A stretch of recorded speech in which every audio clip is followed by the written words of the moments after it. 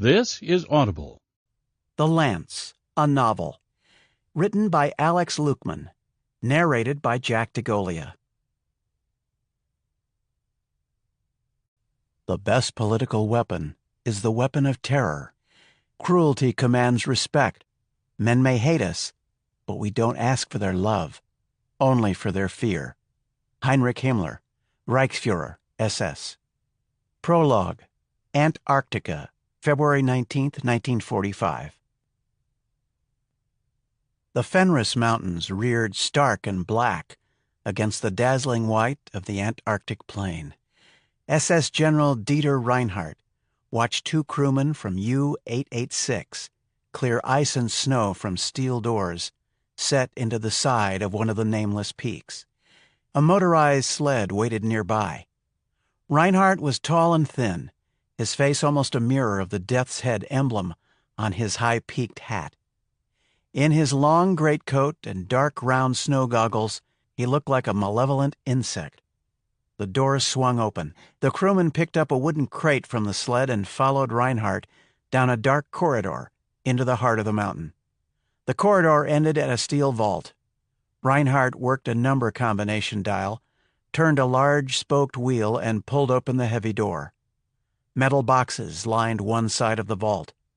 On the opposite wall, gold bars stamped with the eagle and swastika shone in the bright light of Reinhardt's electric torch. "Put it there, against the back." His breath formed clouds in the frigid air as he spoke. The crewman set the box down.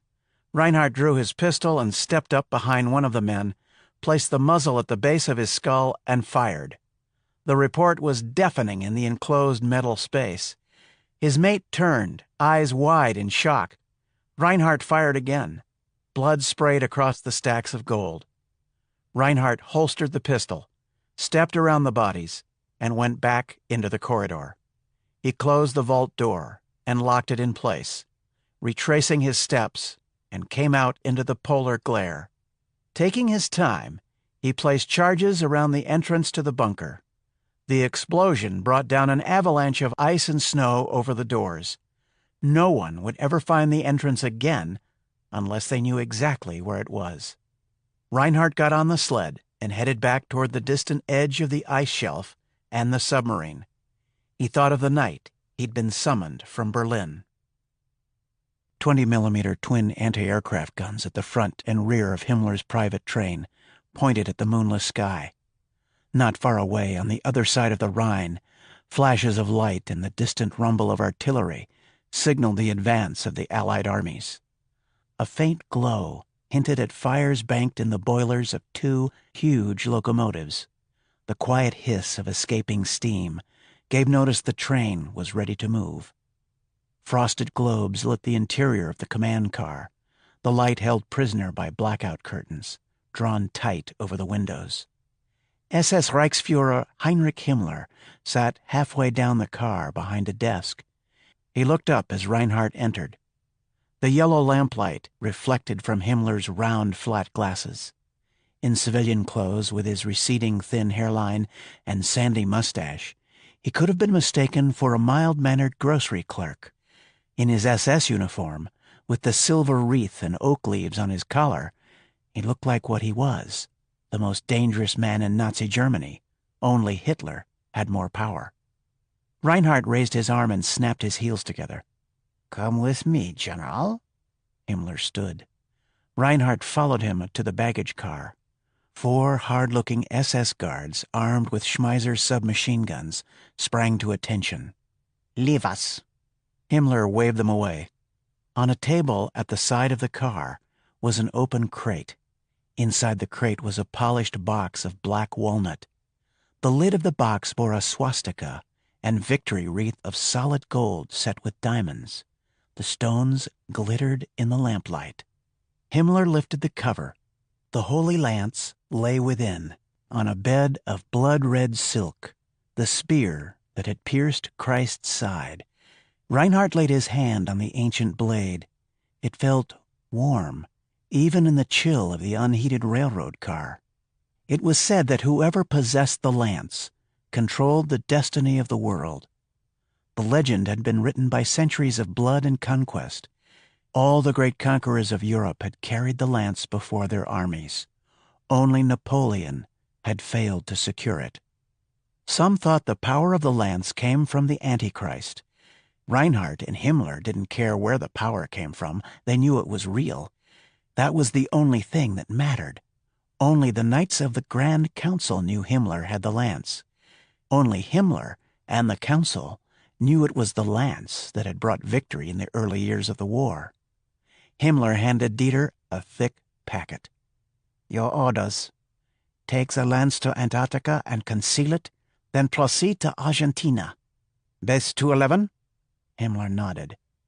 Few people who knew of the hidden research complex in the Antarctic wastes were still alive. No one had been there since '42. "We will regroup in Argentina. In time, we will retrieve the lance and continue." Himmler laid his hand on Reinhardt's shoulder, a rare gesture of comradeship. "Dieter, it is possible I will not survive this war." He held up his hand to silence Reinhardt's protest. The light glinted from Himmler's glasses, and the death's head ring on his finger. "If I fall, there will be a new Grandmaster.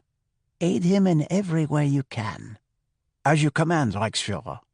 That Grandmaster will be me, Reinhardt thought. Both men looked down at the Holy Lance. It seemed to glow with faint bloodlight.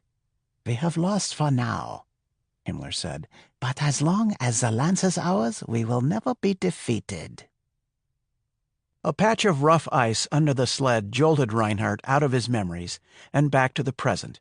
He could see the submarine waiting in the distance, dark as Jonah's whale in the open water past the edge of the gleaming ice.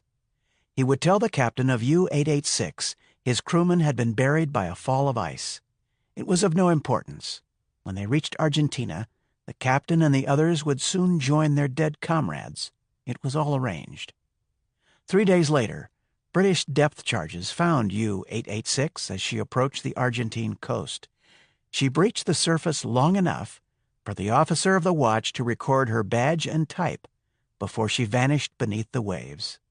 In the lightless vault under the mountain, the lance waited beneath the diamond swastika. One day, someone would come. It was only a matter of time. Chapter 1. The sweet scent of jasmine vines climbing the wall of the crumbling tenement in the old city of Damascus wafted through an open window. A man bent over a wooden table with a soldering iron. He wiped sweat away from his forehead with the frayed sleeve of his shirt and concentrated on his task. Another man watched from a sagging couch pushed against one of the stained yellow walls. He wore a dark suit of European cut. His crisp white shirt was open at the collar. The man on the couch had a face that was blank, forgettable. His features were smooth and calm, as if life had never quite reached the surface. It was hot in the apartment, but the man was not sweating.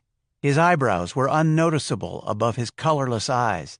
His nose seemed to disappear into the vagueness of his features. His lips were a thin, invisible line. The man at the table was called Ibrahim.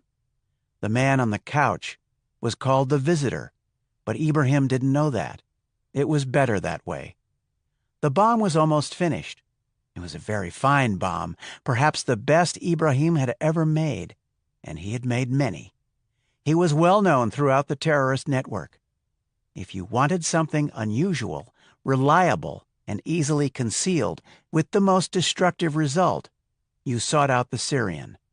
Anyone with a simple knowledge of electronics could build a suicide vest or a roadside device, but few could do what Ibrahim did. The truth of his skill was easy to see. He still owned almost all of his fingers, and both eyes, no mean feat for an old bomb maker. He soldered the final connection. He set the iron down and allowed himself to relax. "Is it ready?" The man in the suit spoke in Arabic, his voice quiet, pleasant. He got off the couch, looked over the bomb maker's shoulder. Ibrahim tried to place the accent. German, perhaps. Ibrahim took an unfiltered cigarette from a crumpled yellow pack, held it in nicotine-stained fingers, and lit it. The harsh tobacco smoke formed a blue cloud as he exhaled. The man in the suit concealed his disapproval. "Yes, ready. When you place the charge, set and activate the timer. There is a 24-hour window." Ibrahim showed his guest the arming device, small like a woman's wristwatch. A red arrow was etched on the bezel surrounding the dial. The face was marked for 24 hours. A second, smaller ring within the first was divided into 12 5-minute increments. Set the hour by rotating the outer ring clockwise. Then, set the inner ring counterclockwise for fine adjustment. You can reset until you press this button. After that, no. The timer will run until your mark is reached. The bomb is safe until the time chosen. Then, boom. The visitor nodded. "Give me the pack." The visitor handed Ibrahim a backpack. Bright yellow letters over a yellow and green ram's head imprint spelled out Colorado State University on the flap. Inside were socks, 2 T-shirts, a teaspoon or 2 of beach sand, a pair of hiking shorts, postcards, dirty underwear, a pair of Dockers, a package of condoms, sandals, and a water bottle. There were also 2 books. One was a popular paperback listing hostels and restaurants in Israel. The other was a hardbound travel guide to the holy sites of Jerusalem. Ibrahim opened the guide to a hollowed-out space where the bomb would be concealed. The new compound his guest had provided was a marvel of technology, 50 times more powerful than conventional Semtex or C4. It had a color like sand or old yellowed limestone and could be molded and shaped as needed. It seemed small, but the explosive force it yielded was devastating. It was also undetectable by current methods. Even the dogs would never sense it. The book was well thumbed, innocent in appearance. The pages concealed shielding that blocked detection by the most sophisticated electronic equipment. Of course, there was always a chance of discovery. The Jews and the Americans were good at counterterrorism. Ibrahim assumed the bomb was meant for one or the other. Success was not Ibrahim's concern, nor was he concerned about where or how the bomb would be used. He knew it was good. His work was done. He placed the bomb in the book. He locked the pages in place that would keep a casual observer from noticing anything. He closed the cover and put the book back in the pack. The haunting sound of the call to prayer echoed through the ancient city from speakers atop the Umayyad Mosque. Ibrahim would go to the mosque and refresh his relationship with God. The other could do as he pleased. "You have done well, my brother." His client's voice was quiet, toneless. "Allah will reward you in the afterlife. There is still this life, no? You have brought payment?" "Of course. I have it here." The visitor reached under his jacket and took out a silent .22 Ruger automatic pistol and shot Ibrahim in the forehead. The bomb maker's mouth formed a soft O. His eyes opened wide and rolled upward. The visitor fired another round into the Syrian's left ear, a whisper soft as a baby's breath. The body toppled sideways from the chair to the floor. A trickle of blood ran out onto the worn, scarred linoleum. The visitor bent down and wiped a few spatters of blood from the end of one of his shiny black shoes. He took the backpack and placed it in a cloth shopping bag. He turned on a small radio set on the table. The rhythmic notes of an oud and drums filled the room with sounds of life. Ibrahim's neighbors would not notice anything amiss for some time. The Syrian had been a good asset, but all possible trails to what was going to happen, any loose ends, must be eliminated. Ibrahim had been a loose end. The so-called nation of Israel would soon cease to exist. All it would take to start the process was this one small bomb. The visitor closed the apartment door behind him and walked down the stairs to the cobbled alley below, whistling to himself. Chapter 2.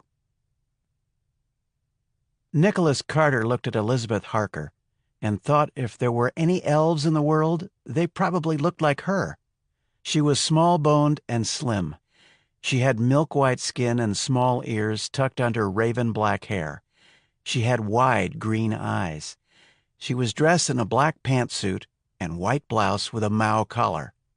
In 2 years working for her, he'd never seen her wear anything but black and white.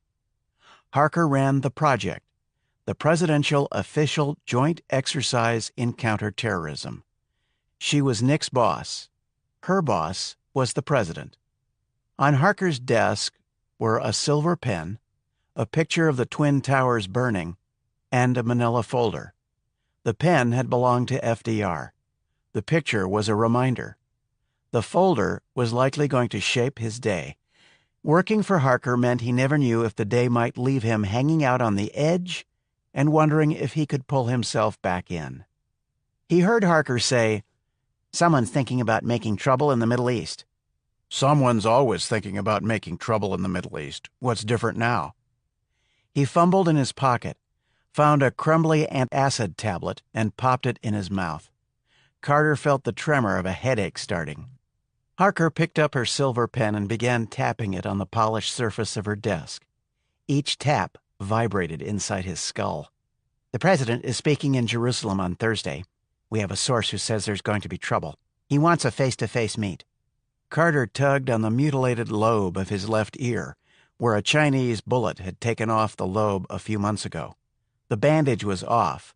It had looked better with it on. It was the same ear that itched whenever things were about to get dicey. His very own personal early warning system. It itched now. A gift or a curse that he'd inherited from his Irish grandmother, along with dreams he didn't want to have. "Have you passed this to Langley? What do they say?" "I'm supposed to back off and leave things up to the professionals." There was an edge to her voice. "Lodge says there's no need for concern." Wendell Lodge, acting director of the CIA. "He says he and his Israeli counterparts have everything under control." "Mossad?" "And Shin Bet." "What's Shin Bet?" said Selina. Selina Connor sat next to Carter on Harker's leather couch. The ceiling lights caught the reddish-blonde color of her hair and turned her eyes violet. She wore a tan silk outfit and a pale blouse that went with her eyes. She was the first woman Nick had let get close since Megan died. He didn't know where it was going, or if he wanted it to go anywhere. She was new to the team, which meant she had a lot to learn, which worried the hell out of him. Selina brushed a stray wisp of hair from her forehead. Harker said, "Shin Bet is Israel's version of the FBI on steroids. They handle internal security and counterterrorism. Mossad is foreign intelligence and ops like MI6 or CIA." Carter looked down at his hands and picked at a broken fingernail. "Lodge is a devious bastard and a narcissist." "Whatever he is, he's not going to brush us off. We're going to Israel. You find something that threatens Rice's security, give it to Shin Bet and the Secret Service. They've got the manpower. Let them handle it. You leave today." "I always wanted to see Jerusalem. Maybe I'll get a little sightseeing in." She set the pen down and folded her hands. "It's not a vacation, Nick. You're booked into the same hotel as the president as part of his party, right outside the old city. The Israelis may not let you keep your weapon. They're sensitive about guns, and you're not Secret Service." "Who's the source over there?" "His name is Arshak Arslanian. He has a shop in the Armenian Quarter." She slid the manila folder across her desk. "His photo and info is in there." Harker turned to Selina. "Selina, you continue with Ronnie this afternoon." Ronnie was the third member of Nick's team. He was just back from visiting his family on the Navajo reservation in Arizona. He'd been coaching Selina. Physical training, weapons, codes, the tricks of personal survival. All the things that might give her a chance to make it through the next year. Harker tapped her pen and looked at Nick. "You'll need a lot of time to clear security. You'd better get going." Chapter 3. Carter sat with his back against the wall at a cafe in the new city, drinking espresso, watching the crowd. The night was warm. The pedestrian mall, where King George and Ben Yehuda streets and the Jaffa Road came together in Jerusalem, was packed with people. For the Jewish people, Jerusalem was the center of the world. It was where the Messiah would someday appear. It was the place where God had commanded the building of his temple, where every stone, pebble, and grain of dust on the Temple Mount was sacred ground. Devout Jews all over the world recited prayers each day for the restoration of the temple, destroyed by the Romans in 70 CE.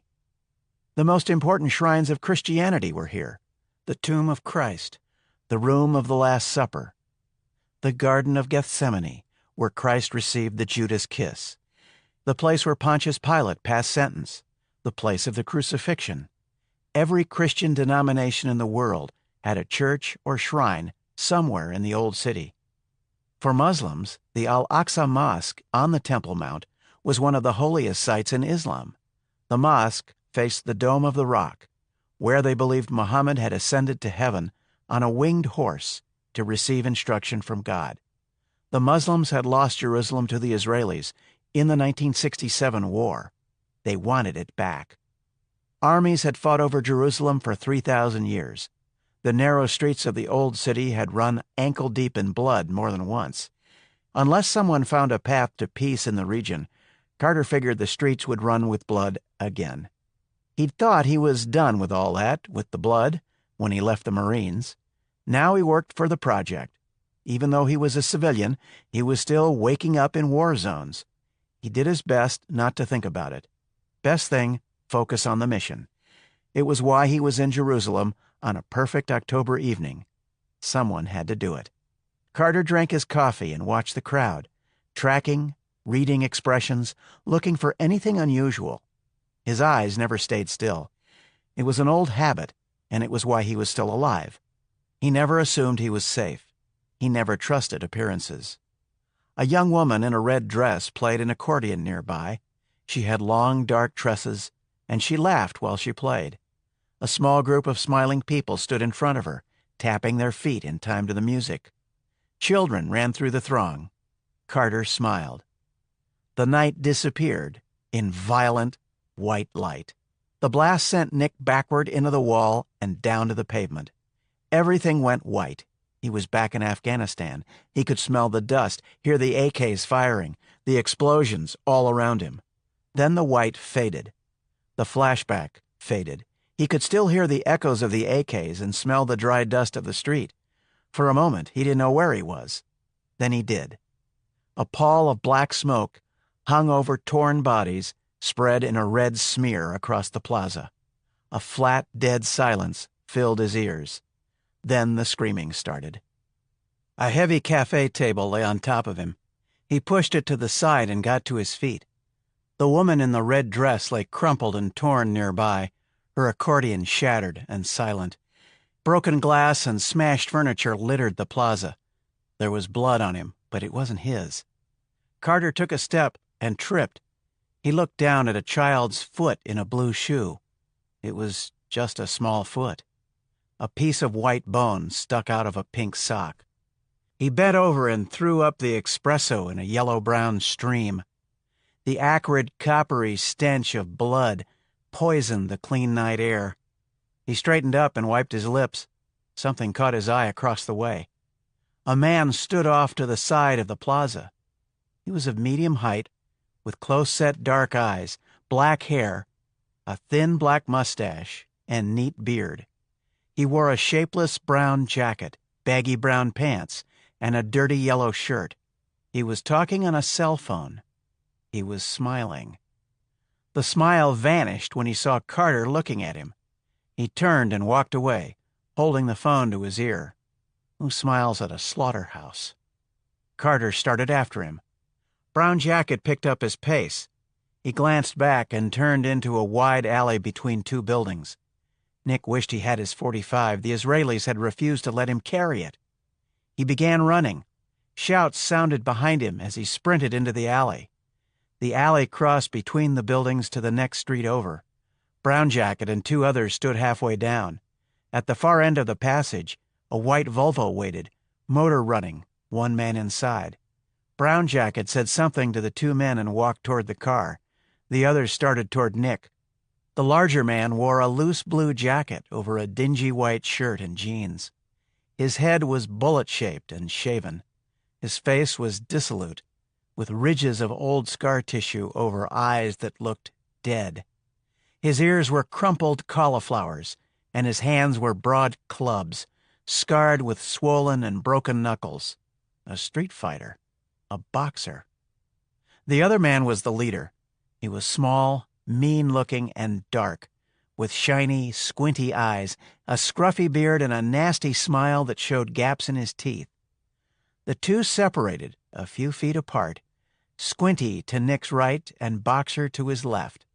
A flash of steel appeared in each man's hand. Knives. He hated knives. Words echoed inside his head. You've got two choices in an alley fight. Run or attack. If you attack, if there's more than one man, go for the leader. Always take out the leader first. He walked straight at them, not what they expected. Then he sprinted at Squinty and shouted from deep in his gut, a harsh primal scream that vibrated off the alley walls. It froze both men just long enough. Squinty lunged forward, the knife held straight out and low, coming up for a classic strike under the ribcage to rip the diaphragm and the aorta. Carter grasped his wrist and reached over with his left hand, levering up and out, and broke Squinty's elbow, using the momentum to fling him to the side. He sidekicked and took out Boxer's knee. The knee folded sideways at an impossible angle. It crunched and broke, a deep, unmistakable sound of terrible injury and unbearable pain. Boxer screamed and slashed out as he went down. A cut cold as ice opened along Nick's thigh. Boxer tried to sit up. Carter kicked him in the throat. He clutched his neck and fell back choking. His eyes opened wide in terror as he tried to breathe. At the other end of the alley, Brown Jacket got into the Volvo. As the car drove off, he threw Nick a look of venomous hatred. Squinty reached for his knife with his left hand. Nick kicked him hard in the head, a kick that could have got him into the NFL. Back at the entrance of the alley, two cops appeared, guns drawn, shouting. Carter raised his hands, fingers spread wide. He guessed he was about to find out what the inside of an Israeli police station looked like. Chapter 4. Selena and Ronnie Pete were in the basement pistol range of the project building outside of Washington. Ronnie was Navajo, born on the res. He was a tough man, yet Selena had seen him reciting a sacred Navajo ritual just before the three of them were about to parachute into the highest mountains on Earth. She thought it an odd mix, a man who could hold on to something sacred, or an MP5 with equal ease. He'd been in Nick's recon unit in Afghanistan and Iraq, and, she thought, a few other places people usually don't hear about. Sometimes she felt a little jealous of the bond between the two men. Ronnie was broad-shouldered and narrow-hipped. He had sleepy brown eyes that looked out past a large Roman nose and strong arms that bulged under the short sleeves of his Hawaiian shirt. His skin was the color of the desert on a summer day, light brown blended with a subtle undertone of red. She watched him lay out two Beretta 9mm automatics on the shooting bench. "How is Arizona?" she said. "It was great. You been down there?" "Monument Valley and Four Corners. I've never seen colors like that. The way the light paints the rocks and the desert." Ronnie nodded. "You can let your mind go in all that space. When the rains come and the clouds build up over the sacred mountains, it's one of the most beautiful sights in the world." He reached in his pocket, took a picture from his wallet. He handed it to Selena. It showed a stout, older woman in front of a low building of wood, capped with an earthen roof. A deep red velvet dress, almost purple, reached to her ankles. Around her neck and on her arms and hands, she wore heavy jewelry of silver and turquoise. Next to her stood a man in jeans, a plaid shirt, and a flat-brimmed black Stetson sporting a silver concho hatband. "This is my auntie and uncle. They're both traditional Navajo. He's a singer." "A singer? You mean like rock and roll?" Ronnie laughed, a deep belly laugh. "No, a singer, like a doctor. Only he's a doctor for restoring harmony, not a doctor with pills. When something bad happens, like sickness or if you break one of the traditional taboos, you call in a singer. He helps you restore personal harmony. Then everyone feels better." "Are you traditional?" "No, it's mostly the old people. But I speak the language and keep the stories in my mind. So I guess I am in some ways." He put the pictures away and picked up one of the Berettas. "I don't like these much," he said. "You find them everywhere, so you need to be familiar with them. Our troops carry them and some of our allies." "Why don't you like them?" "It takes 3 or 4 rounds from one of these to put down someone doped up and ready to die for Allah. Not enough punch with 9mm. Nick likes his HK. I like Glocks, like the one you've got. They're light, they're reliable, and they'll stop anyone." They shot for a while. Ronnie showed her how to field strip, clean, and reassemble the pistol. He had her practice until it felt familiar to her. He timed her and made her increase her speed. Then he blindfolded her and had her practice some more. After another hour, he began packing up. "How long have you known Nick?" Selena asked. 8 years. We were in recon together, special ops. He was the best officer I ever served with. Never asked us to do anything he wouldn't." "Were you there when he got hit with that grenade?" Something flickered across Ronnie's face, was gone. "Yeah, I was there, but I don't really want to talk about it." "Sorry." "No, it's not like that," he smiled at her. "I just don't want to talk about it." "Neither does Nick," she said. Ronnie picked up a pistol, set it down again. "You serious about him?" Selena picked up one of her targets, round holes in the black. "He's still in love with Megan," she said. Chapter 5. Back in her rooms at the Mayflower, Selena dressed in a yellow sport bra and workout pants. She put on a light overshirt to cover her holster and a pair of running shoes. Rule 1 at the project: never go anywhere without your gun. Time to go for a run, go to the gym, clear her mind. She exited the building and headed for DuPont Circle. She didn't see the blond man across the street taking pictures of her with a telephoto lens. She ran along the busy streets, dodging traffic, feet pounding on the pavement, the sweat building, waiting for the burn. She ran, circled back, slowed, came to the gym. She went inside. The place was cool with air conditioning. Filters tried to take away the odors of testosterone and sweat. The AC couldn't quite pull it off. There was a faint, sour smell of deodorant and mildew in the air. She walked over to a heavy stationary punching bag. She paused in front of the bag, closed her eyes, and centered herself as she'd been taught. She opened her eyes and began hitting it, quick jabs, picking up speed until her arms were pistons, quick blurs of motion, like a striking cobra, or whatever snake was so fast the motion blurred and you were down before you knew what had happened. She began throwing side kicks, legs straight out, heel extended, balanced so the full strength of her body traveled down the bone and into the bag. The heavy bag rocked and shuddered with each blow. She thought about Nick. She loved his hard, scarred body, the way he took her. But he never relaxed, even after they made love. He always acted like he expected something to jump out at him. He never stopped watching, observing. His gray eyes were always moving. He never sat with his back to a door or window. He always walked away from walls. He always carried a pistol. She did too now. She felt the hard shape moving against her hip. Damn him. The fury of her kicks increased. She forced herself to slow down, to focus. Being with Nick was like being with 2 or 3 different people. He was moody as hell. He got headaches, and sometimes he had a faraway look in his eyes like no one was home. Relationship, as in real relationship with a woman, was like a foreign concept to him, at least as far as she was concerned. Then there were those nightmares. She asked him about them. He dreamed about Afghanistan, where a child threw a grenade that almost killed him. He dreamed about other things that hadn't happened yet. It was something passed down in his genes. Sometimes the dreams came true, although not always the way he thought they would. It was weird. Beyond weird. Spooky. He dreamed of his dead fiancée. Sometimes, when they were in bed, she felt like there was a third person in there with them. Megan.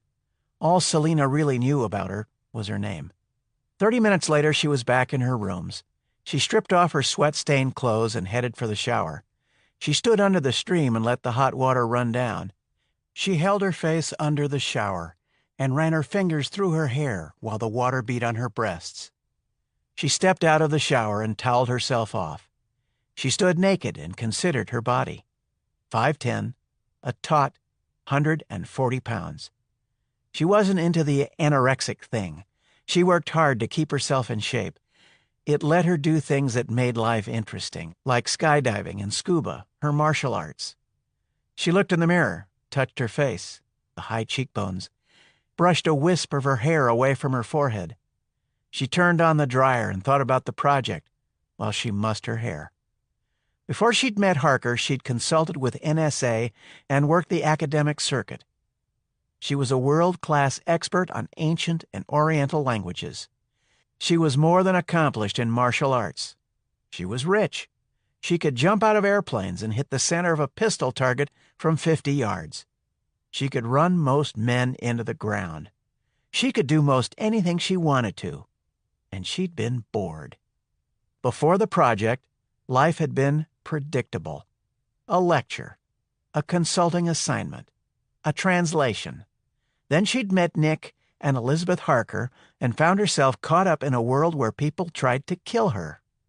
Now she was part of the team. Now she carried a Glock 40mm in a fast-draw holster instead of a pen. She was sleeping with Nick and wondering where the hell it was going, or if it would go anywhere. Her life had turned upside down. She looked in the mirror and smiled. At least it wasn't boring. Chapter 6. Fluorescent light glared off scarred yellow walls. The cement floor was painted dull gray. The room was bare, except for a metal table bolted to the floor and 2 plastic chairs. A camera watched from one corner. A large mirror took up a portion of one wall. Ari Herzog, senior Shin Bet agent in Jerusalem, watched through the one-way mirror. The man in the room was around 6 feet tall, about 200 pounds. He had black hair and eyebrows, wolf-like eyes, and a hard, square-jawed look. He needed a shave. He sat quietly, waiting for whatever came next. There was no fidgeting, no nervousness. The medic had dressed his knife wound an hour before. "He's a cool one." The comment came from a tall man with black eyes and sallow skin and big ears. His face was weathered from the desert sun, with lines that made him look older than his 48 years. He wore a short-sleeved white shirt, black tie, crisp blue pants, and black shoes. Silver insignia of the National Police glittered on his shoulders. A name tag on his shirt identified him as Ben Ezra. 18 stitches for that gash in his thigh. No anesthetic, he said. He didn't even flinch. While he was being sewed up, he worked with the sketch artist. We're running it through the database now. So far, no hits. He held out the artist's rendering of the man Nick had followed into the alley. Herzog looked at the drawing, then opened a Shin Bet dossier he carried in his right hand. "Nicholas Carter," Herzog said. "Former major in their Marines, Force Recon. That's part of their Special Operations Command now. He's supposed to be part of an advance party for the U.S. President's visit." Herzog continued reading. "Silver Star, Bronze Star with cluster, 3 Purple Hearts, tours in South America, Persian Gulf, Iraq, Afghanistan. Redacted records, high security clearance, part of a covert unit that answers to their president and specializes in targeted operations against terrorists." Sounds like one of yours, Addy. The policeman scratched under his armpit.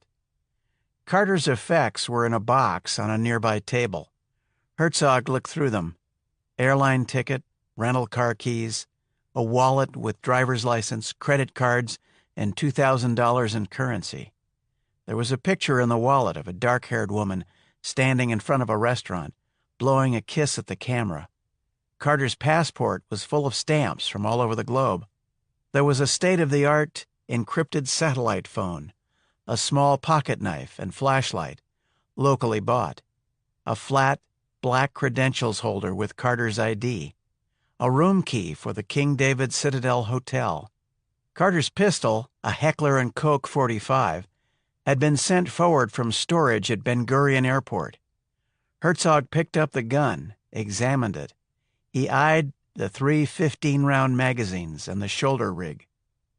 Big pistol. Custom hollow points. This one doesn't fool around. Herzog set the pistol down. You think it's a coincidence he was there when that bomb went? What does he say? That he was having a cup of coffee when the bomb exploded. He says he saw a man talking on a cell phone. In his opinion, the man was involved with the bombing, so he went after him. When he did, 2 others attacked him. The one with the phone got in a white Volvo and was driven away. Then my men showed up and took this one into custody. We're on the lookout for the car, but there are a lot of white Volvos. Ben Ezra scratched his arm. One of the men he fought is dead, the other's in a coma. The one he killed was in our files from demonstrations in the West Bank. No ID on the other yet.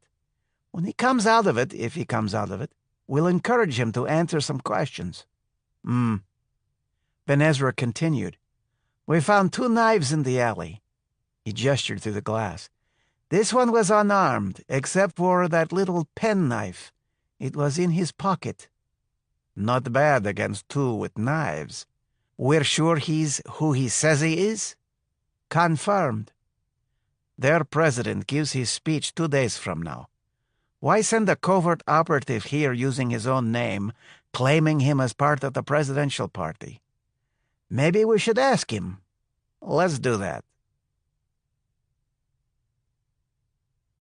Chapter 7. Carter looked up as 2 men entered the room. The first was about 45, dressed in a crumpled dark blue suit, white shirt with no tie, and black shoes. His hair was curly and black with touches of gray. Around 5'10" and 170, his eyes were dark brown, intense, and bloodshot. He looked tired. Lines of stress were grooved into his cheeks and forehead. He was wearing a wedding ring and carried a folder in his left hand. The blue logo of Shin Bet was prominent on the credentials he held up for Nick to see. Shin Bet's motto translated as the Invisible Shield. In the covert war zone comprising all of Israel, Shin Bet was the front line. Standing next to him was a ranking policeman with silver pips and a leaf on his shoulders. A cop in uniform entered the room, closed the door, and stood by it. The man put his credentials back in his jacket pocket. My name is Ari Herzog. Nick Carter. Nick rose and held out his hand, trying not to wince at the pain in his leg. Herzog looked surprised. He hesitated, then shook. His grip was firm. This is Commander Ben Ezra. We'd like to talk with you. He gestured at the chair. They sat down. The cop and Ben Ezra remained standing. Carter looked at the folder under Herzog's arm. The only way he'd get out of here was cooperation. He decided to play it straight. You've checked me out by now, he said. What is it you want to know? Herzog and Ben Ezra looked at one another. Herzog cleared his throat. Many things, Mr. Carter. Beginning with what you were doing at the mall earlier this evening. I was having a cup of coffee. At the exact time and place of a terrorist attack. Wrong time, wrong place, but yes, having a cup of coffee. Do you think this attack had something to do with me? Not necessarily. Herzog glanced at the folder. You were sent here as part of an advance detail prior to your president's visit? Yes. For what purpose? You're not Secret Service. My boss thinks there could be a terrorist attack timed to coincide with Rice's speech. We have a source in the old city. I was sent to see if I could find specific facts to back up that intelligence. That's why I'm here. Armed? I was, until your people confiscated my weapon. If I'd had it tonight, your terrorist might be sitting here instead of me. Or not. One of the men you fought is dead, the other is badly injured. He's in a coma. Nick shrugged. I didn't have many options. How were you to obtain the facts needed to, as you say, back up your intelligence? I was going to connect with your organization after I'd scouted around a bit. This isn't the kind of meeting I'd pictured, though. He gestured at the room. What had you planned to do next? Meet with our source. When was this meeting to take place? It's today at 9. I'd hoped yesterday, but no luck. My instructions were that if I discovered anything definite, to let your people handle it. Herzog was noncommittal. You are willing to share this source with us? Carter thought about it. He'd never given up a contact, but Israel was an ally, and what counted was the success of the mission. Yes, but I think it's better if he doesn't know you're involved. You are proposing that you and I work together? We've got a common interest. Tonight's attack could be part of some bigger terrorist scenario. I bet you've already had to divert manpower from Rice's visit to handle it. Put me back out there and I can help. Herzog gave him a long look.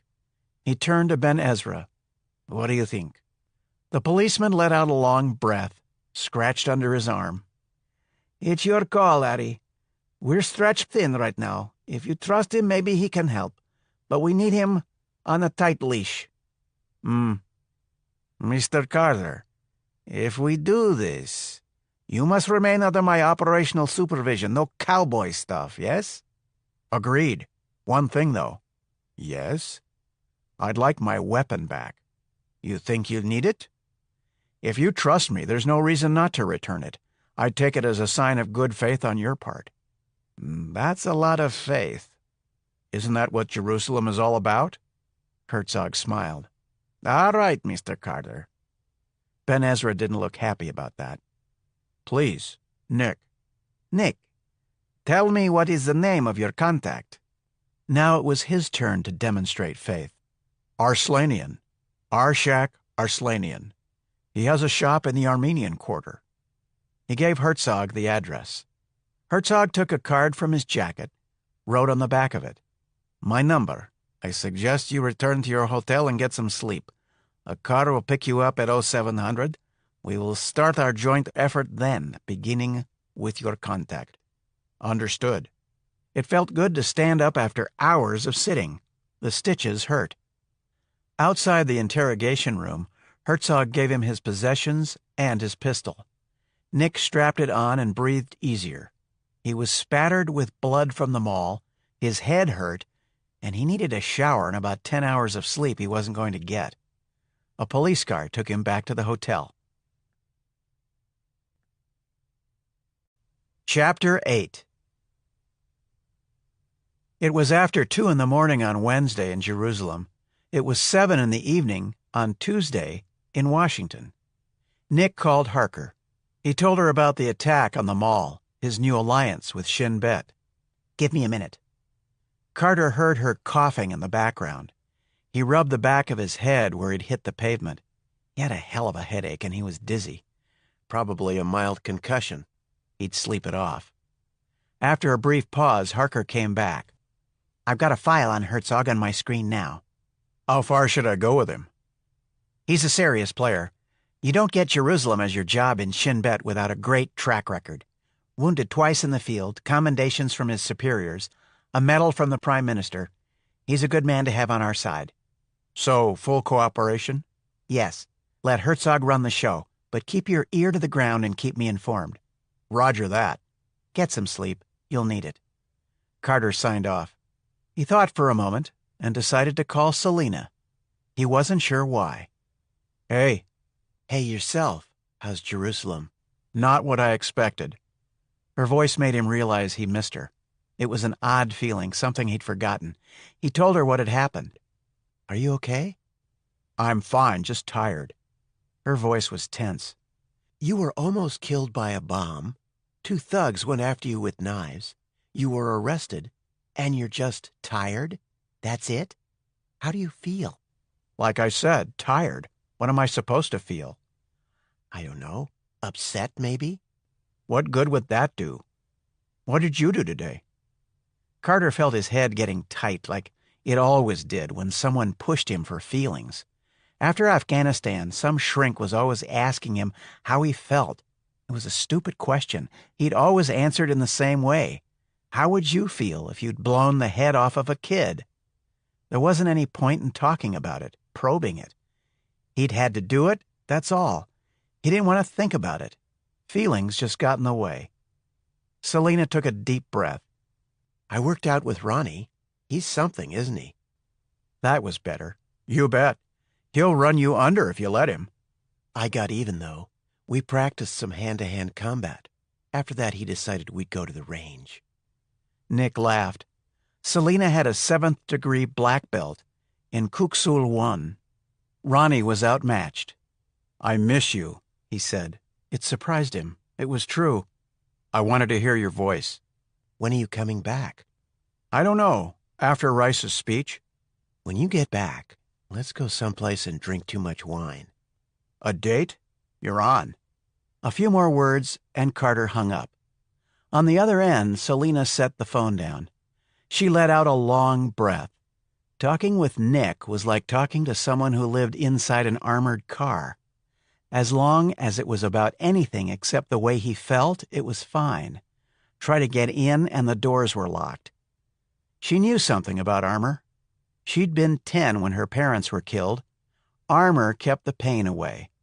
Hers was forged out of achievement, perfection in everything. Academics, sports, it had worked like a dream. Maybe it intimidated some people, but it had worked. At least it had worked until her uncle had been murdered. Then she'd met Elizabeth Harker and been tossed into Nick's world, a violent, dangerous world, and she'd gotten hooked on it, hooked on Nick in spite of herself. She'd never be able to go back to the life she'd had before. It was gone, gone like the wind. It made her mad at herself. She was hooked on a man who kept the lid clamped down tight on his feelings, who kept them locked up in the dark. Sometimes looking at him was like looking at a mirror. She wasn't sure she liked what she saw. She went down to the workout room in the hotel and began stretching. She was almost ready to test for her next belt. At her level, there was no room for error. One mistake, and it would be a year before she could test again. For the next hour, she practiced, watching herself in the big wall mirrors. She told herself that anyone who decided to mess with her would be making a big mistake. She told herself she was invulnerable. She almost believed it. Chapter 9. Carter got out of his bloody clothes. His back was turning colors from where he'd hit the pavement. The disc injuries he'd gotten in the Himalayas sent warning shocks up his spine. He stepped into the shower and turned up the hot, trying to keep the stitches on his leg out of the stream. He thought about Selena, how different they were from each other. It was hard to see how people as different as they were had come together. Take family, for instance. His family was a mess, a textbook example of dysfunction. His father was an alcoholic bully. His sister was neurotic and angry and married to a total asshole. His mother had been a doormat for his father, and now she had Alzheimer's. He'd never had much money, and he'd worked his way through school. Selena had been raised by a loving, wealthy uncle. She'd gone to the best private schools, and when her uncle died, he'd left her more money than anyone could ever spend. His death had brought her to the project. Education, money, background. Carter and Selena might as well be from different planets. Carter got out of the shower and dried off. He set the alarm and lay down. He fell asleep. He dreamed the dream. He's coming in over the ridge again, the rotors echoing from the valley walls, beating out a rhythm of death. The village is like it always is, a shitty, dust-blown cluster of flat-roof buildings, baking in relentless heat, surrounded by sharp brown hills.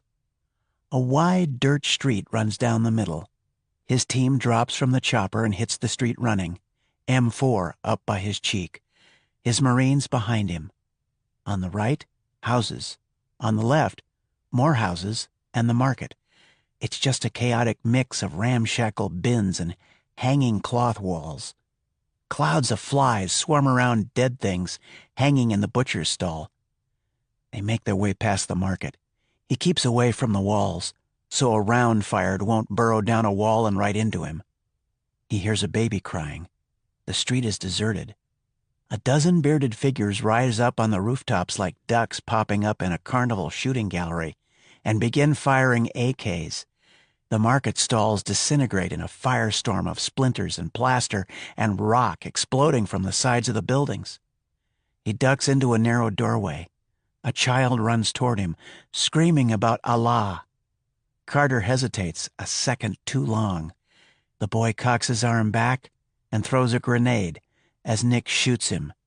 The M4 kicks back. 1, 2, 3. The first round strikes the boy's chest, the second his throat, the third his face. The child's head disappears in a red fountain of blood and bone. The grenade drifts through the air in slow motion. Everything goes white. He woke, heart pounding, drenched in sweat. Ghosts, impressions from the past, his very own personal time machine. He waited for dawn. Chapter 10. The visitor looked out over the lights of Jerusalem. A cell phone rang, one of several he kept for these calls. Yes? We have a problem. The caller spoke in German with a slight American accent. The voice was husky, a rasp of cigarettes or whiskey. He might have been in the next block or across the Atlantic. There was no way to tell. Yes? Our business strategy requires modification. A representative of a rival consortium based in America has arrived. He intends to interfere with our negotiations. Perhaps you could resolve this with him. His name? Carter. You wish me to visit him? Yes, please do. I'm sure you can make a satisfactory arrangement. Your usual consulting fee will be doubled for this assignment. Where's he staying? At the King David Citadel Hotel. He's one of their best negotiators. A pause. The visitor asked, Is the meeting still on schedule? It is. Continue supervising the arrangements. An update has been sent to you. Negotiate with our competition. I understand. The call ended. The visitor placed the phone on the floor and crushed it with his heel. It was an unexpected assignment, but it shouldn't take long. The visitor went to his laptop. He opened a program that had never been certified by Microsoft or anyone else and tapped into the reservation computer at the King David Citadel. He noted Carter's room number and the fact that he was in the hotel. He tapped another key and brought up an encrypted message, the update his caller had mentioned. Carter was going to meet with an Armenian merchant in the old city. The instructions were clear. Eliminate the Armenian and the possibility of that meeting ever happening. A picture of Carter, his contact, and the address where the meeting was to take place were provided. Perfect. The visitor was efficient. When Carter came to meet the Armenian, opportunity might present itself to take care of two problems at the same time. He thought about the day ahead. He went over the assignment in his mind's eye, a professional working through his game plan, visualizing the steps, the terrain, possible complications or obstacles. The visitor shut down his laptop. He took out the silenced Ruger 22 he preferred for his work. Quiet, efficient, with little chance of rounds penetrating places they shouldn't go. It was his favorite weapon. He got a kit and laid everything out in a precise row and began cleaning the gun. The smell of solvent and gun oil and the sheen of the deep bluing on the metal provided a peaceful, ordered sense of purpose, an existential meditation focused on the instrument of death in his hands. The visitor thought of his home in Germany, in the mountains of Bavaria. It was so different from the barren desert land of this Jew nation. Green trees and black earth, snow-capped peaks rising like gods to the pure blue skies, the smell of pine and the glory of alpine flowers, blooming in the high country in the spring. Warm summer days, fair women with rosy cheeks and wide hips. But his beloved Bavaria was corrupted, diseased.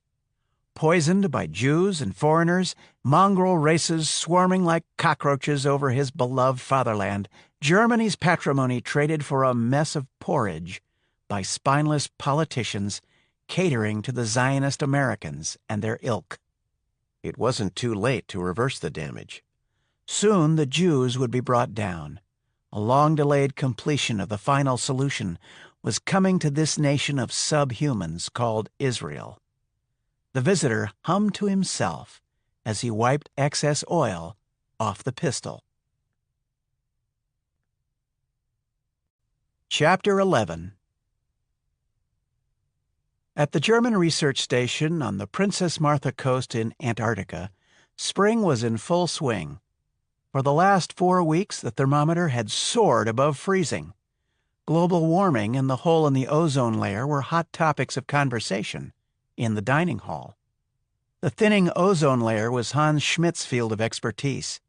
30 years old, he was a rising star in the expanding science of environmental studies. Hans had an engaging, open face, hazel eyes, and fair hair. He let his beard grow over the last few months, the reddish color hinting at his Viking ancestry. In a month, he was going back to Germany to marry his childhood sweetheart, Heidi. Life was good for Hans. He dressed in high-brown lace boots, sturdy pants over insulated underwear, 2 shirts, and an open red jacket. He wore a fur-lined hat with flap ears tied up on top. Antarctic weather could change to fury in an instant, even in the warmer months. He'd checked out a snowcat and persuaded Otto Bremen, the head of the station and the chief geophysicist, to go inland with him to the mountains of the Fenrisjeften, the Jaw of Fenris, named for the giant ravenous wolf of Norse myth. It was still largely unexplored territory. Bremen was older, in his early 50s. He was stocky, shorter than Hans. His face was round and jolly, which made him a favorite for playing Kris Kringle at Christmas time.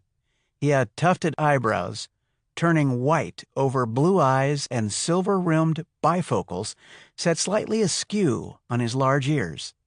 He wore an insulated yellow parka with a German flag stitched on the shoulder and sturdy boots and pants. They pulled out of the garage cavern, hollowed from the ice beneath the station, and headed toward the mountains. The heater in the high cab of the Tucker Snowcat was on low in the fine weather. Hans cracked a window for fresh air. The Tucker was one of 3 identical vehicles donated to the station by Erich Reinhardt, a wealthy American businessman of German descent. The big Allison diesel engine rumbled in a contented drone. They headed over the snow and ice toward the mountains an hour away. With 2 60-gallon tanks, a closed cab, and plenty of storage, the Tucker was like a Rolls-Royce in this part of the world. Bremen tinkered with another Reinhardt gift, an experimental device using ultrasound technology to detect mineral deposits. The Fenris Mountains would provide a good field test. No one had ever found much in the Antarctic ice, only a little iron and some copper. None of it promised commercial development. Besides, the Antarctic treaties prevented any kind of serious mining operations. The big snowcat closed on the mountains, and Hans turned parallel to the front of the range, looking for anything unusual in the melting ice and snow. After 10 minutes, the mineral-seeking device began to beep. "Something's ahead," Otto said. "According to this, no more than 300 or 400 meters." He consulted a chart. "High-density iron copper, and the readings are going crazy." "Look there." Hans pointed through the windshield. He slowed and brought the Tucker to a halt. On the side of one of the jagged peaks, ice and snow had broken loose in the spring thaw. A gray rectangular outline was visible against the dark rock. "What the hell is that?" Hans let the engine idle. "I don't know. It looks man-made. That's where the readings come from. I don't remember anything about a station or camp here. Stations were often abandoned in the Antarctic. Both men were familiar with the history of the region. Neither had ever heard of anything in this area.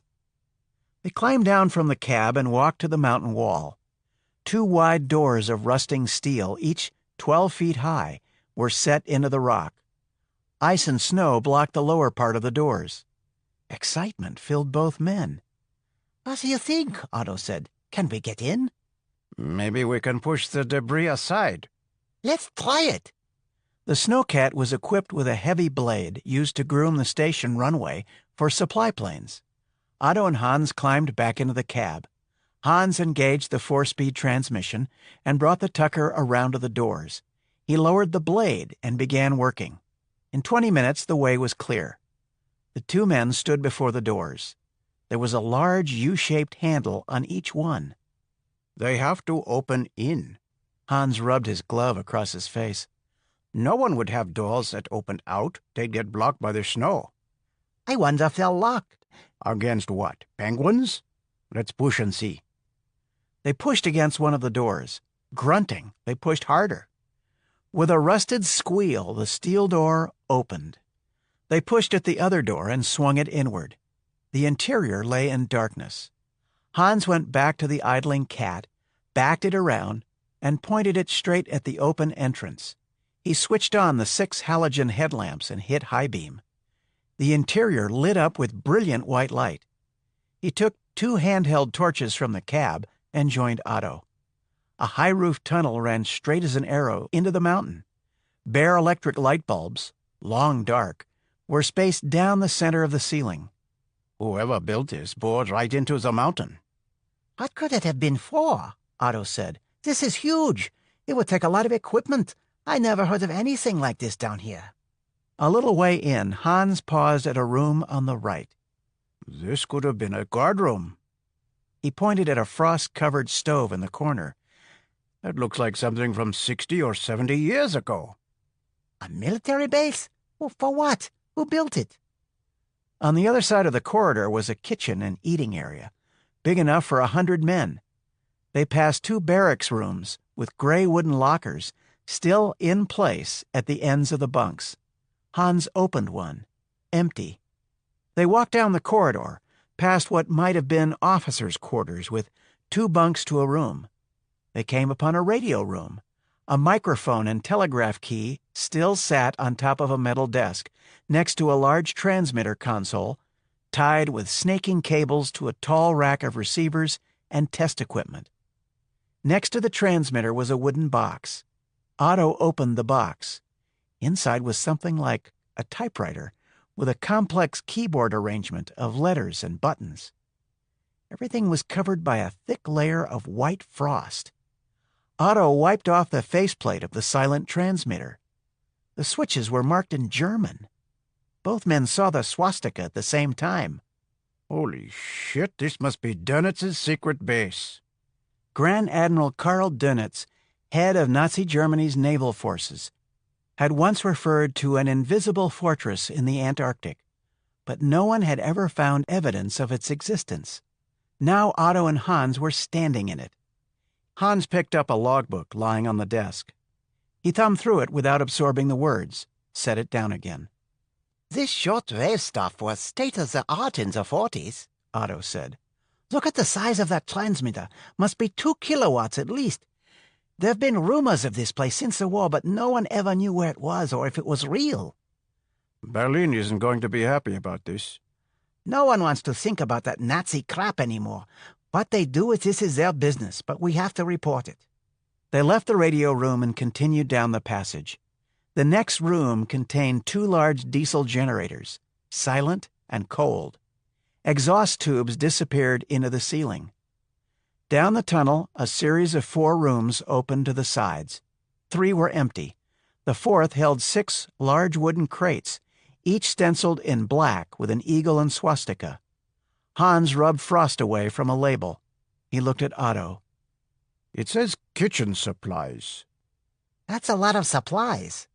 In the corner, Otto spied a long crowbar, set against the icy wall. He picked it up and pried away the lid of a crate. He shone his light inside. Not kitchen supplies. Look at this. The crate was filled with paintings. They peered in. That's a Vermeer, Hans said. I recognize the style, or it's a damn good copy. No one would stash a copy here. Otto pushed the lid back in place. That painting is worth a fortune. It must have been stolen during the war. I bet all these crates are full of things stolen by the Nazis. They walked down the tunnel and passed two large closed doors on their left. The doors didn't budge when Otto tried to open them. At the end of the corridor, they came to a steel door with a spoked wheel and a combination dial. Hans tried to turn the wheel, but it was locked in place. If they left paintings worth millions outside this vault, what could be in there? Otto shrugged. Who knows? We'd better get back and tell the others. It's going to play hell with our research time once Berlin sends people to check it out. Look on the bright side. There has to be a finder's fee for that artwork. Maybe we'll get some real funding out of it. Publicity, too. That never hurts. In the scientific world, fame was a good thing. Both men thought that the future had just gotten brighter. Back at the station, Otto contacted Berlin by satellite with news of the find. It never occurred to him that someone else might be listening. Chapter 12. In a secluded enclave outside of Washington, the Grand Master of the Council sat behind his desk. He took a deep breath of the heady aroma rising from a crystal snifter of Louis XIII cognac in his hand. The light was fading. The French doors of the library were open. It was warm even though October was more than half gone. The sound of a fountain came from somewhere in the garden behind the house. The library was filled with books, many in German. Nietzsche, Heidegger, Marx, Engels, all were there. There was even a well-worn, autographed copy of Mein Kampf. A glass gun case of rifles and shotguns stood in one corner. Antique prints of European hunting scenes hung nearby. A painting of Frederick Barbarossa, the Holy Roman Emperor, stared out from the wall behind the desk. His expression was stern. Photographs of the Grand Master with congressional figures, business leaders, and presidents covered one wall. In one photo, a blond-haired young man stood in cap and gown before the entrance to Yale University. A tall, brittle woman in a blue dress stood next to him. The floor of the library was covered with thick Persian carpeting. A maroon Chesterfield couch with two matching chairs was placed near the garden doors. In the far corner, a mounted set of antique armor stood guard. The Grand Master had the kind of face people trusted. No one could have guessed his real thoughts. No one would have believed them possible. His encrypted phone rang. Yes? The voice on the other end spoke in German. It was exultant. The spear has been found! The Grand Master felt a surge of adrenaline. At last, with the lance recovered, success was certain. Secured? Not yet, but our unit has been activated. When will they arrive? ETA is 6 hours. Further transport tomorrow afternoon. Excellent. Arrange a conference for 9 tomorrow evening. As you command. The Grand Master set the phone down. He could barely contain his excitement. He went to the painting of Frederick Barbarossa, swung the picture away from the wall, and opened a safe. He took out a cracked black leather binder, embossed in gold with an eagle and swastika. The binder contained SS Reichsfuhrer Heinrich Himmler's long-term plan for after the war. Parsifal. The Grand Master knew the contents by heart, but it always inspired him to read the vision of the Reichsfuhrer. He opened the binder. The pages were foxed and turning brown. The neat ordered lines of type were still legible. He read for a few moments. He set the Parsifal documents aside and rested his hand on a thin booklet. The cover page was inscribed with runic letters of the old Germanic tribes. His father had been one of Himmler's inner circle. All through his childhood and early years, his father had taught him, prepared him for the day when his father had shown him the binder and told him of Parsifal, of the Grand Council. Then he talked about the ritual that had brought Germans success after success early in the war. I was having dinner with Himmler and Heydrich in the North Tower of the Reichsfuhrer Castle, his father had sighed, remembering when the swastika had flown over 3 continents. Heydrich said he had written down the words of the invocation. Himmler was Grand Master of the Council, but it was always Heydrich who invoked the power of the spear. After he was assassinated in 42, things turned against us. But the Führer, father, surely he could have carried it on, or the Reichsführer. His father had snorted in contempt. The Führer. In the beginning he understood, he believed, he had learned. He did what was necessary. He followed the ritual. But he turned his back on the old ways. He forgot where his power came from and became caught in the illusion of his own will. You must never make that mistake. Himmler tried to continue, but the power is difficult to control. It will not respond unless conditions are perfect. The right day and time. The right setting. Everything must be exact. His father had held up the booklet with the runes on the cover. We will study this together. One day we will retrieve the spear. On that day, the Reich will be reborn. If I am gone, it will be your duty to speak these words. If your honor is pure, if your loyalty is true, you will prevail. Yes, father. He had never forgotten. The final stages of Parsifal were unfolding. It couldn't be coincidence that the Holy Spear had been found just as the forces he'd set in motion were coming together. It was a sign from the gods, a sign he was favored. It was only right, his just due. The Grand Master raised his glass toward the painting of Barbarossa and smiled. Chapter 13.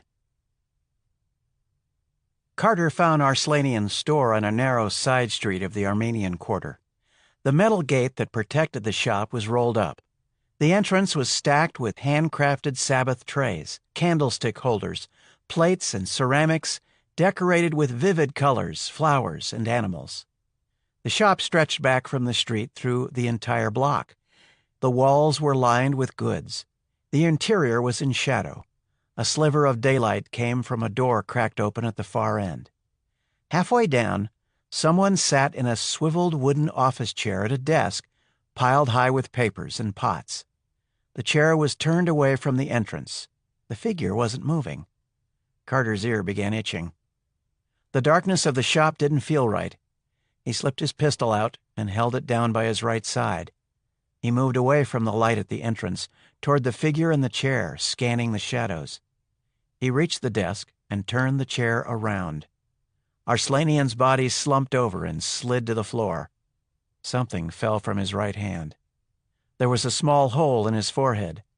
Blood trickled from his ear and into his beard. His eyes were open. They told nothing about whoever had killed him. The only messages Carter had ever seen in the dead man's eyes were reminders of his own mortality. Arslanian's cheek was warm, the blood not yet dry. The killer had been here a few minutes before, probably right after Arslanian opened up for the day. Nick bent down to pick up whatever had dropped from Arslanian's dead fingers. A soft sound like a sneeze came from somewhere in the darkness of the shop. A stinging wind passed the back of his skull, and a vase exploded behind him. He ducked and fired 3 quick shots over the desk at the back. Pottery shattered along the wall where the rounds hit. The .45 sounded like cannon fire in the narrow confines of the shop. A rapid patter of silent shots sent broken plates raining down on his head. There was a burst of daylight and the sound of the back door slamming shut. Nick got up and ran to the back. He stood on the side and pulled open the door. The door opened onto a walled garden. A small fountain trickled under a tree, shading a rickety table and 2 chairs. There was an ashtray on the table. A vase held wilted red flowers. In the far wall was a closed wooden gate. Nick ran across the garden and swung the gate open.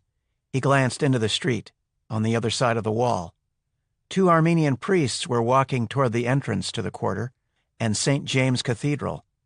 Another priest, in an odd hat and black ankle-length robe, walked in the opposite direction. Across the way, a stout couple looked at postcards. There were shopkeepers, food vendors, strollers. Everything looked normal. There was no way to identify the assassin. He holstered the .45, closed the gate, and bolted it. He went back into the shop and closed the rear door. A crowd began to gather in front, drawn by the gunfire. Rivka Stern, Nick's shin-bet watcher, came in through the entrance. She had a Baby Eagle 9mm out and held by her side. Her dark, thick hair was pinned up under a pale yellow scarf. She wore an olive-green skirt that came to her knees, sturdy sandals tied with thongs on her lower legs, and a loose tan skirt of cotton under a light tan jacket. She had wide hips and full breasts, bound close under her shirt. Her skin was dusky with the legacy of the Middle East. Sunglasses hid her eyes. What happened? Her voice was low, tense. I found Arslanian dead. Someone took a shot at me. I shot back. He got away through the rear. Rivka holstered her pistol, took out a phone, dialed, and began talking. Nick looked at what had fallen from Arslanian's hand. It was a flash drive. He dropped it in his jacket pocket. He looked at his watch. It was only 2:30 in the morning in Washington, but Harker needed to know about this. Yes, Nick. Her voice was full of sleep. She cleared her throat. What's happening? She coughed. Arslanian's dead. Someone put a hit on him before we could meet. The shooter was waiting for me, but he missed. He got away. You sure he was after you as well? Had to be. Arslanian had only been dead a few minutes. The shop was open to anyone and the killer was still inside. When he missed me, he got out fast. Who knew you were going there this morning? No one except Shin Bet and you. That's a short list. There was a brief silence while Harker thought about that. What's your plan? She coughed. I don't have one. Herzog will think of something. I'm following his lead right now. You'd better watch your step. All right, I'll see what I can uncover at this end. I'll be sending something to you. He fingered the drive in his pocket. Keep me posted. She ended the call. Rivka stood near. He caught her scent, a subtle combination of musk and Judean flowers. Calling your mother? Yes. Someone knew I was coming. Timing's too much of a coincidence. You could be right. We'll talk it over with Ari. Police showed up and cordoned off the shop. 2 more Shin Bet agents arrived. Carter took another look around. He knew the cops would do a better job of finding anything useful than he would. They left to meet with Ari. Chapter 14. Elizabeth Harker leaned back in her black leather chair. She took a tissue from a box on the desk and coughed into it. She folded it and dropped it into the wastebasket. She tapped her pen on the desk and thought about Nick. 2 days on the ground, and he was already up to his neck in the madness of the Middle East. It was uncanny how much trouble he drew to himself. She sipped from the cup of coffee she'd brewed and added more sugar. She broke into a fit of coughing, almost spilling the coffee. She waited for it to pass, blotted her lips with a tissue. She excavated an inhaler from her purse and took in a labored breath. Elizabeth had been up since Nick's call, running through possibilities. She'd had no reason to think someone would kill Arslanian. She'd had no reason to think someone would try to take Nick off the board. Someone didn't want Arslanian talking to Nick or anyone else. Her intuition bugged her, demanding attention. It was something she didn't talk about, intuition. Her male peers would have rolled their eyes if they knew how she operated. Sometimes it made her feel like a modern-day Cassandra, warning of disaster and trouble to come. Something was very wrong. Her phone rang. Director, it's Stephanie. General Hood is in Walter Reed. He went down with a stroke last night. Stephanie Willits was Elizabeth's deputy and right arm. General Hood was the director of the National Security Agency and Elizabeth's ally. What's the prognosis? It doesn't look good. He's not going to be able to run the agency. My sources say his successor will be General Dysart. Where are you now, Steph? Elizabeth heard the sound of traffic in the background. On the Beltway. On my way in. Traffic's bad, like always. Maybe 30 minutes? Thanks for the heads up. Better plan on a long day. Roger that, Director. See you in a bit. Elizabeth hung up the phone. The director of NSA was one of the few who knew about the project. Part of Elizabeth's job was to review NSA critic briefs sent to the president. She had a good working relationship with General Hood. It made things a lot easier. Now he was out of the picture. Elizabeth knew Dysart, and she didn't like him. He was a Pentagon power player, conservative and hawkish, allied with several important congressional figures. He was smart, she'd give him that. He was also controlling and patronizing, dismissive of women and others he considered his inferiors. The largest and most secretive intelligence agency in the world was about to come under his sway.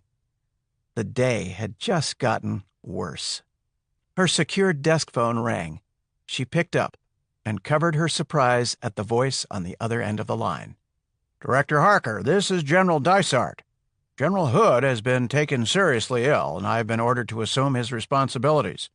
I've been reviewing his files, and I wanted to give you a call.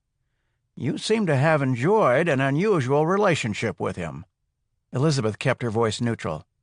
I'm sorry to hear he's ill. General Hood has always been supportive. "I'm calling to offer a bit of friendly advice. You are currently running a mission in Israel."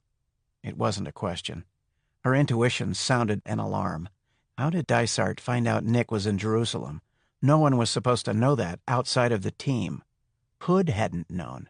Even the president didn't know yet. Dysart continued. "I believe it's in your best interest to recall your agent. I've been talking to Lodge over at Langley. I realize you have the president's interest to consider, but there is more than enough security in place. You're treading on toes, Director. I just thought I'd let you know." Director Central Intelligence was another on the short list of those who knew about her unit. Elizabeth trusted Lodge about as far as she could throw the Pentagon across the Potomac. Dysart had been in charge of NSA for only a few hours at most. He should have more important things to do. Yet here he was, advising her to end a sensitive intelligence operation that might affect the president's safety and security. Her intuition waved a red flag. "I certainly don't want to tread on any toes," she said in her best little lady voice. The voice worked almost every time. She only used it when she wanted someone to think she was compliant. But compliant wasn't an important word in Elizabeth's vocabulary. She wasn't about to let Dysart know what she was thinking. "I appreciate the call, General. I'll take your advice under consideration." "Good. You've done some excellent work for NSA in the past, Director. I'm sure we'll be able to work well together in the future."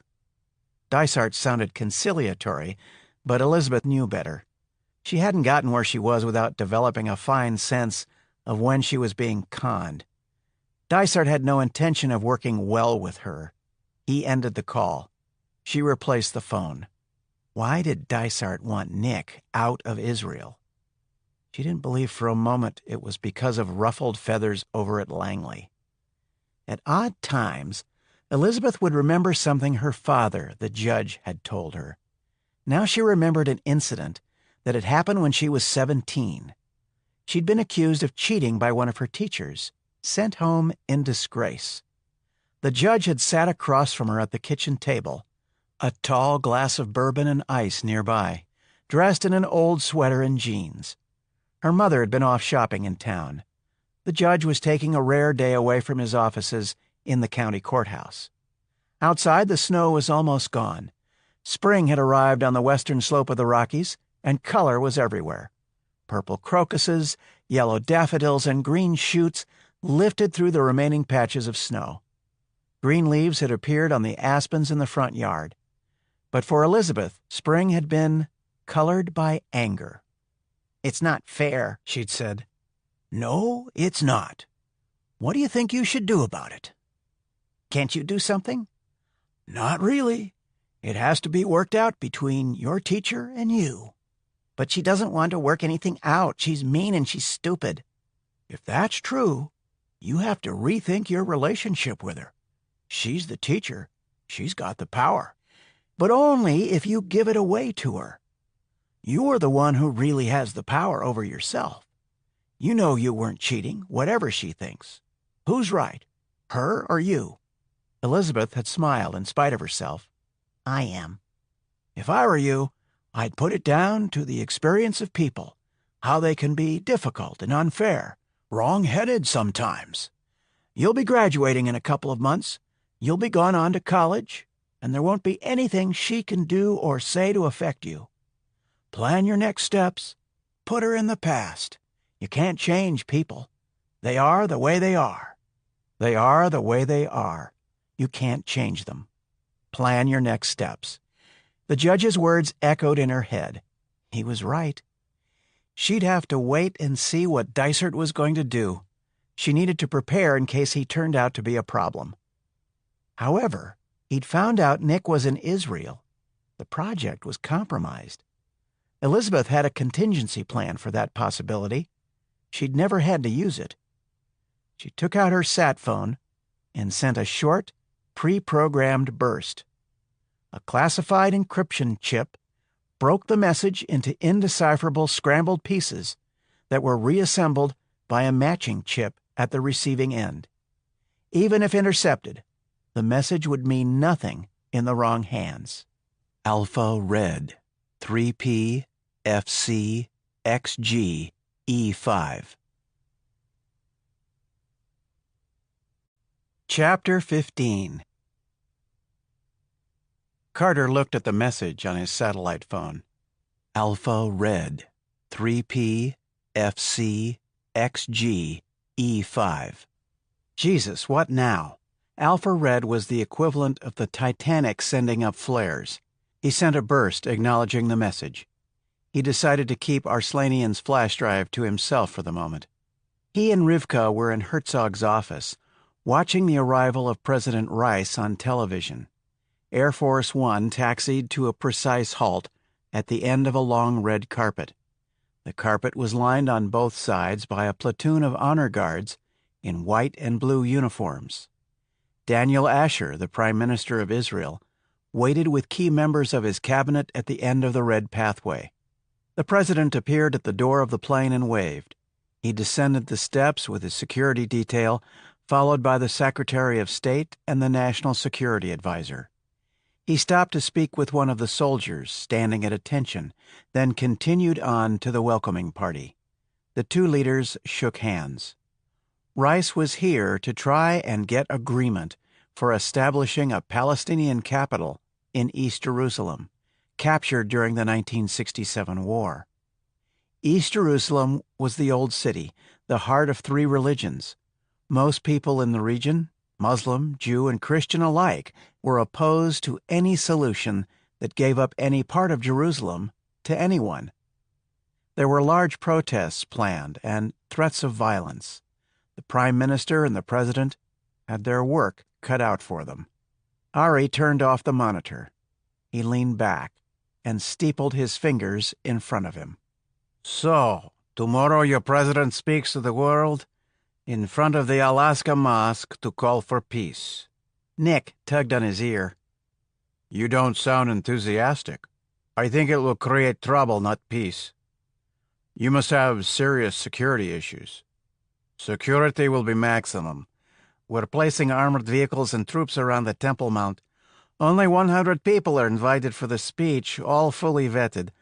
Rice and the Prime Minister will be surrounded by security people from half a dozen agencies. The Waqf has been difficult, but they decided to cooperate." "The Waqf?" "That's the Muslim authority for the Mount," Rivka broke in.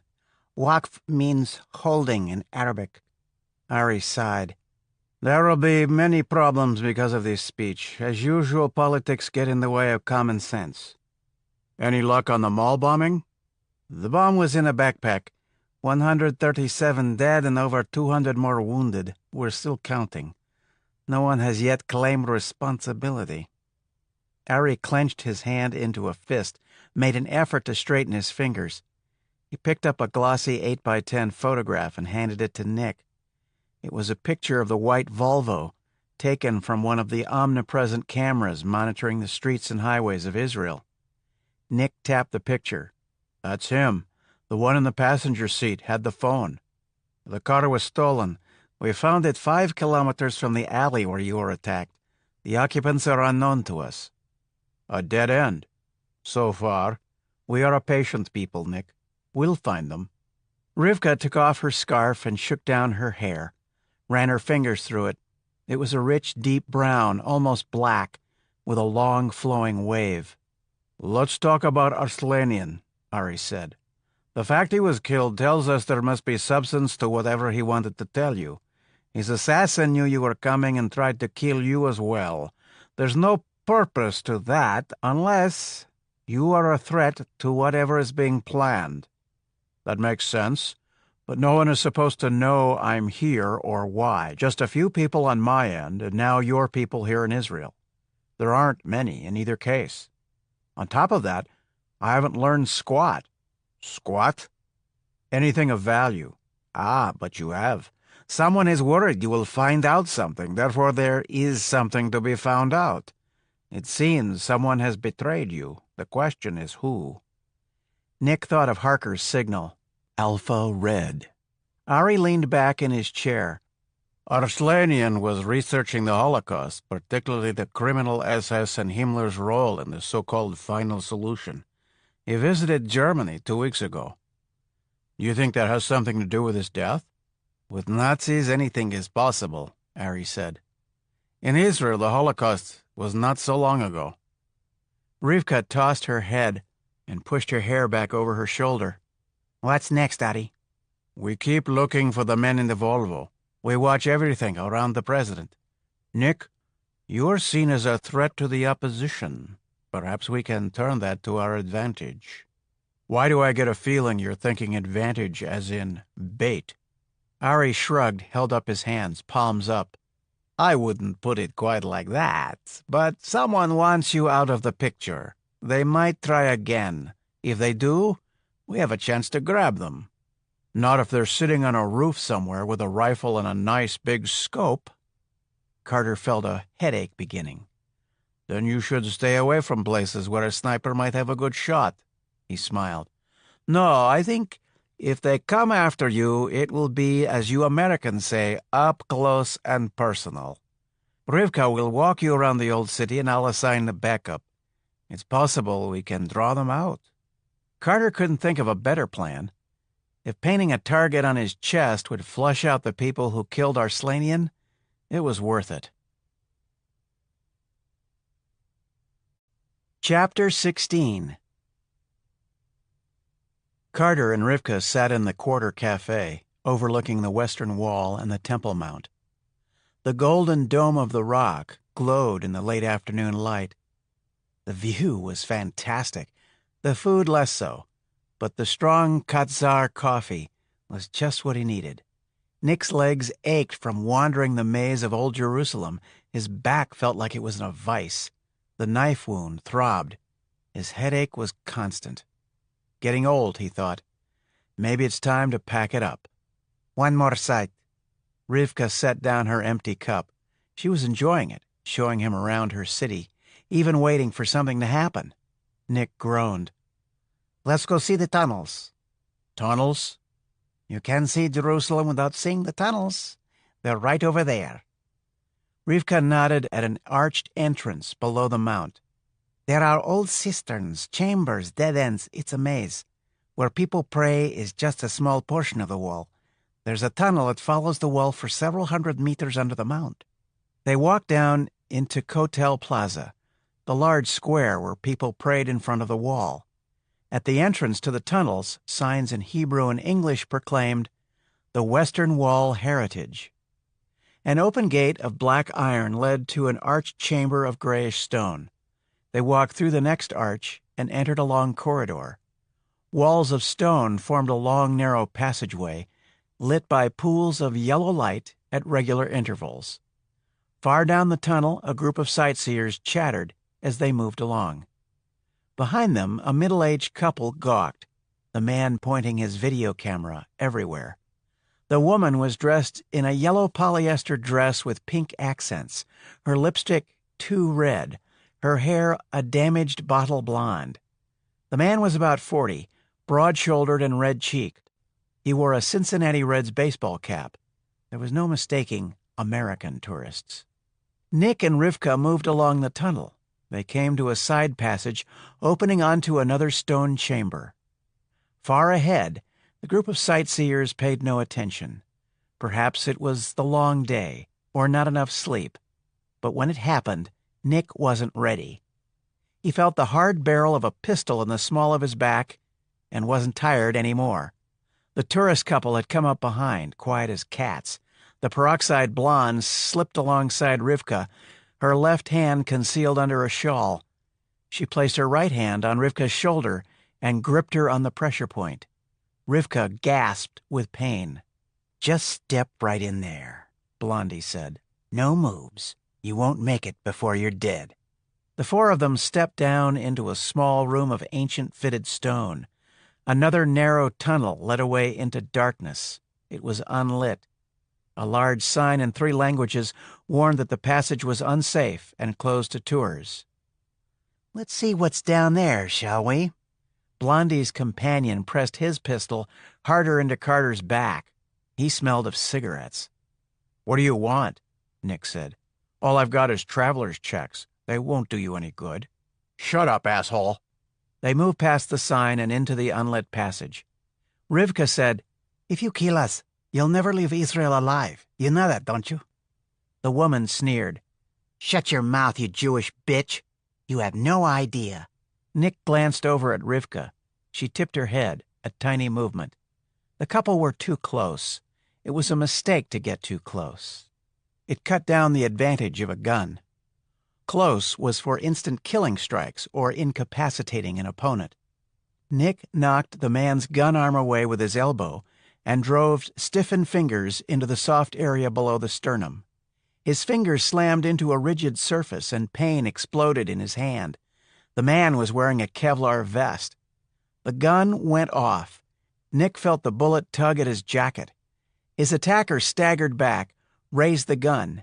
Nick's left hand was useless, his arm numb to the elbow. He threw a forearm strike to the throat. The man went down. Rivka whirled and landed a vicious hit with her elbow to Blondie's kidney. The woman arched backward in pain, and Rivka kicked the gun from her hand. It bounced along the stone floor. Nick pulled out his .45. It should have been enough. The paralyzing blows should have ended it. The man brought up another pistol, his second mistake. Nick shot him in the face. The back of his head disintegrated in a thick spray of blood and bone that plastered the rock behind him. The round whined away down the passage. "You bitch!" The woman grabbed a snub-nosed pistol from under her dress. Rivka fired twice, and the yellow dress bloomed with red. The shots echoed from the ancient stones. Someone began yelling in the main tunnel outside. Waves of pain ran up Nick's arm. Ripples of light moved just behind his eyes. He held his left hand against his chest and bent over the man's body. He went through the pockets looking for identification. Nothing. Rivka searched the woman's purse. She looked up, shook her head. "Nothing here." "Not here either." Nick felt where the bullet had grazed him. A rip in his shirt, a little blood, another ruined jacket. The pain began to subside in his arm. "You all right?" Rivka looked at Nick. "Yeah, they're dead." Rivka's eyebrows went up. "You think? What gave you that impression?" "I mean, they're not going to tell us much, are they?" "Not in words. But they had to come from somewhere. We'll track them down." Rivka looked down at the woman and the blood pooling under the yellow dress. "Somebody really doesn't like you, Nick." Chapter 17. A mixed tour group of college students waited to enter Solomon's Stables at the southeastern corner of the Temple Mount. Security was tight. Students were allowed to carry only tourist guides and literature. Cameras were forbidden. Backpacks were forbidden. A pile of them was stacked outside the entrance under the watchful eye of a security guard. A tall blond man in his mid-20s waited for the tour to begin. He was absorbed in a travel guide he held in his hand, reading about the stables. King Herod had built the chambers to support the southeastern corner of the Temple Mount back in the 1st century, before the temple had been destroyed by the Romans. The stables covered an area of 5,000 square feet. It was formed from a series of high, vaulted passages, lined with 88 rows of pillars and arches, some of the arches 30 feet wide. 1,000 years after Herod, the Crusaders had stabled their horses there and left the name. Holes in the rock could still be seen where the Templar knights had tied the animals' reins. Now the stables housed the El Marwani Mosque, open to tours except during prayers. 13 meters above the floor of the cavernous space, preparations for President Rice's speech were underway. The halls and arches of the stables extended beneath the spot where Rice would stand, and partway under the Al-Aqsa Mosque. The tour guide led his charges into the famous chambers and began his commentary. The students straggled in spite of the guide's admonitions. The tall young man drifted further behind the group, then ducked into one of the side passages. He knew where to go. He stopped in a dim recess. He opened the book and removed the bomb. He checked his watch. He set the timer and molded the explosive against the stone, in the exact place where aerial sonar scans had shown a serious fracture in the bedrock supporting the mosque above. It only took a minute. His father was going to be proud of him. Chapter 18. Ronnie and Selena were on the rifle range at Quantico. Time to get Selena familiar with the M4A1 rifles. Their sat phones signaled. Ronnie grunted when he read the message. Selena looked at her display. Alpha Red, 3P, FC, XG, E5. What? Selena started to say. Ronnie placed his fingers on her lips, shook his head. He tore a page from his pocket notepad and wrote on it. Talk about the weapons. Act normal. Trouble. Selena began loading magazines for the rifles. She asked him about the laser rangefinder. We'll get to it in a bit, Ronnie said. He rummaged around in his bag and took out a black metal box about 8 inches square. He set it on the shooting bench and pressed a button. A green light began blinking on the top of the box. We can talk now. This will scramble any electronic surveillance aimed at us. I'll fill you in. Then we'll turn it off and get on with the guns. Don't say anything important unless this box is on. Ronnie, what's up? What's Alpha Red? I don't know what's up. Alpha Red is an emergency code. It means the shit has hit the fan. Nice choice of words. What's the rest of it? 3P means we meet the director at 3 o'clock this afternoon. FC means change our sat phones to a shifting frequency. It's not much used. What about the rest? XG means deactivate the GPS locator in the phones. Ronnie took Selena's phone and entered the new frequency. He showed her how to shut down the signal that told anyone with access to the global positioning system where she was. E5 is something Stephanie set up, Ronnie said. It routes email and the internet through so many countries and servers, no one can find the point of origin. Where do we meet Harker? At the Marine Corps War Memorial. What about Nick? He'll get the message. He'll be all right. Selena waited. We shoot for a while, like we planned. Ronnie gestured at the weapons. We get back to the car. I'll run a sweep. It's all part of Alpha Red. Clear? Selena nodded. Ronnie turned off the box and put it back in his kit. He picked up a rifle. They'd been blacked out from eavesdroppers for less than a minute. You're familiar with the MP5, Ronnie said, so you know how to control rate of climb and get off a 3-round burst. The Heckler & Koch MP5 in its many variations was a favorite weapon of SOCOM units all over the world. Selena knew how to use it. It had been part of her baptism in blood. The M4A1 is different from the HK, but the principles are the same. This is what most of our troops carry. It fires a 5.65 by 45 millimeter NATO round, high velocity and good penetration. After 500 or 600 rounds, it can heat up and jam in a bad firefight. That's why we use MP5s. But you should get familiar with this weapon. He handed it to her. "It's not much good beyond 300 yards. It's meant for close combat. Let's get you set up at 100, and we'll try it out." He showed her the attachments, scope adjustments, stock configurations. They began shooting. After 2 hours, they packed up and headed back to Ronnie's Hummer. He took a detector from his bag and walked around the car. He reached down and found a tiny device the size of a grain of rice, covered with grease. He made walking movements with his fingers. Selena nodded. A bug. Ronnie put the bug back where he'd found it. He completed the sweep outside, then covered the inside of the car. "Hop in," he said. They drove out through the main gate and headed toward the city. Ronnie said, "Let's get something to eat. There's a joint along here that's pretty good. Slow service, but we're done for the day. Let's grab a beer and a steak." "Sounds good." 10 minutes later, they pulled into the restaurant parking lot. Ronnie got out and removed the bug. A green BMW with Virginia plates was parked 2 cars down. Ronnie sauntered near, stooped down, and planted the bug underneath. They headed for Washington. Chapter 19. The DC-3 turboprop conversion came in low in the dark Antarctic night. The plane's landing lights glared bright white on the hard-packed ice and snow of the runway. The throaty growl of modified Pratt & Whitney engines shook the room as the planes passed over the research station. Hans had been unable to sleep, his mind filled with thoughts of the Nazi bunker. Now he was charting observations made during the last month. He heard the plane. He put down his pen and went to a window. He watched the DC-3 make a smooth landing, turn at the end of the runway, and taxi to a stop 100 feet away.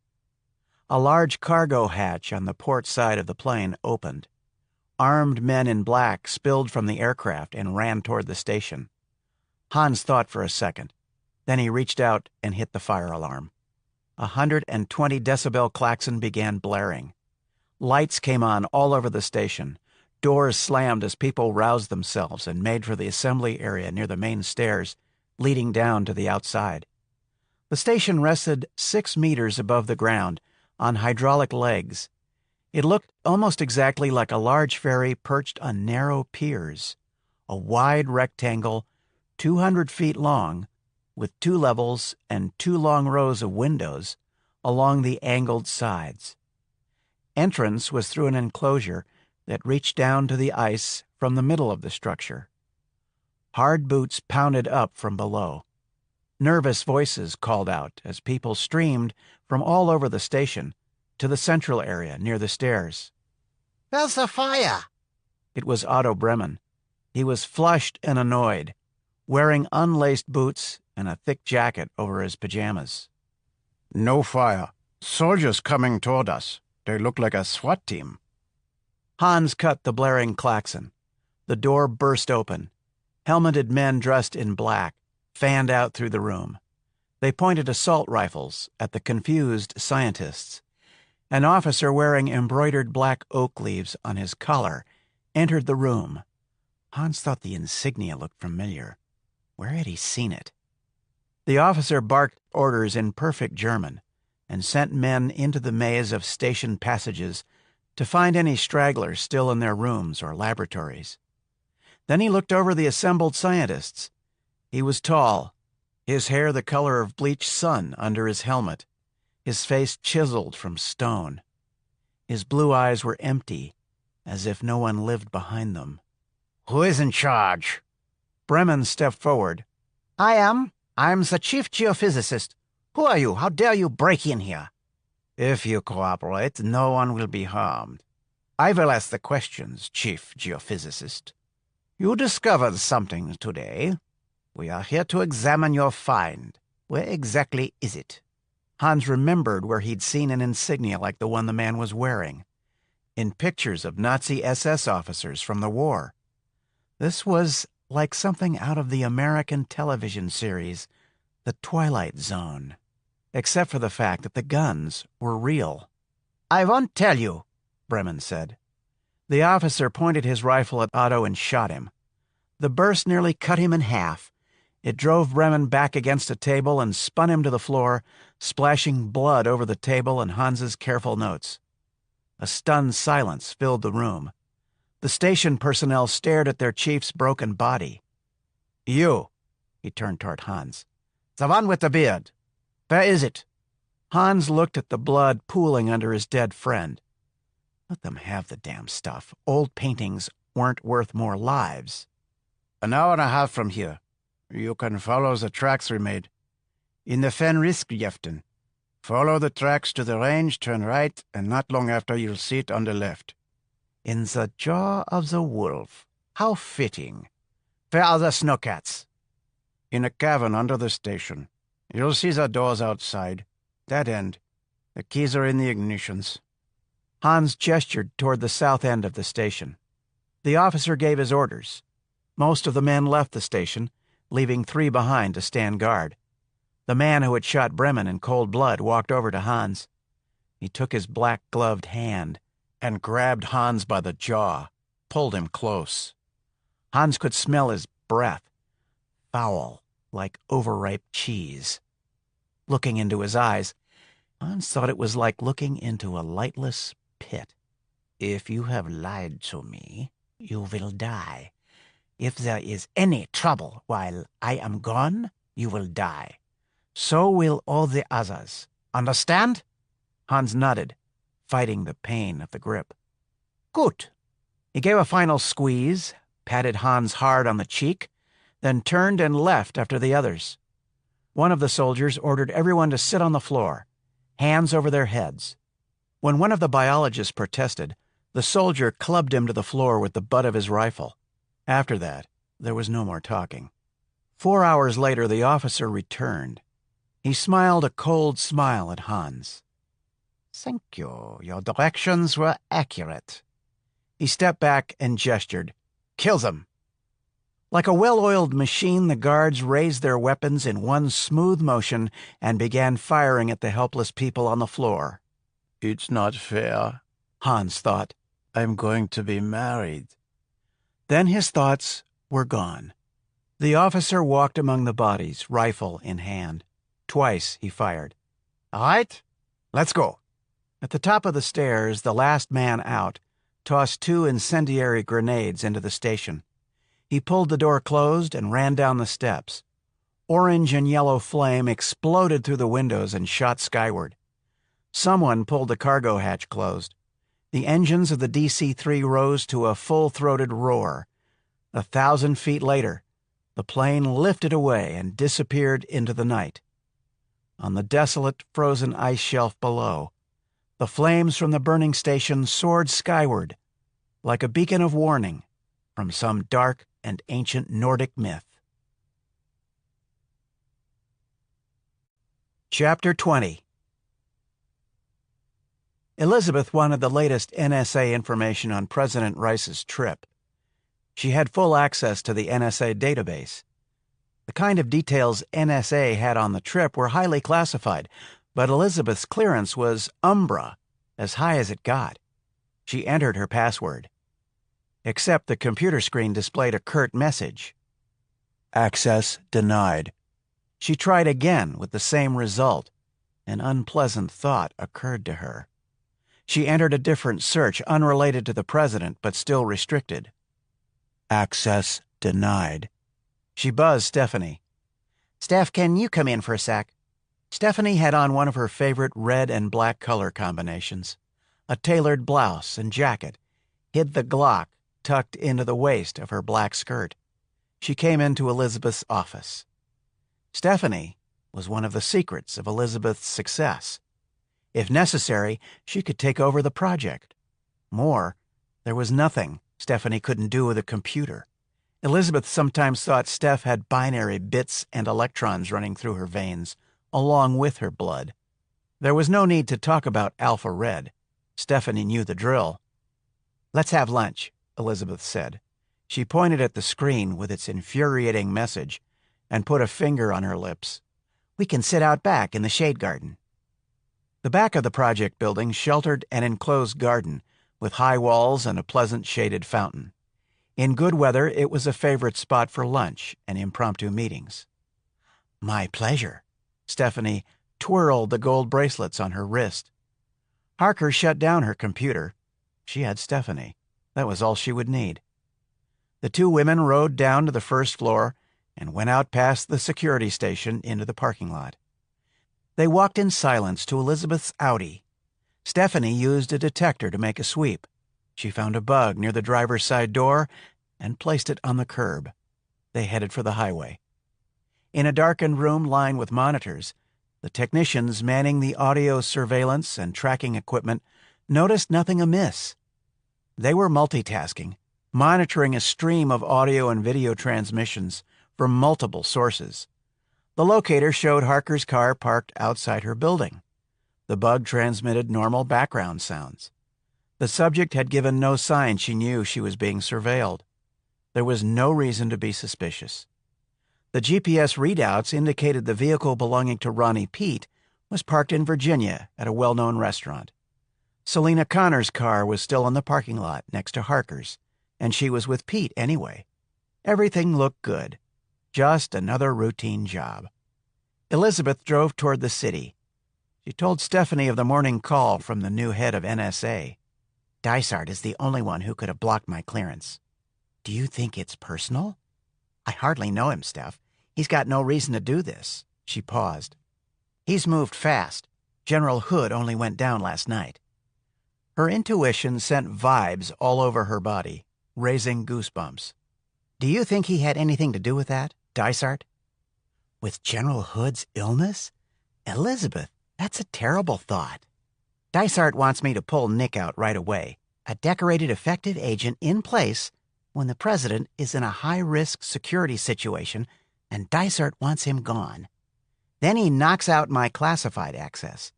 I don't like what I'm thinking. You think Dysart is setting something up? Something about the president? Stephanie shifted in her seat, adjusted the pistol tucked behind her back. Harker said, "The Middle East is a powder keg. I think someone may want to set it off. If Dysart is part of a conspiracy, he'd try to shut us down before we discovered whatever is being planned. It would explain the surveillance, everything." Stephanie looked out the window. Elizabeth thought about Dysart. I hope I'm wrong, and this is only some petty vendetta. But what if I'm right?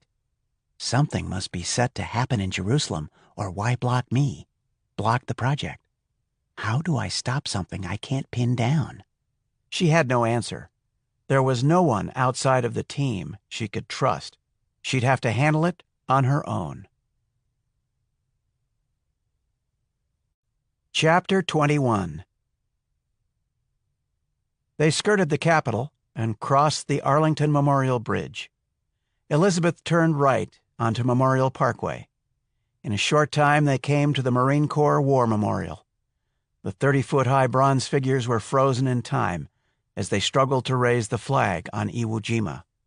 The flag flew overhead in a brisk autumn breeze. In the distance, the Washington Monument thrust white and shining into the blue sky. America. Ronnie and Selena came across the grass. The four stood facing each other, next to the polished granite base of the memorial. Ronnie set his black box down on the ground between them. "Hell of a thing," said Ronnie. "Someone bugged my Hummer. High-end stuff, government issue." My car too, Ronnie. We have to assume Selena's car is tagged also. What's going on, Director? Selena brushed a wisp of hair away from her forehead. It was a habit Elizabeth had noted. Nick is blown. He found our contact in Jerusalem dead. Someone was waiting and tried to kill him too. NSA has a new boss, General Dysart. I've got a bad feeling about him. Selena's voice was strained. Is Nick all right? Yes. Dysart is bad news. Ronnie looked up at the flag. He's one of those Pentagon desk jockeys who thinks paperwork is more important than body armor. Why is Hood gone? He's in Walter Reed, supposedly with a stroke. Supposedly? Maybe Hood's stroke wasn't an accident. Hood goes down, then Dysart calls me up and tells me I should terminate a mission he's not supposed to know about. He's blocked my classified access to NSA. We're being surveilled. Someone tries to take Nick out of the picture. I think we've stumbled into something." Ronnie looked down and scuffed his shoe against the grass. "You think someone's going after Rice? You sound like you think there's a conspiracy to take over the NSA. Who could set that up?" Dysart said he'd been talking to Lodge, so the CIA may be in on this too. "What's our next move?" "I think we'd better be damn careful. Whoever's behind this may try to take us out of circulation. If Dysart or Lodge are involved, we're in trouble." Elizabeth looked around. The only people in sight were an older couple some distance away.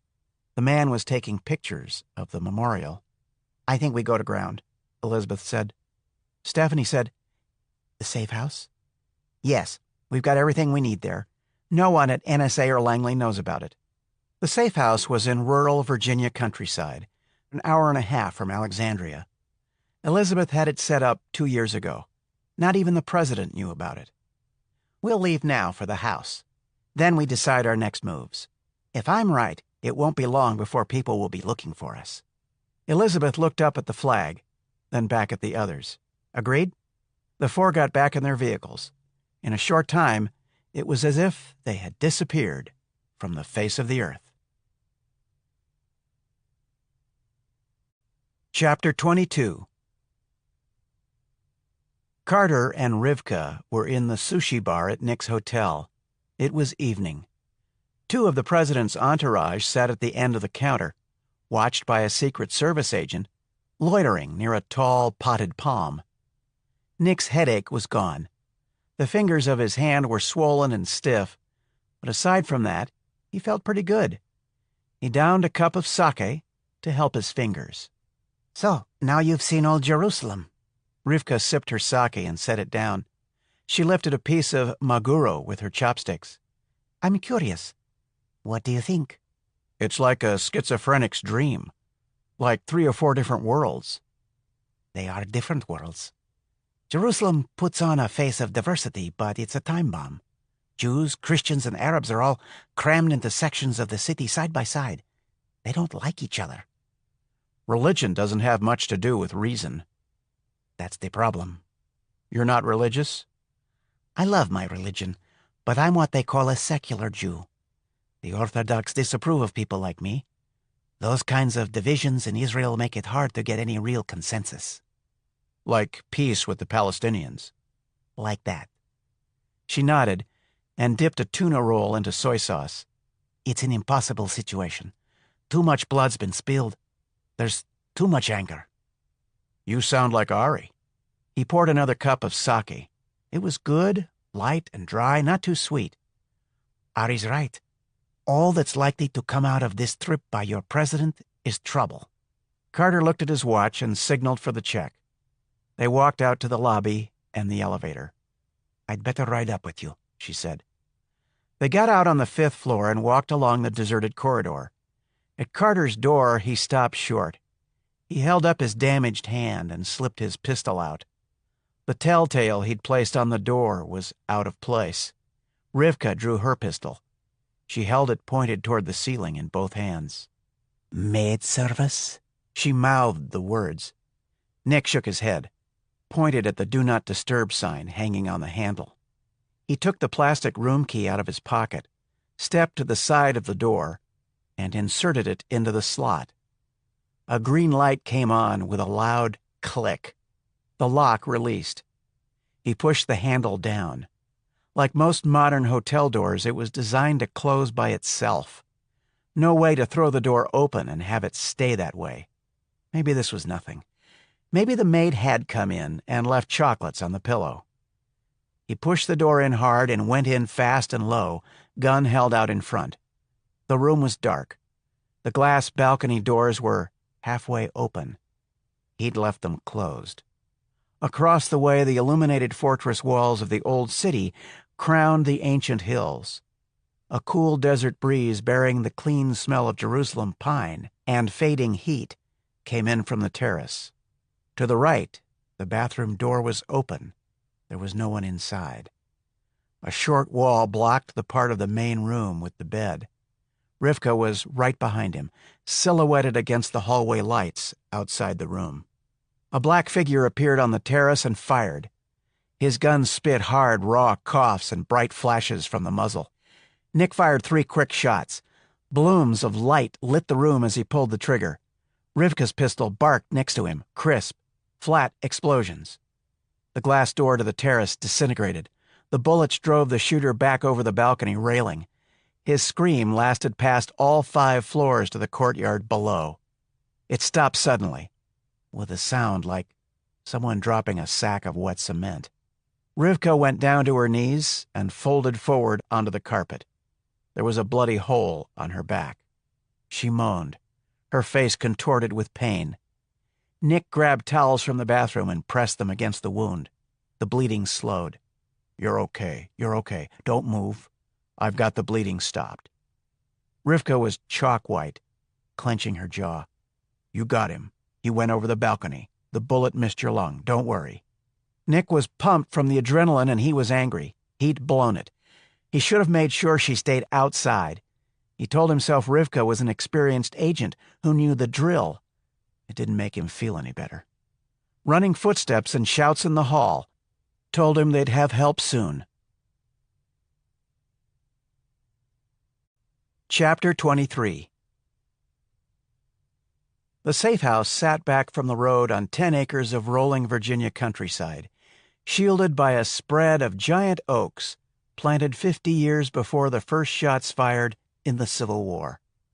The house was a classic antebellum Southern home, 2 stories of weathered brick with a slate roof, paned windows, and a wide chimney rising at each end. A railed gallery, painted white, ran along the 2nd story and formed a columned porch along the front of the house.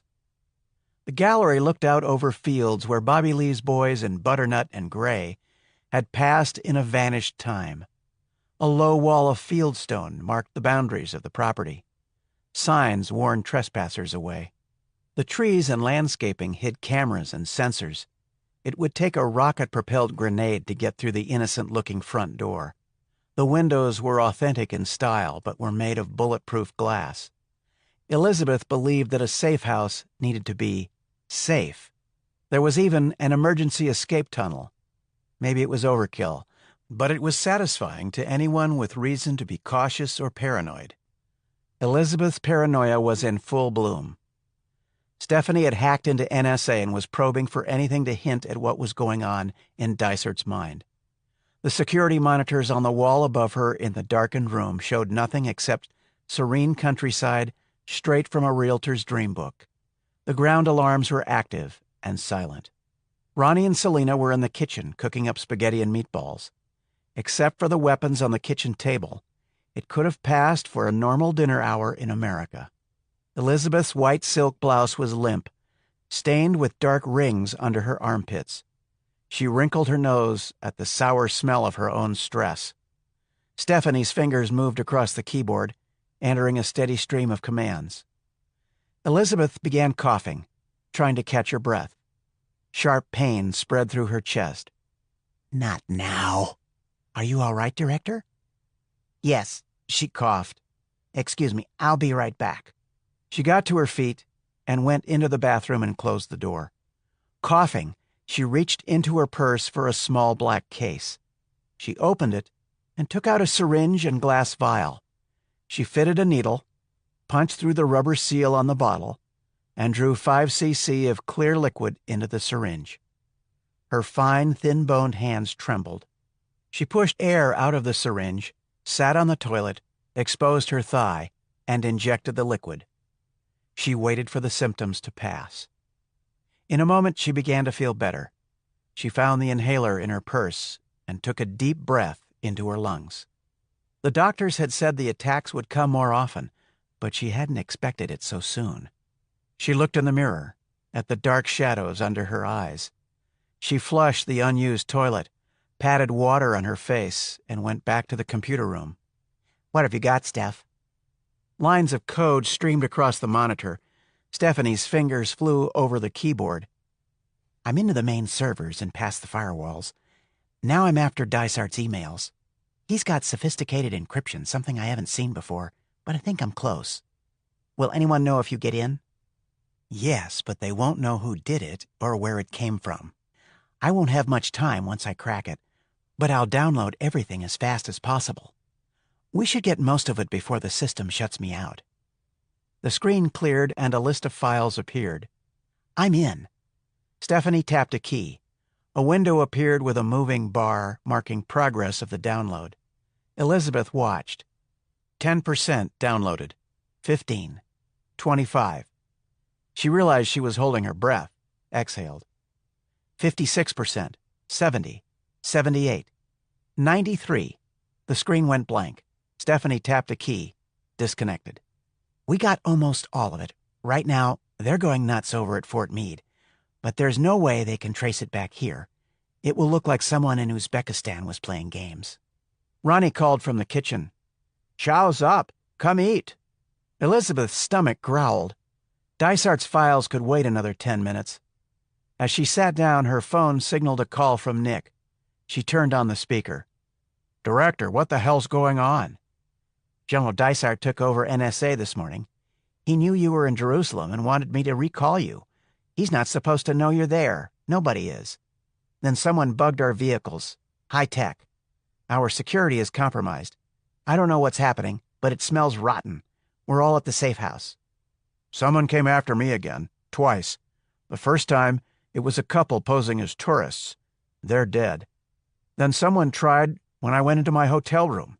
He's dead too, but he got one of Shin Bet's agents. She's in bad shape." She? In his hotel room? Who was Nick hanging out with? Selena felt flushed, then guilty. "Someone tried to kill him and you're jealous? What's the matter with you?" "Are you all right?" Harker said. "Yes." "Nick, I think Dysart is setting up the president. Maybe an assassination." "The director of NSA? Are you serious?" Nick's voice faded in and out. It sounded like someone talking from the bottom of a well filled with electronic gargling, but Selena could hear the shock in his voice. "Yes." "Can you prove it?" "Not yet, but my gut tells me I'm right. I want you to get close to Rice. I'll call him and set it up." Elizabeth looked at her spaghetti cooling on the table. Ronnie wasn't waiting. He twirled pasta on his plate with his fork while he listened to the conversation. "Arslanian had a flash drive in his hand when he was killed," Nick said. "I'm going to upload it to you now." Elizabeth watched the download progress on her phone until it was done. "Got it." "Director, I'm blown. I should get out of here." "Rice needs you there. Tell him there may be a plot to assassinate him and that I'm working on proving it." "I don't like it." He paused. "When will you call Rice?" "Now, as soon as this conversation is over." "Then I'm gone." Nick broke the connection. Chapter 24. Elizabeth sat at the kitchen table with a cup of coffee, watching Selena load the dishwasher. Something was bothering her, and it wasn't whether the fork should point up or down. Ronnie and Stephanie were in the computer room. Selena closed the appliance door. The machine began to cycle. "Tell me about you and Nick," Elizabeth said. Selena brushed hair away from her forehead. "What about Nick? How serious are you?" "That's the second time someone's asked me. Ronnie wanted to know." "Does it bother you that I ask?" Selena didn't answer. "Because it's important. I have to know that whatever there is between you isn't going to get in the way." "In the way?" "Of what we do. Of what Nick has to do. Of what you have to do. Don't misunderstand me. You've been fine, and I'm thrilled you're part of the team. I just need to know emotions aren't going to affect your judgment." Selena sat down and sighed. "I don't know what to tell you. You asked how serious it is. He's the first man I've met in a long time that doesn't run the other way because he thinks I'm smarter than he is or too independent. So yes, it's serious enough that I want to give it a shot. Is that what you want to know?" "Part of it." Selena got up, got coffee, sat down again. "Can I talk to you as a friend instead of a boss?" Elizabeth looked at her. "Of course you can. I can handle the emotional part. What I'm having trouble with isn't Nick." She paused. "My uncle was the only family I had. When he was killed, I felt lost, alone." Elizabeth nodded. "Since then, everything's changed. You and Ronnie and Steph and Nick, you're my family now. Except we all carry guns, and now the good guys may turn out to be bad guys. It's all upside down. People keep trying to kill my lover. I'm staying in a house with bulletproof windows. I don't know what's happening. I'm not in control, and I can't do anything except react. It's making me crazy." "It does take some getting used to," Elizabeth said. The way she said it made Selena laugh. "Do you ever get used to it?" "Sort of. I feel vulnerable. If something happens to Nick or any of us, I'm not sure how I'd handle that." That's honest, what you just said. I used the wrong word earlier. It's not about emotions. It's about feelings. You have them, you deal with them, you keep going. You take it as it comes. You'll handle it, I'm sure, no matter what. You did that in Tibet. I made the right choice when I let you on the team. How do you handle it? I compartmentalize. One thing at a time, more or less. If you think about everything at once, it can overwhelm you. I don't let personal feelings get in the way. Yes, but you have them. Sure, but I've learned to put them away. So has Nick. So has Ronnie. And so have you. What do you mean? How did you feel in Tibet? You killed people. The words hung like a bright neon sign in the air between them. Selena said nothing. "We see the worst side of things," Elizabeth said. "We never know what's going to happen, and we have to keep a clear head." "I can't pretend I don't have feelings about Nick." "I know. But if they get in the way, you could make a mistake. It could kill you, or Nick. There's something that balances things out a little." Selena looked at Elizabeth. "We can trust each other and channel our feelings into that. It's what makes any team work." "Who else do we trust?" "No one." "That's cynical." "That's reality." "What keeps you doing this?" Selena asked. Elizabeth thought about it. "I think everyone deserves a chance at some kind of justice. The people we go after don't believe that. Somebody's got to try and stop them." Selena looked away, out the kitchen window. It was night. There wasn't much to see. "I wonder what Nick is doing now," she said. Chapter 25. People milled about in the corridor.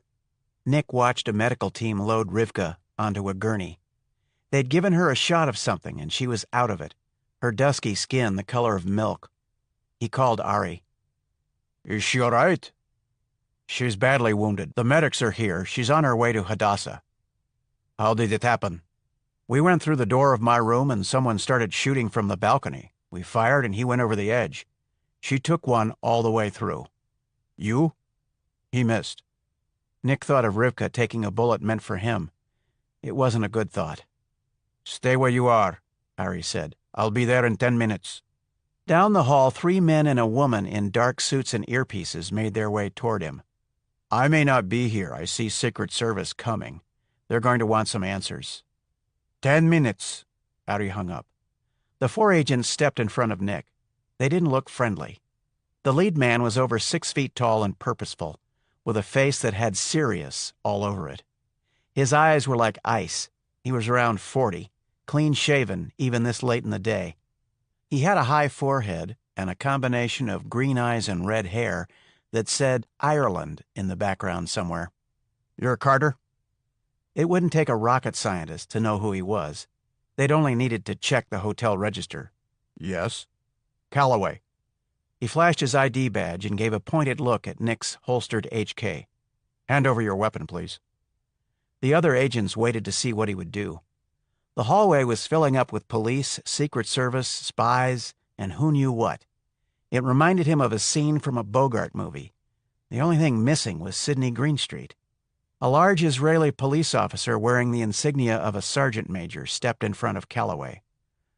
"Just a minute. We are in charge here." His English was heavily accented. He turned to Nick and said, "Give me your pistol, please." He had his right hand on his holstered weapon, the strap snapped back, and the hammer cocked. His left hand held out for the gun. Agent Calloway was cool before, but now he turned glacial. "The president's security takes precedence here. This man will come with us." "I don't think so. You're on Israeli sovereign territory. This is our country, not yours. Your president is upstairs and quite safe. This man is in our custody." He turned back to Nick. "Your weapon, please."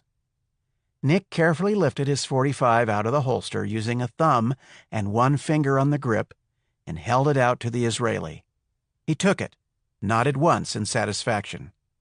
Calloway's expression looked like he'd been forced to drink vinegar.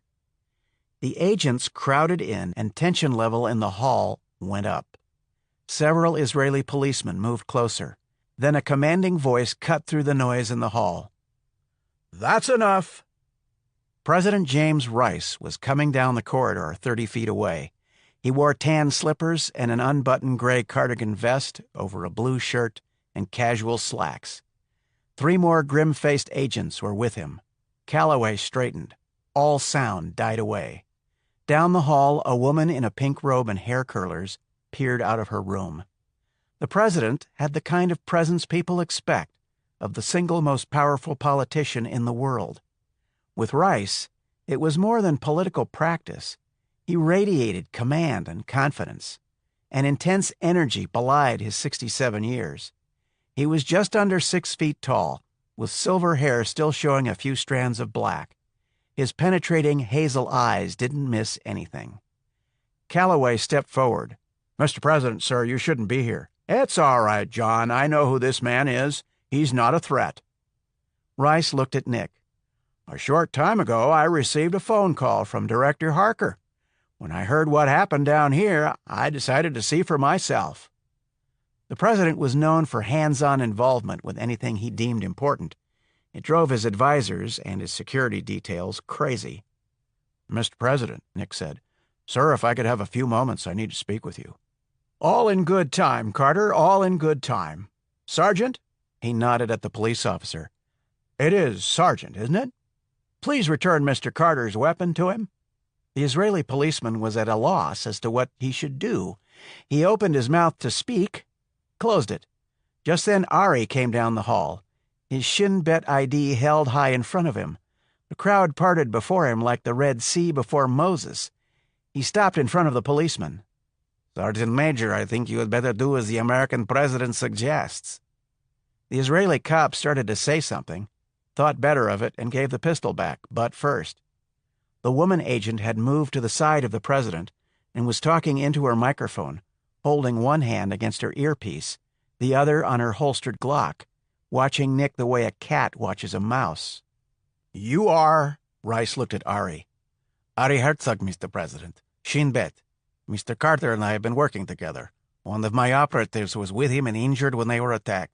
It is an unfortunate incident. We'll pursue it." "Shin Bet. You believe this was a terrorist operation of some sort?" "Mr. President, Mr. Carter and I, have been concerned about your safety. It's possible this attack has something to do with your presence here in my country." Rice sighed. "Thank you, Mr. Herzog. I regret the trouble my visit causes you. I hope your agent recovers quickly." Rice paused. "Perhaps you would allow me to take charge of Mr. Carter. I'm sure you have much to attend to." It was a gracious dismissal and an order at the same time. "Of course, Mr. President. Nick, please contact me." "As soon as possible, Ari." Rice said, "This way, Carter." He turned and headed for the elevators. His detail flanked around him. Nick caught a hard look from Calloway, but the agent said nothing. Rice was the boss. There was no doubt about who was in charge. The ride up to the 9th floor was made in silence. Rice looked preoccupied. Calloway and his agents looked unhappy. Nick didn't know how he looked, but decided to keep his mouth shut and work at getting the sake under control. He had a vivid picture in his mind of Rivka lying on the floor of his room. Chapter 26. Touted as the most exclusive accommodations in Jerusalem, the royal suite where Rice was staying was 1,200 square feet of carpeted luxury. Kings, premiers, and presidents had all stayed here. The main room featured a grouping of white brocade chairs, placed before a fireplace at one end. Sideboards, tables, and elegant side chairs of polished hardwoods were arranged throughout. A windowed terrace swept the length of the entire suite, with a $1 million view of the old city and its spotlighted battlements. Above the ancient walls, the deep black of the Judean night sky glowed with stars. The suite had separate reception rooms and a full kitchen. A large bedroom opened off a study, furnished with a Chippendale-style desk. Paintings in earth tones and grays dotted the walls. The room reeked of privileged elegance and money. Rice led the way into the study. He took a seat by the desk and gestured Nick to a chair. Calloway stood by the door, hands clasped in front of him. Nick half expected him to put on sunglasses, even though it was nighttime and indoors. "At ease, Carter, for God's sake, you're making me nervous." "Yes, sir." Nick made an effort to relax. Now that they were in the quiet privacy of the president's rooms, Nick could see how tired he was. Rice's eyes were fringed with red, and there were deep shadows under them. The president was a man who needed sleep. "John," Rice said to Calloway, "we may have a situation." "Yes, Mr. President." "Carter," Rice took a sip of water from a bottle on his desk, "I don't think Director Harker is the kind of person who makes unfounded accusations or gets pulled into conspiracy fantasies. Would you agree?" "Yes, sir." "Are you aware of her concerns?" "Yes, sir. She believes General Dysart may be part of a conspiracy and that there may be a plot to assassinate you." For an instant, Calloway lost his mask of composure. Good, Nick thought. The guy's human after all. "Mr. President, someone tried to kill me 3 times today, and a deep cover source of ours was murdered before I could talk with him. Someone breached our security. No one was supposed to know I was here, but Dysart found out.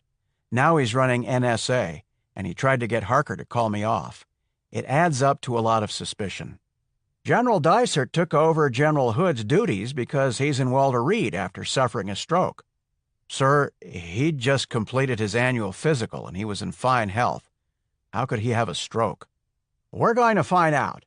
I've directed his medical team to pursue detailed toxicology studies as well as the usual regimens. In any event, Director Harker was adamant that I am in danger. She said she's working on getting evidence Dysart is involved in a conspiracy. If something is there, Harker will find it, Mr. President. As of now, Carter, you are part of my immediate security detail until I leave Israel. I'm sure the director can take care of herself. I want you close by and I want you armed." There was only one possible response. "Yes, sir." Rice glanced at Calloway. "Okay with you, John?" It wasn't really a request, but it was typical of Rice to include others in decisions he had already made. Calloway was in a tough spot. "Of course, sir." "Good. Find a place for him to sleep. Put him up with our people. I want him with us tomorrow on the Temple Mount." "Yes, sir." "Mr. President, may I call Director Harker and tell her of our conversation? I also need to contact Shin Bet." "Use your discretion and get some sleep. You'll need it." Time to call Harker and Ari, and then try to grab a few hours. Maybe he wouldn't dream. Chapter 27. Morning in Jerusalem, and the sky was a luminous blue that went on forever. It reminded Nick of New Mexico, the only other place he'd ever seen that kind of unearthly color. The president rode with Prime Minister Asher in the third of 5 identical armored black limousines. Flags of Israel and America flew from the front fenders. Nick rode in the car behind the president. It was cool and insulated inside, and smelled of new leather and stress. Nick felt trapped. The car was an easy target, armored or not. He looked out through tinted windows at the hostile faces passing by. The motorcade rolled between a solid line of Israeli soldiers, through checkpoints manned with armored vehicles and troops carrying the latest Tavor TAR-21 assault rifles. It was a security nightmare, a scene of barely controlled chaos. Thousands of protesters pushed against crowd control barriers, keeping them from the Mount and from each other. Muslims, Jews, and Christians shouted and waved signs in Hebrew, Arabic, and English. The noise was deafening. The crowd moved in a constant seething motion, a coiled, restless serpent. The Waqf had refused to let Rice drop in by helicopter. He would have to walk to the mount like everyone else. Once out of the vehicles, the president's party was surrounded 3 deep by a phalanx of Secret Service and Shin Bet. They entered a covered walkway over a wooden bridge that stretched above the western wall. The large plaza in front of the wall was packed with people praying. The walkway was lined with more Israeli troops. It led to the Moors Gate, the only entrance for non-Muslims, onto the Temple Mount. Carter walked a few steps behind Rice and Prime Minister Asher. He couldn't help thinking it was heady company for a beat-up former Marine. What the hell was he doing here? Rice wanted to staunch wounds bleeding since the time of the Crusades. He was going to appeal for reason and new peace negotiations between the Palestinians and Israel. He'd chosen the Temple Mount to make his speech as an acknowledgement of Islam. Many saw it as a political gimmick at best and defilement at worst. Nick thought it would have to be a damn good speech if the uproar around the Mount was any indication of things. They entered the Mount and were met by a delegation from the Waqf. A contingent of uniformed Muslim guards assigned to the Muslim Authority stood at attention along the sides of the broad square in front of the mosque. They wore dark khaki-colored uniforms with green flashes and green berets, and were unarmed except for batons. The Israeli soldiers kept to the perimeter and were armed to the teeth. Overhead, Israeli military helicopters circled in the distance. Thousands of square feet of carpets had been laid everywhere people would sit and walk to keep their shoes from touching the sacred surface of the Mount. Guns and cell phones were never allowed on the Mount, but there were plenty here today. The air was electric with tension. Nick's ear itched like hell. It felt like anything could set off a confrontation. If it went bad, there was no telling what would happen. The golden dome of the rock dominated the Mount. It was reached through a set of steps and an arched colonnade. The building was octagon-shaped, the huge dome sheltering the Rock of Abraham rising from the center. Arabic inscriptions in green and gold ran along 8 sides of the shrine below the dome, over arched openings protected by carved grillwork. On the peak of the dome, the crescent and star of Islam gleamed in the bright morning sun. The Al-Aqsa Mosque was across from the dome at the southern end of the Mount. 7 tall, strong arches lined the front of the mosque, forming a sheltered porch and colonnade. In front of the mosque was a large square fountain for ablutions. Unlike the golden dome of the Rock, the smaller dome of Al-Aqsa was sheathed in grayish lead. 4 ancient minarets graced the building, the newest 700 years old. It was here that Muhammad had arrived on the night journey. Muslims believed that from Al-Aqsa the Prophet had gone to the Rock of Abraham across the way and ascended on a winged horse to paradise to talk with God. To the Muslim world, Al-Aqsa was only a shade less important than Mecca itself. In Islam, the Temple Mount was called Haram al-Sharif, the noble sanctuary. In the West, the nearest equivalent was perhaps St. Peter's Basilica, but the religious fervor and sacred devotion directed at the noble sanctuary by Muslims had no real counterpart in the Christian world. The news networks had set up cameras and satellite links for the event. Nick saw logos for CNN, Al Jazeera, Israeli television, BBC. There were others he couldn't identify. The entire world was watching. A speaking stage had been erected. 2 rows of chairs for dignitaries lined the back of the stage. Secret Service and Shin Bet agents were stationed on the stage and around it. A raised podium bristled with microphones. It was armored and big enough for Rice to get behind if someone was stupid enough to start shooting. Bulletproof deflectors were attached front and sides. It seemed an odd way to bring a message of peace and reconciliation to the world. Calloway positioned Nick on the square in front of the stage to the right of the podium. He gave him one of the earpieces and mics used by the Secret Service. With his wraparound shades and cord curling away from his ear, Nick felt like he fit right in, even if his suit was gray instead of black. In front of the stage, seats for the invited guests were arranged in a semicircular pattern. It was meant to create a friendly atmosphere. Nick couldn't help thinking it was going to take more than seating arrangements to get these people to agree on anything. The seats were filled, buzzing with speculation about what the president was going to say. At 5 minutes before 10, Rice positioned himself at the podium. Someone made last-minute adjustments to his makeup. Someone else moved a microphone. The cameras fired up. It was showtime. Chapter 28. The cell in the basement of Shin Bet headquarters was damp and cool.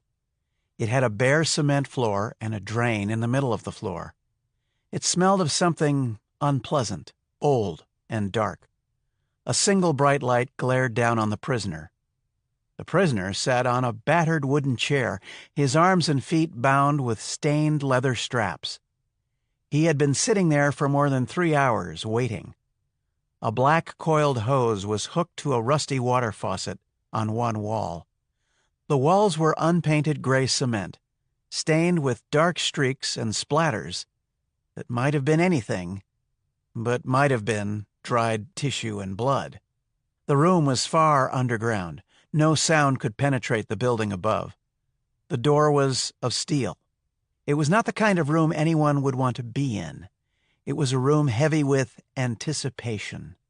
Ari Herzog observed the man Carter had seen at the mall bombing, 2 days in what seemed a lifetime ago. He'd been beaten when he was captured. His face was bruised and one eye was blackened and puffed shut. But he'd suffered no real damage. 2 silent interrogators stood to the side of the room, dressed in black jeans and T-shirts. They waited for Ari to begin. In the hard and secretive world of Shin Bet, Ari was legendary for getting results in interrogations. The old-school methods were not his style. Ari detested violence and torture. He believed it debased prisoner and jailer alike. He was sure there was a better way. Over the years, Ari had perfected the art of deception. The cell in which the prisoners sat was part of that deception, a prop created to prepare the subject's mind. No one who found himself in a room like that could doubt that he was about to enter a world defined by agony. Ari stood outside the room, like an actor about to go on stage. He took time to find the part of himself that would convince the bomber he was at the mercy of a serious and ruthless man. It wasn't far from the truth. If Ari believed it, so would the man in the chair. He was ready. He entered the room. He stood in front of the prisoner and addressed him in Arabic. "You are Ahmed al-Khalid.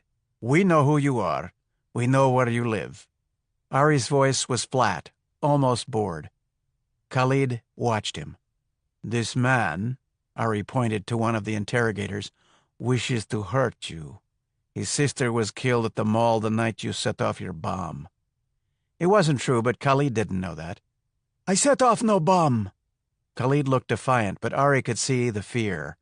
Khalid gave off a faint sour odor, an almost invisible mist that surrounded him like primal fog.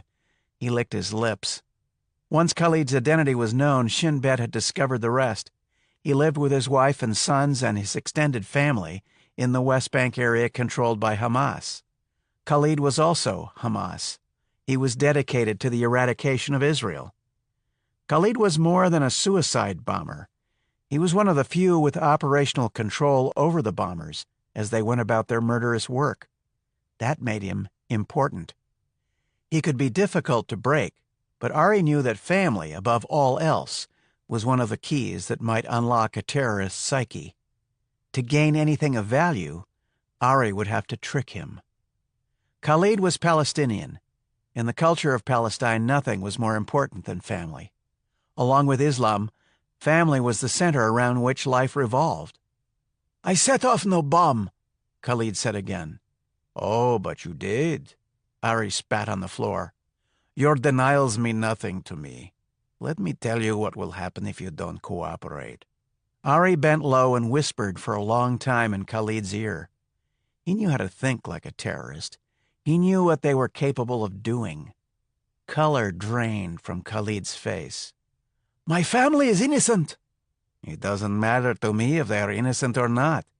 If you do not tell me what I want to know before I leave this room, they will pay for your crime." Ari spat again. "You are not innocent. An insult in blood must be atoned for in blood. Honor must be upheld." Honor. The ancient tribal concepts of honor had fueled thousands of years of murder and war in the Middle East. They were little different today than in the time of Abraham. Both Ari and Khalid understood them well. "Allah will throw you into hell." "Perhaps, but not before your family pays the price.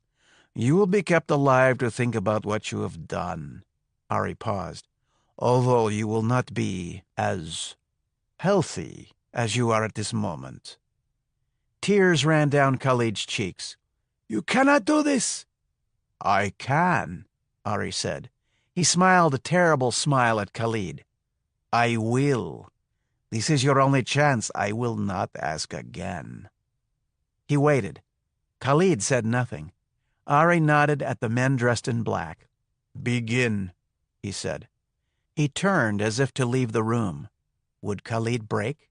He had his hand on the door when Khalid called out, Wait, I will tell you what I know." Ari turned back, his face dark. "If you lie, your family will suffer." No lies, I swear by Allah." "Did you plant the bomb?" "Yes, it was Jibril, who now resides in paradise, who set it off." "Who else is involved?" "There are others, I don't know all of them. There is another bomb." Khalid stopped. He had said too much. Now he was trapped. "Another bomb?" Khalid nodded, shamefaced at his cowardice. Ari looked at the other men in the room, then Khalid. "Where?" "I don't know. I swear by Allah, I don't know. I was told it would be used against the American president." Ari's heart skipped a beat. "When?" "My family, you must protect them." "I will if you tell me the truth. When?" "Today, while he speaks, I don't know." Ari was out of the room and on the phone. Chapter 29. Elizabeth and Stephanie were looking at an exchange of encrypted emails between Dysart and an unidentified person earlier that day. Unidentified sender. The key to Parsifal has been found.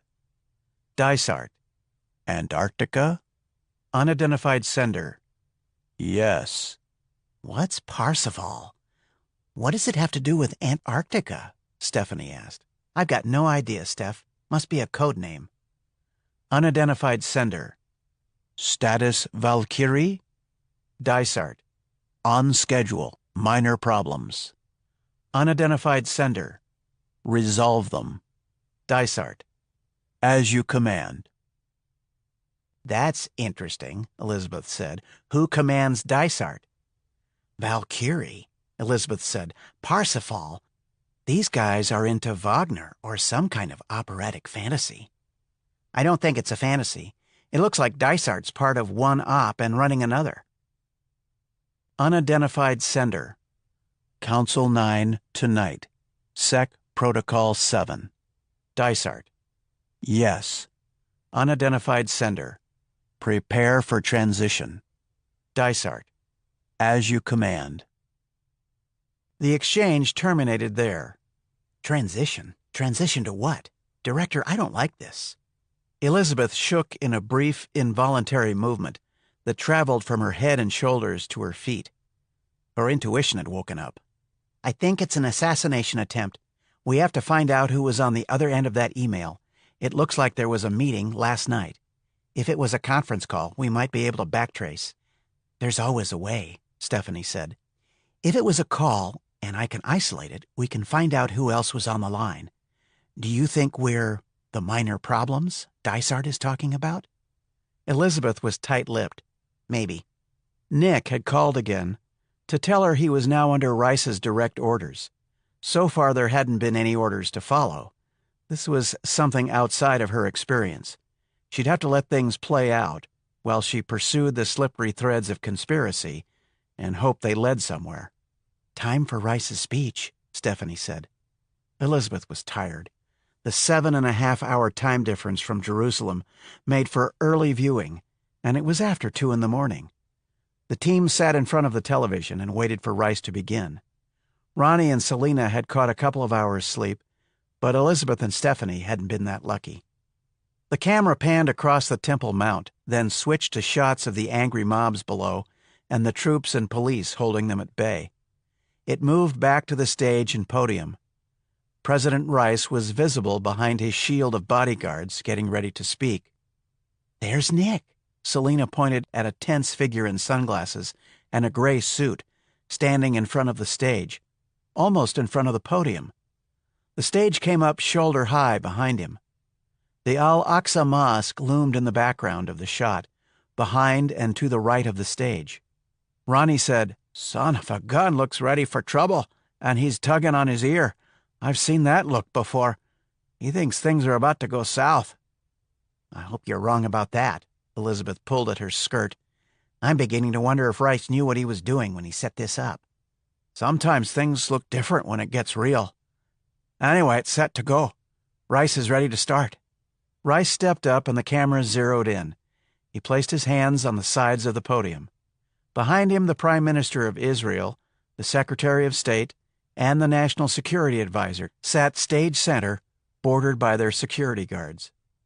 Rice began with thanks to the Israeli government and the Muslim Authority for the honor of speaking from a place sacred to 3 of the world's great religions. He spoke of the history and the conflict that had always surrounded the Mount and the city of Jerusalem. A few minutes into the speech, Selena said, "What's Nick doing?" On screen, Nick took his phone from his pocket and placed it against his ear. His body tensed. He stepped over to a tall agent standing a few feet away and said something to him. Later, when people went over the many tapes of the explosion, no one could quite agree on the exact sequence of events. It depended on the viewer's perspective and religion, but all agreed that things began when the man in the gray suit answered his cell phone in front of an estimated 250 million viewers watching around the globe. Chapter 30. "Calloway, there's a bomb." Agent Calloway didn't ask where or how. He moved fast, yelling into his microphone. He leapt onto the stage as agents began to converge on the president. Rice stopped mid-sentence, his eyes narrowing as he took in the sudden flurry of frantic activity around him. Behind him, the Prime Minister rose from his chair, a look of confusion on his face. Asher's personal bodyguard moved toward him. Carter stood rooted to the spot, not sure what to do next. 2 agents grabbed Rice by the arms, lifted him up off his feet, and ran with him toward the end of the stage. Rice and the Secret Service had reached the edge when the ground shook and rumbled. A geyser of yellow earth and rock and black smoke erupted with an ear-shattering roar and shot into the morning air. The stage rose upward, hurling chairs, people, and debris in every direction. Nick was thrown backward into the group of guests sitting before the platform. The 7-arched porch on the Al-Aqsa Mosque swayed and fell in on itself in a crazed jumble of moving stone. The walls of the mosque rippled in kaleidoscopic motion, like falling dominoes, collapsing backward from the facade to the dome, sinking into a gaping maw opening in the ground. 2 of the ancient minarets leaned sideways and fell.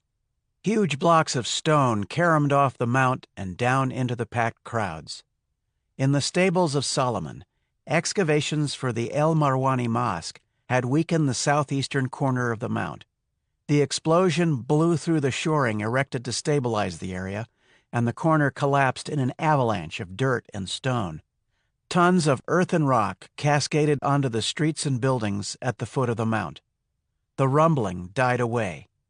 A third minaret toppled in a grinding mass of stone. The huge stones tumbled together like giant dice, down onto the helpless, screaming crowd below. Carter stumbled to his feet. Thick clouds of dust hung over the square. A broad, deep pit had opened over Solomon's stables.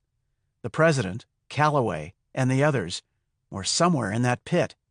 Nick ran to the edge and peered over. Rice lay half buried in dirt 30 feet down. One of his agents lay next to him, head twisted in an unnatural position. Calloway was nowhere in sight. Someone's arm extended from under a mound of rock. The edge of the mount had disappeared, and the fabled stables were now open to the sky. Dirt and stone sloped down like a ramp to the president. Nick jumped into the pit and slid down feet first. He placed his hand on the president's neck and felt a strong pulse. There was a long gash on Rice's forehead. Rice's eyes fluttered. Nick began pulling rocks and dirt away from him, all the time looking around. Where were the others? Why was he the only one here with Rice? He pulled the president free. Rice was coming too. "Mr. President, are you all right? Can you hear me?" Rice opened his eyes. Suddenly they cleared.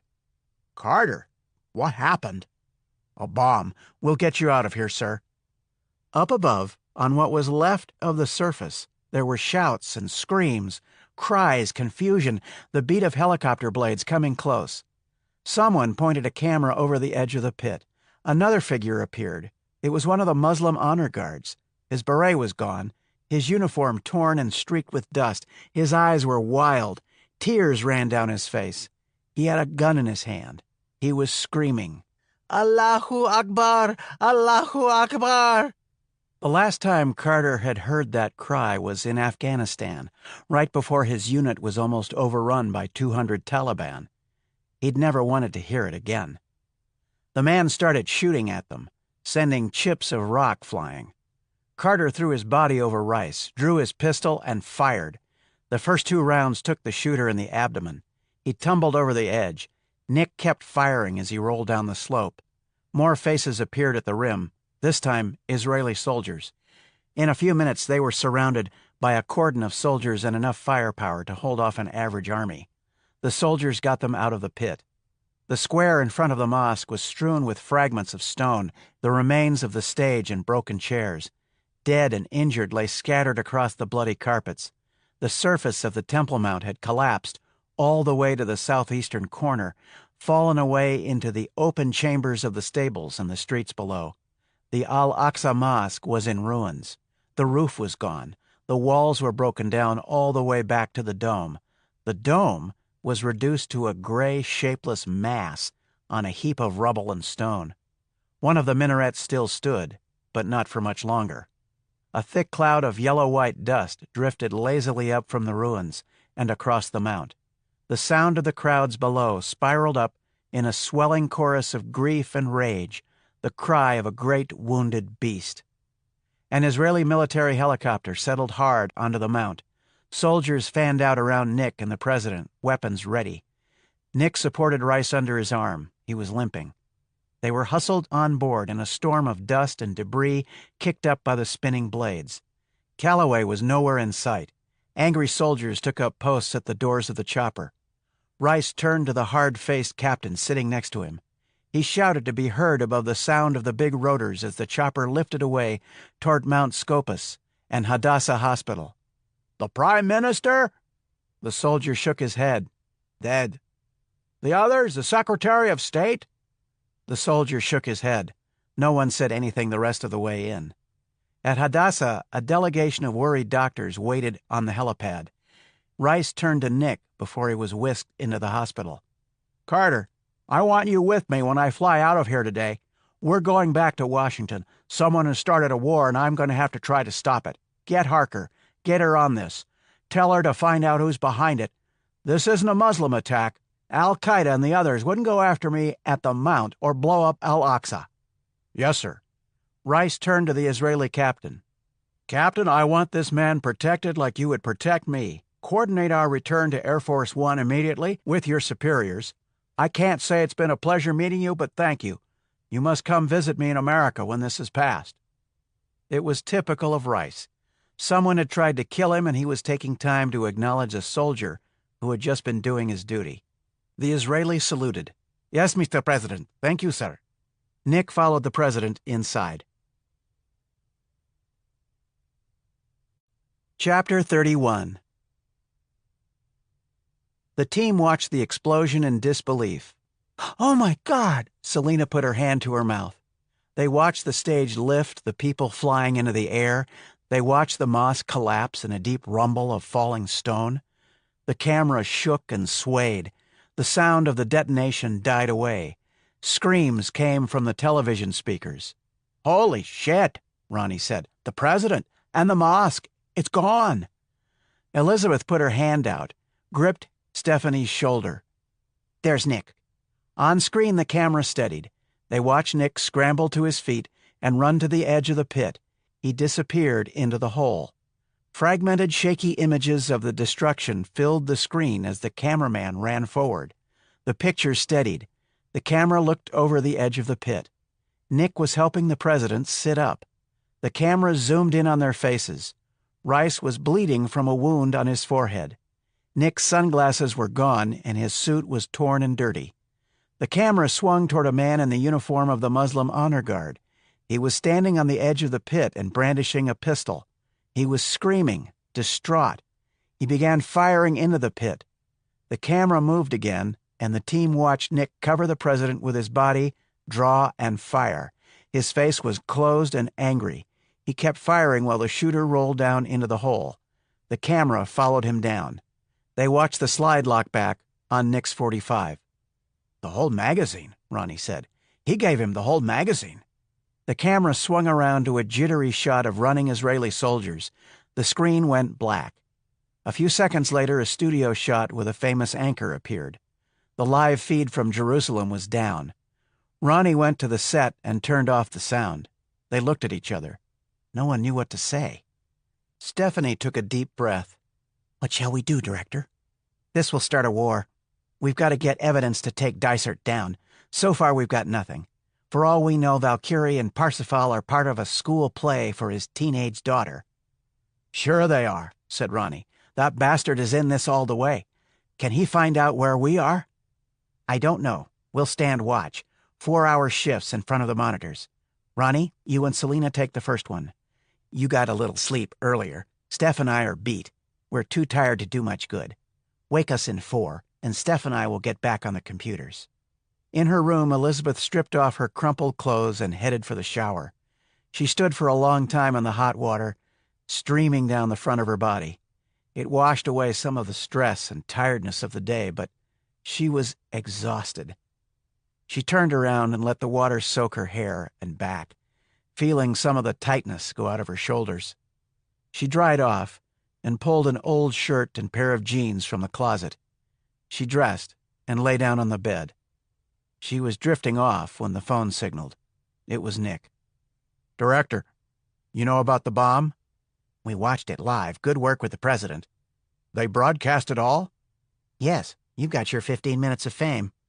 "Director, Rice wants you to find out who did this. He told me to get her on it.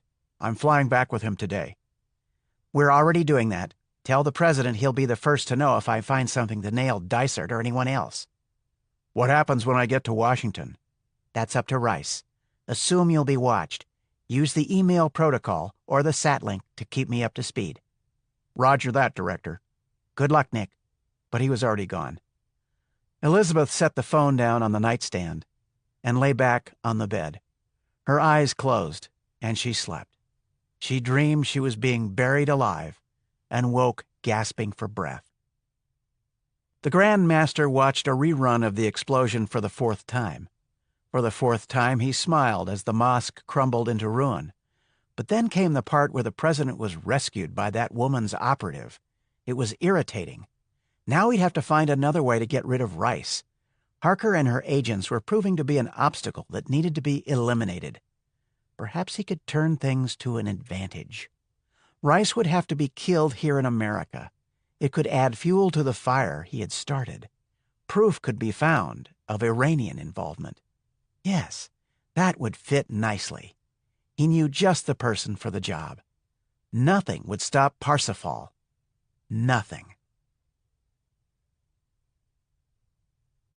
Chapter 32.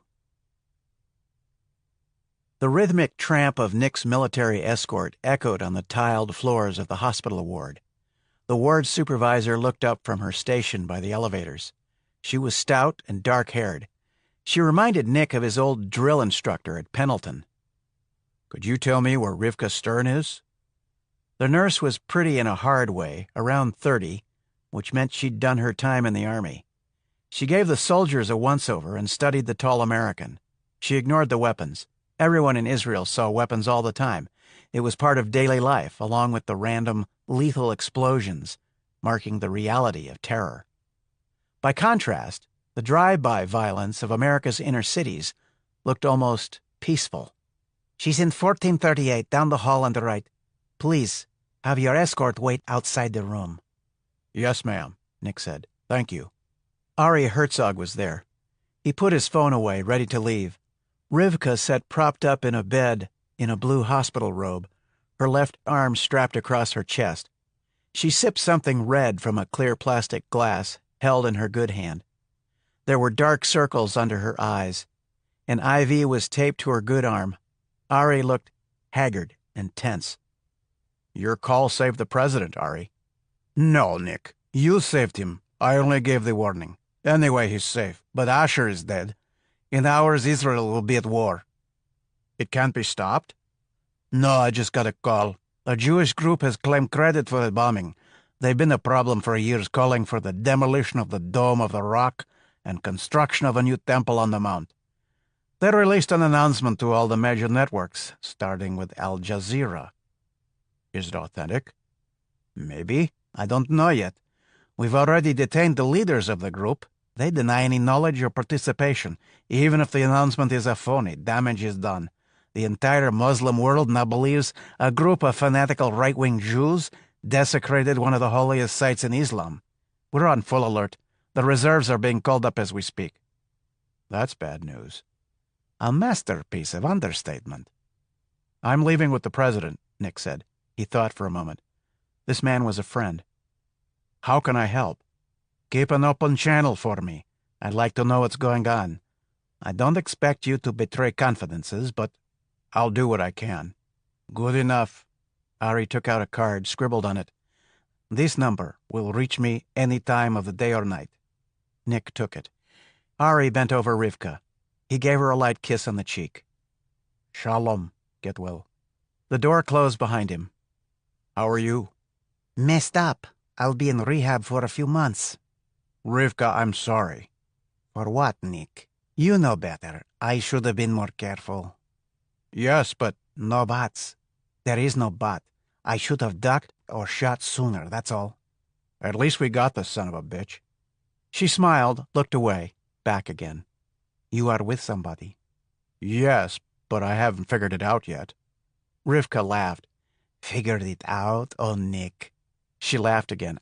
"Ow, that hurts," she said, still laughing. "Why are you laughing?" She laughed harder. After a minute, she stopped, wiping tears off her face. Nick wasn't sure what was funny. He'd never understand women, how they thought. "Rivka, I have to go." "Nick, when you figure it out, make sure you let her know, will you?" "Goodbye, Rivka." "Come over here." He walked over to her bedside. She reached up with her good arm and pulled him down to her. Her kiss tasted like strawberries. "Shalom, Nick. Keep safe." He hoped Rivka would be safe. He hoped they all would. Chapter 33. Rice was leaving. The Secret Service took over escort duties. Rice and Nick boarded a helicopter on the hospital roof manned by a squad of Marines in full combat gear, detached from the embassy. Flanked by hovering Apaches with Israeli markings, they lifted away from Hadassah's roof and headed for Tel Aviv and Air Force One. At Tel Aviv, the helicopter set down at the far end of Ben Gurion Airport, where the president's plane waited. Israeli armor and heavy machine guns mounted on tracked vehicles surrounded the plane. Air Force One was one of two Boeing 747-200B aircraft, modified far beyond the civilian models. It was a beautiful plane, impressive as it was meant to be, the white body streamlined with blue. The American flag was painted on the tall tail section, and the words United States of America on the sides of the fuselage left no confusion about who was on board. Nick followed Rice up the retractable stairway to the president's entrance near the front of the plane. They began rolling down the runway as the hatch closed. Rice sent Nick back to the cabin space reserved for senior staff at the leading edge of the starboard wing. The aisle from the president's office and quarters ran along the port side of the plane. Heading aft, Nick passed a medical room that converted into a state-of-the-art operating theater. He passed a gleaming galley. He nodded at the only other person seated in the senior staff area, an Army colonel in pressed uniform with a black leather case beside him. Nick knew what it was: the football. It held the electronics that could launch America's nuclear arsenal. It was never far from the president's side, no matter where he traveled. The chairs in the senior staff area weren't like anything on a regular passenger plane. The fittings were custom-made of polished woods. The seats were of light brown fine-grain leather. It was like being in someone's living room. Everything was clean and new-looking, the carpet thick underfoot, the decor muted and soft, beiges and light greens, earth tones to soothe the nervous political mind. An Air Force steward took Nick's order for a double Irish, which is what he wanted for personal soothing. His head hurt, his ribs ached, and stabbed him every time he took a deep breath. His back was tight as a steel drum. Air Force One lifted into the air and climbed skyward. Off the starboard wing, a flight of Israeli F-16s pulled alongside, armed escort until American planes could pick up the task. The explosion on the Mount had killed the Israeli Prime Minister. The Secretary of State and the National Security Advisor were both dead. Calloway was dead, with 5 other agents. More injured personnel had stayed behind at Hadassah. 2 key presidential aides were dead. Nick supposed it could have been worse. Who was he kidding? There wasn't a doubt in his mind that war between Israel and all of Islam had begun. Someone had kicked the pot over into the fire, and a lot of people were going to die. The more he thought about it, the angrier he felt. The whiskey was doing its work, and he sank deeper into the chair. The stitches on his leg felt like hot cactus needles under his skin. He set the glass down and closed his eyes and thought about Selena and wondered what she was doing. He drifted into an uneasy sleep. He dreamed of Megan, his brown-haired lover, his dead lover. Megan waited at the edge of the cliff, the sea wind blowing her long brown hair out behind her. "Hey, baby," she said. He knew he was dreaming, knew Megan was dead. Sadness overwhelmed him, an abiding sense of loss. When he was awake, he could put it away where he didn't have to think about it. That wasn't possible here. But he'd rather see her here than not at all. "I miss you. I miss you so much." He held her tight. "I know." The dreamscape changed. A gaping chasm opened at his feet. At the bottom, red and orange flames flared. Dark shapes danced in demented time with the flames. A sound like cold wind whistling through razor wire came and went at the edge of hearing. "You've got to find it, Nick." "I don't understand. Find what? Where is it?" The cold wind was getting stronger, and Megan started shredding, bits of her flying away. He reached out to touch her, touched air. "You have to stop it." Megan put a transparent hand on his shoulder. She gestured at the chasm. "Find it, Nick." "Major Carter?" He jolted awake. The hand on his shoulder belonged to the steward, an Air Force sergeant. "Sir, the president would like you to come forward." Carter felt the dream fading. Find what?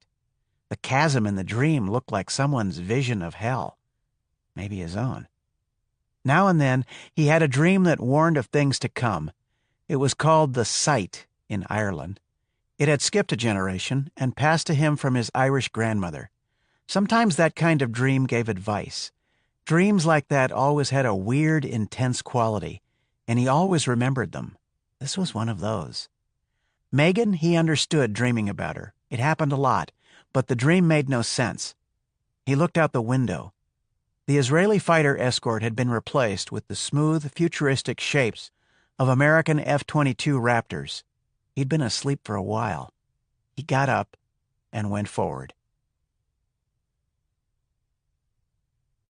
Chapter 34. President Rice watched a television monitor on the bulkhead. A neat white bandage covered the cut on his forehead. He was wearing a blue sweatshirt with the presidential seal on it. His face was drawn. Dark shadows circled his eyes. He looked 10 years older than he had the night before. "Take a seat, Carter." Nick took a seat on the couch. Sitting in the president's plane as the world slipped out of control felt like another one of his dreams. But a glance at the fighters keeping pace outside told him it was real enough. Whatever Rice did in the next few days might make the difference between peace and world war. Mao had said that power came from the barrel of a gun. The briefcase sitting with the Army colonel aft meant Rice had his finger on the trigger of a very big gun and wielded a lot of power. But there were a few other big guns out there. It might not take much to precipitate a shootout. Then everyone would lose. "Take a look." Rice gestured at the screen. The picture was sharp, high-definition living color. Thick smoke drifted over Jerusalem. The sun shone blood red over the shattered ruins of the mosque. Parts of the old city were on fire. The scene switched to a live shot of Israeli armor moving in columns. Trucks full of soldiers armed with assault rifles, encased in body armor, were going somewhere. At reserve call-up centers all over the country, Israel's armed and trained citizen army was showing up for work. Rice clicked his remote. Protests and riots all across the Middle East. In Tehran, a mob of 100,000 people screamed in rage, chanting in carefully orchestrated responses. Green and white banners in Arabic and misspelled slogans in English proclaimed death to America, Israel, Zionists, Jews, and Rice himself. Israeli and American flags burned in every Islamic country. Rice turned off the set. "That's only the beginning. Pakistan went to full alert and India followed. They're snarling at each other. North Korea has pledged its undying support for the victims of American and Jewish aggression. Saudi Arabia recalled its ambassador. Syria and Jordan have announced a joint military effort. Egypt is mobilizing.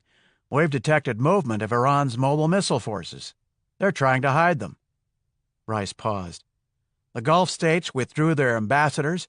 Yemen is calling for a regional conference and a mutual military pact against the enemies of Islam. That means us, Israel, and the West in general.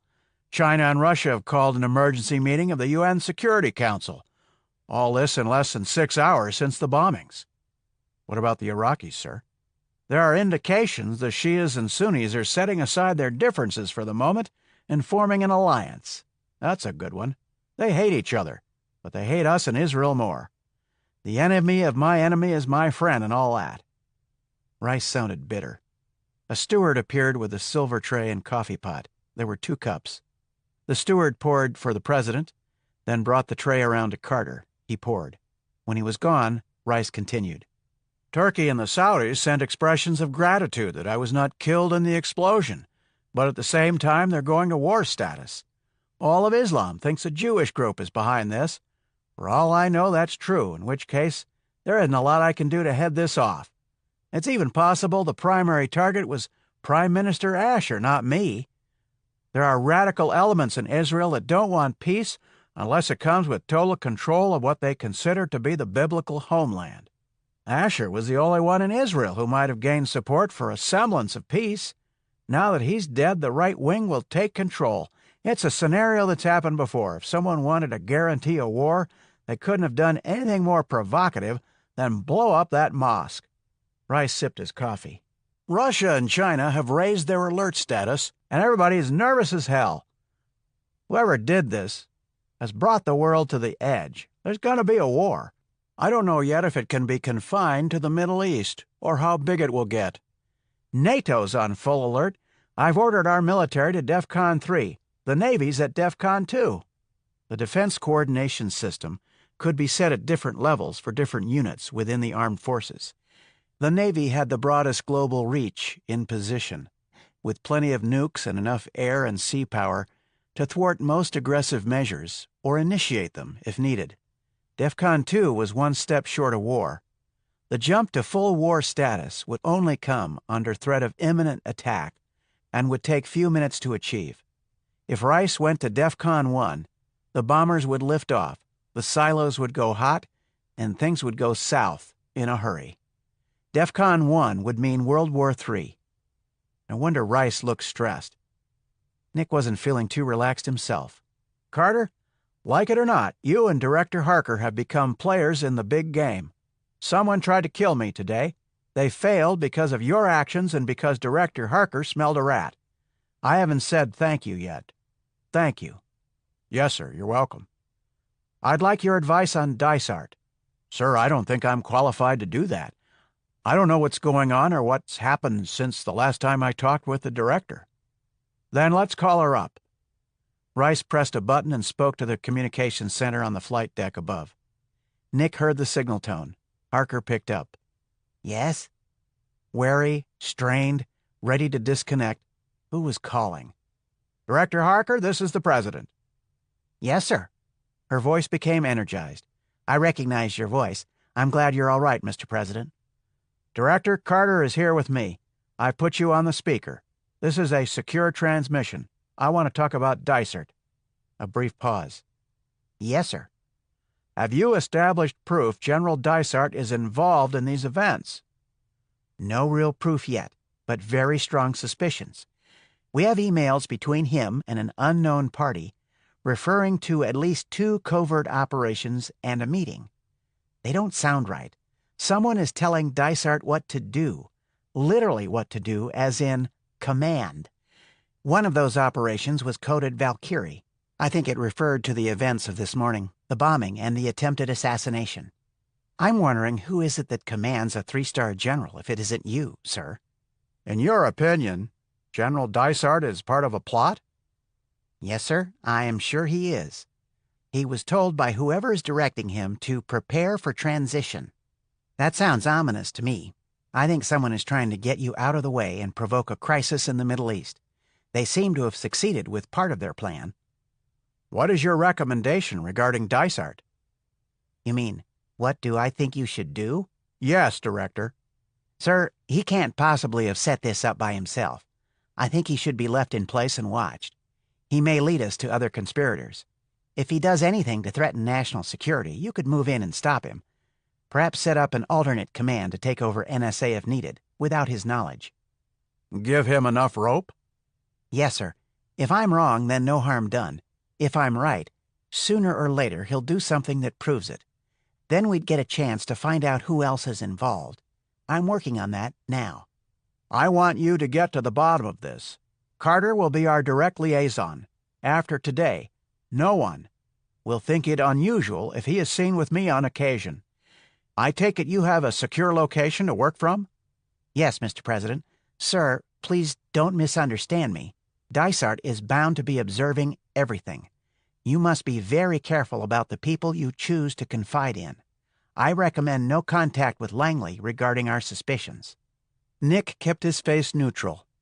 Not many people tell the President of the United States to be careful about what he does or who he should talk to, much less tell him to stay away from the CIA. Harker had balls. "You believe CIA is involved?" "I don't know, sir, but Langley has leaks. Any involvement with them about Dysart will give everything away." "I'll take that under advisement, Director. I appreciate your candor. Keep me informed of any progress, any new information." "Yes, sir. Thank you for your trust, Mr. President." "You've earned it. One more thing. "Yes, sir." Whoever did this must be revealed for who they are and shown to the world. It's the only thing that can stop what has begun. Work quickly, Director." Rice ended the call. Chapter 35. Elizabeth, Stephanie, and Selena returned to the project building and cleaned out everything relating to Dysart and Nick's mission. They found the bug on Selina's car and moved it to another vehicle parked nearby. Then both cars headed toward Virginia. In Harker's rearview mirror, the gray building housing the project receded behind them. Elizabeth kept checking the mirrors, looking for tails. Nothing stood out. That didn't mean there wasn't something there. She knew how easy it was to switch cars behind you, follow from in front or from the air, change the look of surveillance in an eye blink, track from the sky. But her intuition was calm. They turned onto the rural state highway that led toward the safe house. There was still no sign of a tail. Traffic was light. Elizabeth allowed herself a small measure of relaxation. Dysart might make a mistake, Stephanie said. This has to go way beyond Dysart. Elizabeth swerved to avoid a pothole in the road. War between the Muslims and Israel could go nuclear. Who would want to see that happen? Stephanie mused out loud. Chi bene? Who benefits? Not Israel, not the Muslims either. No one in the Middle East benefits except the ones who don't want peace, Elizabeth said. The Islamic fundamentalists would never destroy Al-Aqsa. It can't be them. Profit? War is going to disrupt the financial markets. There could be big profit in that. That's an idea. We could look at the markets in the last 6 months and see if someone is about to get rich if a war starts up. We can ignore little trades, just look at the big ones. If we see a pattern, perhaps we can track it back to whoever it is that commands Dysart. Yes, at your command. Dysart doesn't strike me as the kind of man who'd take orders from just anyone. Israel could be destroyed and half the Middle East with it. That's bigger than money. The Iranians, perhaps? The Syrians? But they're Muslim, too. No way they'd blow up the mosque. They turned into the drive leading up to the house. A minute later, they were inside the garage, the door closing behind them. Safe. Chapter 36. In one of the windowless detention cells below Shin Bet headquarters, Khalid recited his prayers. Even here, imprisoned by the Jewish occupiers, he could still face Mecca and find the strength that had deserted him earlier. He shuddered, remembering the look in the eyes of the Jew as he whispered the things he would do to Khalid's family. Surely the Jew was a demon, a jinn sent to test him. Allah, the all-compassionate and all-merciful, would forgive Khalid for his cowardice. He rose from his prayers. A metal view slot opened into the steel door of his cell. Someone peered in. The slot shut. Khalid heard bolts being drawn, a murmured conversation. He sat down on the bare metal ledge bolted to the wall that served as a table, chair, and bunk, and waited. Khalid was passive. He knew it was futile to think of physical resistance. He swallowed and thought of his family and prepared to be interrogated. Insha'Allah, as God wills. The man who entered the cell wore an army uniform. He closed the door behind him. His face was bland, almost featureless, almost kind. He held a covered box in his left hand. "You are hungry?" the man said. Khalid shrugged, ready for a blow, a lie, a trick. There was no trusting these Israeli dogs. The man's Arabic was fluent, with the hint of an accent. "You have been helpful," the man said. "I have brought something to show our appreciation." He reached into the box with his right hand. The silenced pistol spat once, and a small dark hole appeared in Khalid's forehead. He never felt the second shot that entered his ear. The visitor replaced the pistol in the box. He lifted Khalid's body onto the narrow bunk and turned his face to the wall. Anyone looking in would see a sleeping prisoner. The visitor left the cell and closed the door, bolting it after him. 5 minutes later, he had disappeared into the crowds on the street outside. Another soldier, hurrying to his appointment with the god of war. Back in his apartment, the visitor made a call. "It's done." "Good. Your time there is finished." A brief silence. "You failed with the agent." "It was unavoidable. I lost 3 people. He is a worthy adversary." "It doesn't matter. Return to Washington. Call when you are settled. The visitor could hear an opera playing in the background, something by Wagner. Yes. The visitor broke the connection, smashed the phone with his heel. He began packing. When he was done, he sat on the edge of the bed.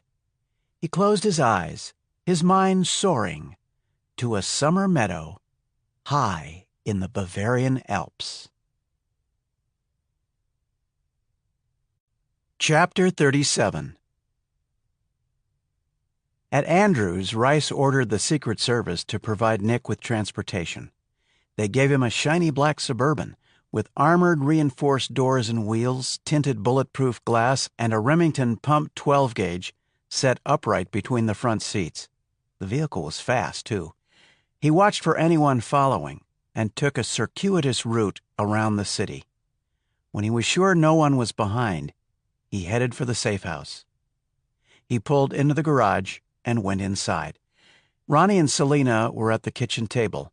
Ronnie was flashing cards filled with diagrams and data at Selena, teaching her to store essential information in her mind with only a brief look. "Hey, Mr. TV personality himself. Welcome home, Nick." Ronnie put the cards on the table. "TV personality." Selena said, "You've been on the news all day. The networks can't get enough of you jumping into that hole and protecting the president. Over here, you're a hero. In the Mideast, you're a murderer. You've been hung in effigy. They've made a martyr out of the man who tried to shoot you and Rice." Nick felt a headache starting. Harker and Stephanie came into the room. Director Harker wore casual sweats. The outfit was black and white, if not up to her usual standard of excellence. She looked tired, more frayed around the edges than he'd ever seen before. "Nick, I know you just got here, but we need to go over what we found out." "You mean Dysart?"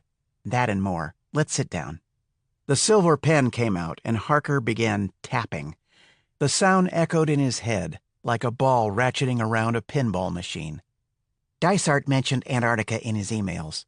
A German research station in Antarctica burned to the ground 2 nights ago. The fire was set with phosphorus grenades, and all personnel were shot and killed. A plane landed and took off around the time of the raid. The German government has sealed the whole thing off and clamped the lid down on inquiries. "If they aren't talking, how come we know about it?" Stephanie hacked into Berlin's intelligence network, looking for a reaction to the Jerusalem bombing. She found the Antarctica reports. Steph made a mock curtsy. Nick rubbed his forehead, then the back of his neck. The headache was kicking in big time. "What's got them going?" "Nazis." "Nazis? As in Hitler, swastikas, and all that stuff? How do Nazis come into it?" 2 scientists found an old bunker complex in the mountains the day before the station was attacked. No one knew it was there. They discovered a radio station, barracks, generators, and crates marked with swastikas. They opened one of the crates and found rare paintings missing since the war. The radio had swastikas on it and one of those Enigma coding machines next to it. There was also a vault they couldn't open. They called it into Berlin. That was on Wednesday afternoon.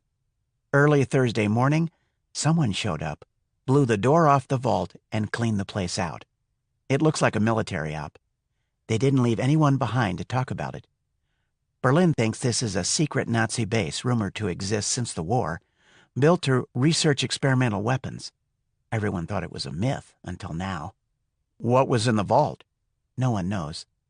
The only things left behind were files, inventories of jewelry, gold teeth, wedding rings, and other property stolen from Holocaust victims, all neatly cataloged. Carter thought about that. Gold teeth and wedding rings. Who could fathom the pathological cruelty of the Nazi mind? Harker continued. Inside the vault were 2 mummified bodies in World War II German naval uniforms. They'd been shot at close range with a pistol. One of them had ID that showed they came off a submarine, U-886. "Do you think this is what Dysart was referring to in his email?" "It must be. There's not much happening in Antarctica. The email said the key to Parsifal had been found there, whatever that is." "How do we use the Antarctica connection?" Nick tugged at his ear. "We need more data." Harker's pen tapped. Nick wanted to snatch it from her and break it in half. His head was throbbing. The room vibrated with a faint light. "What about the sub those mummies came from?" Ronnie said. "Why was it there? If we knew that, we might know why someone came back years later and took out that research station. That's pretty cold, killing a bunch of civilian eggheads studying penguins and snow." "We have the number of the sub." Harker tapped her pen. "There should be records, maybe an action report. Almost all the U-boats have been accounted for. We could start by tracking it down." "That's easy. We can Google it." Stephanie got her laptop and plugged it in. It booted up and routed through the mainframe sitting in the other room. Steph tapped keys and entered a search. In a few seconds, the display screen showed a numerical list of all Nazi submarines. She clicked on U-886. U-886 was listed as a Type 9 D2, built in July 1944 by A.G. Vesser at the Bremen yards. She'd been sunk with depth charges by a British destroyer on 22 February 1945. Stephanie pulled up the Admiralty report. The coordinates of the action placed the sub's grave at 15 miles east and south of Mar del Plata on the Argentine coast, on the continental shelf in 35 fathoms of water. Elizabeth coughed. "It looks like they were running for Argentina. Type 9 D2s were converted to carry cargo. They must have had something on board." "Or they left something behind," Nick said. "If the sub was carrying something away, wouldn't they have taken the crates with the paintings?" "Why leave anything in Antarctica? The war was almost over, and they were heading for safety." Selena looked at the screen. They couldn't have planned on coming back any time soon. Nick thought. "They killed 2 of their own. Why would they do that?" "Only one reason makes sense," Ronnie said. "Whoever shot those guys didn't want them talking about what was in the vault." "And the paintings were outside, not in the vault." Stephanie picked it up. "So whatever was in there was more important to the Nazis than a bunch of old masters. That's got to be something pretty special." "Whatever it was, they never came back for it," Ronnie said. "Until a few days ago." Harker tapped her pen, set it aside. "Why not before?" "Maybe they didn't know where it was." Ronnie cracked his knuckles. "Maybe the location went down with the sub. When the scientists found it, someone jumped on it before the German government could step in." Harker frowned. "That means someone would have to monitor transmissions from the Antarctic or have deep contacts in Germany. Then they would have to mount an armed expedition and get it on site in less than a day. That's pretty sophisticated." The pen came out again, tapping. "Steph hasn't been able to track the other end of those emails yet. It might be worth it to see if there's anything left on that sub. Something that could tell us what Dysart was referring to." "If we can find it," Nick said. "Even if we could, there's not going to be much left. It's a waste of time." He didn't usually argue with Harker, but he was tired. The headache was stabbing him in the back of his left eye. He felt nauseous. She looked at him. "Do you have a better idea?" "No, but it sounds like a wild goose chase to me." "We've got the coordinates in the action report. It's a long shot, but if we can find the wreck, I think it's worth a try. It's the only direct connection to Antarctica and whatever happened there. The only connection to Dysart." "How are we going to get it?" "We'd have to dive on it. You must know someone, Nick." "As a matter of fact, I do know someone. Ronnie knows him too. His name is Lamont Cameron. He just got out of the SEALs." Ronnie nodded. "Shadow? He'd be perfect." "Shadow?" Harker's pen stopped moving. "His mom named him after Lamont Cranston," Nick said. "The Shadow on the radio show. That's how he got the nickname." "Can you get hold of him?" "Probably. His mom lives in D.C. She would know where he is. I can track him down, but I still think it's a waste of time." Harker looked annoyed. "Do that. If he's interested, brief him and bring him here." "What did Arslanian's flash drive have on it?" "It's encoded. Steph hasn't cracked it yet." Later, after he'd gone upstairs, Nick sat on the edge of the bed. His head was splitting. The stitches on his leg were inflamed and sore. He ached from being blown down twice in almost as many days, and he was jet-lagged from the air journeys. His left hand was painful and stiff. He didn't know if he should lie down or throw up. I'm getting too old for this, he thought. Not for the first time. Selena sat down on the bed. The movement made his stomach turn over. He reached the bathroom just in time. When he came out, Selena helped him undress. The last thing he remembered was the feeling of her slipping into bed beside him and the warm curling of her naked body against his. Chapter 38. Ronnie and Nick met Lamont Cameron at a bar popular with past and present members of the various SOCOM units. It was crowded. It smelled of stale beer and overcooked frankfurters. No one ever came there for dinner. Lamont looked good for pushing 40. His head was shaved and smooth. His skin was dark reddish-brown, the color of fresh ground coffee. His eyes were an odd pale blue, a genetic trait inherited from his Ethiopian ancestors. He had even features, square cheekbones, and an aquiline nose. A thin, jagged ridge of pink scar tissue cut through one black eyebrow and across his nose, a souvenir from Iraq. He'd left the SEALs as a Master Chief. In the SEALs, that was a real accolade.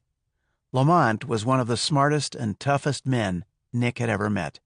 He was at a table in the back. He stood up as they approached. The three men high-fived. "Hey, Nick, you look a little rough around the edges." "Yeah, good to see you, too." Lamont signaled the waitress. "Double Jamesons for me," Nick said. "Soda back." "Coke, with a lime if you got it," Ronnie told her. Ronnie didn't drink. On the reservation, he'd seen what it could do. Lamont held up his half-empty bottle. "Another bud."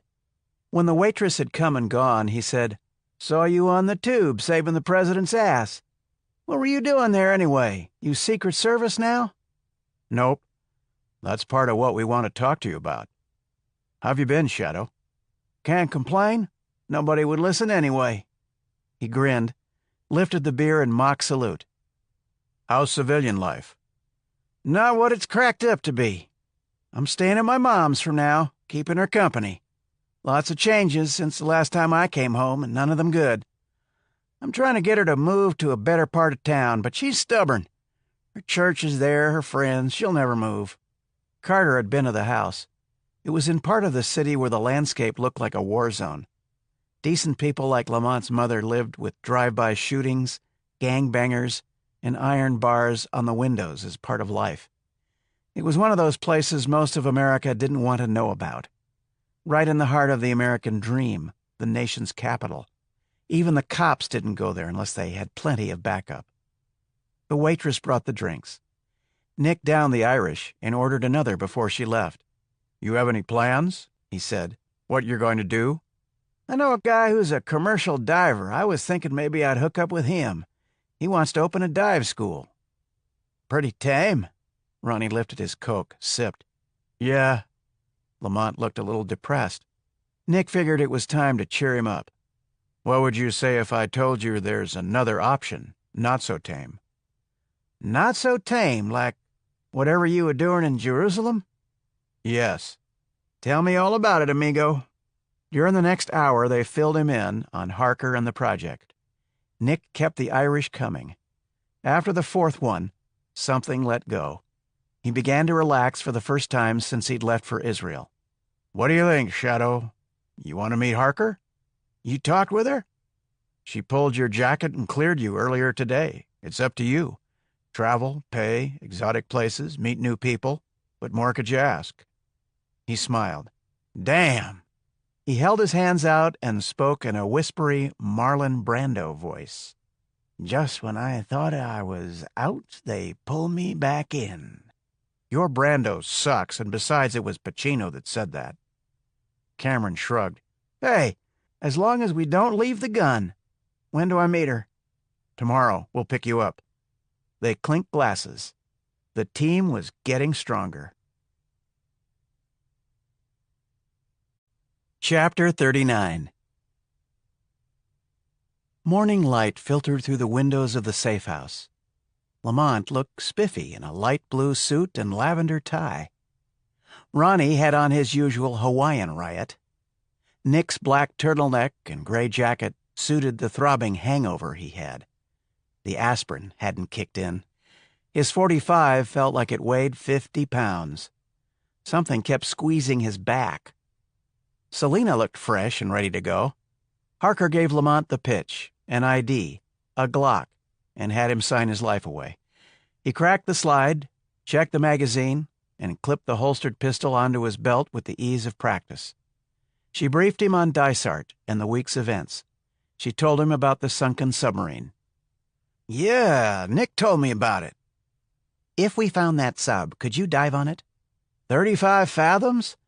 That's 210 feet down. Sure, straightforward, unless there are bad currents and poor visibility. That deep you should have a partner, but you're going to have to go it alone. He doesn't have to go alone. It was Selina. I've got enough experience. I've been deep before. Something made Nick say, "Is there anything you can't do?" His headache stabbed him. There was a brief silence. Selina's face closed down. Lamont's expression was unreadable. Harker's pen stopped moving. You're an experienced diver, Selina? I've done over 100 recreational dives and 24 deep technical dives. She looked at Lamont. I know it's not the same as what you've done, but you need someone with you in case there's trouble. We're talking 70 meters, Lamont said. That's not recreational diving. Something goes wrong, it's pretty far to the surface. If something goes wrong and you're by yourself, you won't make the surface. Strong words. Lamont raised his eyebrows. She went on. We're not just talking about diving an old wreck. We're talking about getting inside it, looking for something. We don't even know what it is we're looking for. That's dangerous. You need backup. I could maybe get some ex-Navy guys I know to help out. There's no time for that, Harker said. Besides, they'd have to be vetted, cleared. It's not an option. Lamont asked Selina, You checked out with rebreathers? Yes. I've been to 350 feet with one. Steph said, What's a rebreather? It's a diving apparatus. It cycles breath and breathing gas within a closed-circuit system. We use them all the time in the SEALs. Lamont rubbed his palm on his leg. The advantage is no bubbles going to the surface if you're in a combat situation. You don't need big tanks, and you can stay down longer and deeper than with the open-circuit stuff. With the right mix, the decompression stops aren't as long. The pen started up, then stopped. Harker made up her mind. Selina's right. If you can find the sub, she goes down with you. Nick, you and Ronnie will back them up on the surface. I'll requisition a plane to take you to Mar del Plata. Take weapons. I'll clear you for entry. You shouldn't have trouble. We have an arrangement with the Argentine military, and it's friendly at the moment. They have an air base near there. Lamont said, We'll need gear. Tell Ronnie what you need. Mar del Plata is a big fishing port right on the Atlantic. It shouldn't be a problem to rent a boat down there. I'll arrange for accommodations and a vehicle. Selina, you speak Spanish, don't you? Fluently. Harker put down her pen. Any other questions? When do we leave? Tomorrow. Hey, I always wanted to see Argentina, Lamont said. Chapter 40. It was a warm October morning in the nation's capital, the sky blue and cloudless. Senator Gordon Greenwood was in his office on the Hill, thinking about an upcoming meeting with a group of deep-pocket constituents. His secretary interrupted his thoughts. Senator, Acting Director CIA is on line 2. Thank you, Addie. Greenwood chaired the Senate Intelligence Oversight Committee. He picked up his phone and activated the scrambler. Wendell, how are you? Fine, Gordon. A beautiful day out there, isn't it? Have you got a minute? Senator Greenwood knew Wendell Lodge well. The two men often played together at the elite Bull Run Country Club overlooking the Civil War battleground. From the club, it was possible to see the spot where General Jackson had stood, immovable as a stone wall, the air around him filled with mini-balls and grape shot. At Bull Run, the mini-balls had been replaced by golf balls, arcing toward the blue sky. CIA was political. Hearings were coming up to move someone into the director's slot, and Wendell Lodge wanted the job. No one would get to the director's office at Langley if the senator decided to oppose him. It didn't hurt Lodge's chances that he and Greenwood were Yale classmates, and members of Skull and Bones. All the same, a little shared information of the right sort went a long way. There were lots of ways to get information in Washington. It came down to who you knew. In the capital, power was the name of the game, and information was the currency of power. You needed money, a lot of it, but information was the more valuable commodity. Lodge said, "There's something that needs your attention as chairman of the committee." "Oh? Are you briefed on the project?" Greenwood allowed a small laugh. There wasn't much he didn't know about the intelligence community. "You mean the president's attempt to circumvent your agency?" "That's the one." Lodge considered his next words. "I know the director of the unit, Elizabeth Harker. One of her people was in Jerusalem. You probably saw him on TV, shooting the man who went after Rice." "Yes, I know about Harker." "I've just learned she sent her team to Argentina on some covert mission. She's acting under Rice's authority. I thought in your capacity as chairman, you might be interested in knowing about it. I'm getting a bit tired of her antics. She stepped into my bailiwick before, and when she does, she makes a lot of trouble." "Where in Argentina, Wendell?" "Their flight plan ends at an Argentine air base near Mar del Plata on the Atlantic coast. They took diving gear, weapons, and underwater communications equipment. I don't think they're down there for a vacation." Greenwood sipped from a glass of water on his desk. "If Rice and Harker are in collusion about something and hiding it, a look by the committee into what's going on might be in order." "My thought exactly, Gordon. Right now Rice is riding the popularity generated by that bomb in Jerusalem, but that won't last. If public hearings turned up presidential involvement with questionable covert operations, it wouldn't hurt your potential candidacy any. It might even help us get you nominated and into the Oval Office. There's a strong sentiment you would make a good candidate. You know you can count on me." "I appreciate your call, Wendell. Let's get together at the club next weekend." "I look forward to it." Greenwood set the phone down and looked out his window. After a moment, he picked up the phone again and dialed. On the 7th floor at Langley, Wendell Lodge placed another call, this time to South America. Chapter 41. Carter looked out the window at the endless canopy of jungle greenery passing below. They were somewhere over South America. He didn't like this mission. He didn't like deep water. He always imagined something with teeth waiting for him under the surface. Lamont, on the other hand, had probably been born with flippers and a mask, and if something with teeth tried to bother him, Nick was pretty sure he knew who'd win. He wasn't worried about Lamont. Selina was a different story. He didn't want to worry about Selina. He told himself it would be different if she'd come out of an intelligence or military background. It would be different if he'd never slept with her. It would be different if he'd never met her. It pissed him off having to worry. He had to hand it to her. Not many people would jump at the chance to dive on a Nazi wreck 200 feet down. He glanced over at her. She was reading an article on gender-specific phrases in Proto-Indo-European languages. Nick had been reading a mystery about a wisecracking detective couple in Boston that hung out with a psychopathic sidekick.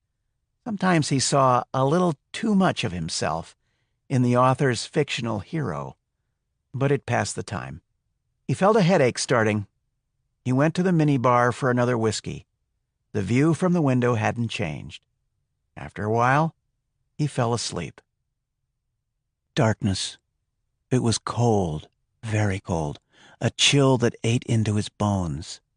He was in a small room, pitch black except for a dull, reddish glow coming from somewhere. In the glow, something was lying on the ground. He wanted to see what it was, but he didn't want to see either. He went over to it. It was a corpse, dressed in a naval uniform, a seaman. He turned it over. The face was dried and sunken in on itself, eyes open and glazed. The pupils were splotched milky white. The skin was brown and dry and shrunken like old leather. The lips were pulled back in a horrible smile. Stained teeth grinned at him in the eerie light. He stepped back, afraid. The light came from a box glowing dark red in the darkness. He knew he had to see what was inside. He forced himself to walk to it and place a hand on the lid. Then the lid was open, and he was looking at his own severed head. He screamed. Nick! Selena was shaking him. Nick, wake up! He opened his eyes. The sound of the engines droned outside the window. The endless jungle canopy passed below. She sat down next to him. You were having another nightmare. Nick rubbed his face. God, I hate these. I know Israel was rough. She rested her hand on his arm. I've been thinking about you, about these nightmares and headaches you're having. He looked out the window. I don't know what to do about these dreams. It's getting so I don't want to go to sleep. You haven't been getting much sleep. Maybe that's part of the problem. Catch-22, huh? Maybe you ought to think about seeing somebody. Like a shrink? No, not a shrink. A counselor. Someone who could help you deal with the stress. You think I'm stressed? She laughed. Are you kidding? Your week wasn't exactly relaxing. Wasn't boring, though. You know about PTSD. You know you've got it. If you talked with someone, it could help. You want me to see someone? Yes. I'll think about it. There's something else. You're drinking a lot. He'd been about ready to get another drink when she said that. You think I'm drinking too much? He started to get angry. It came out in his voice. Let me see if I got this right. You think I need a shrink and that I'm drinking too much. Anything else you want to say? Not a shrink. And yes, you're drinking too damn much. And no, there's nothing else. She got up and went back to her seat. Nick got his drink and looked out the window. He looked at the whiskey in his hand and set it down. His head hurt. Chapter 42. Tourist brochure is called Mar del Plata, the Pearl of the Atlantic. From the air, it didn't look much like a pearl. The city was gray and bleak under overcast skies. The plane banked out over the water on final approach. Below them, a scimitar of smooth sand sliced into the cold, white-capped waters of the Atlantic. A long, unbroken crescent curve of beach ended in a rocky cape, jutting out into the ocean. Miles of hotels, houses, beach cabanas, and high-rises lined the shore. In the summer tourist season, thousands of people would come here and pack together like sardines on the beach. Now, it was mostly deserted. Selena's Spanish charmed the suspicious Argentine major, who met them at the air base outside of the city. His eyes kept going to her breasts. He gave her his phone number. The diving gear weighed several 100 pounds. It was packed into 4 bulky aluminum cases. A 5th case held weapons. Personal things were stuffed into 4 black bags. The team loaded everything into a dented white van and headed into town, trailing blue exhaust smoke behind. The house Harker had secured was 8 blocks from the beach. They took the gear inside. Heavy, dark furniture covered in brown fabric and cracked leather weighed down the rooms. The house smelled stale, of shut-in dust and old cooking. Dark brocade drapes covered the windows. It was like stepping back into the 19th century. The team gravitated to the kitchen and gathered around a large table. Lamont spread out a chart of the waters off the coast. He gestured at the chart. This whole area is called the Argentine Sea, he said. He'd marked a small X where the British Admiralty report stated the sub had gone down. The coastal shelf goes out a ways and then falls off big time, thousands of feet deep. Doesn't look like we're going to run into anything unusual, but we're dealing with the Falkland Current. It's strong. At that depth and 15 miles offshore, it will be a factor. Lamont spread a large blueprint of a Nazi submarine over the chart. The U-boat was huge, almost the length of a football field. The drawing showed one large deck gun forward and two twin 20mm anti-aircraft guns mounted on the deck aft of the conning tower. These plans are for a Type 9D. They were used as command vessels for the Wolfpacks in the early days of the war. After the Nazis took France, they built radio transmitters on the coast to take over command functions, and most of the Type 9s were converted to carry cargo. He ran his hand over the plans. The one we're looking for is a D2. It's the same as this, except the engines were better, and the Germans took out the torpedo tubes to make space. There could be something in the aft or forward storage areas. Even if we find the sub, there may be no way to get inside.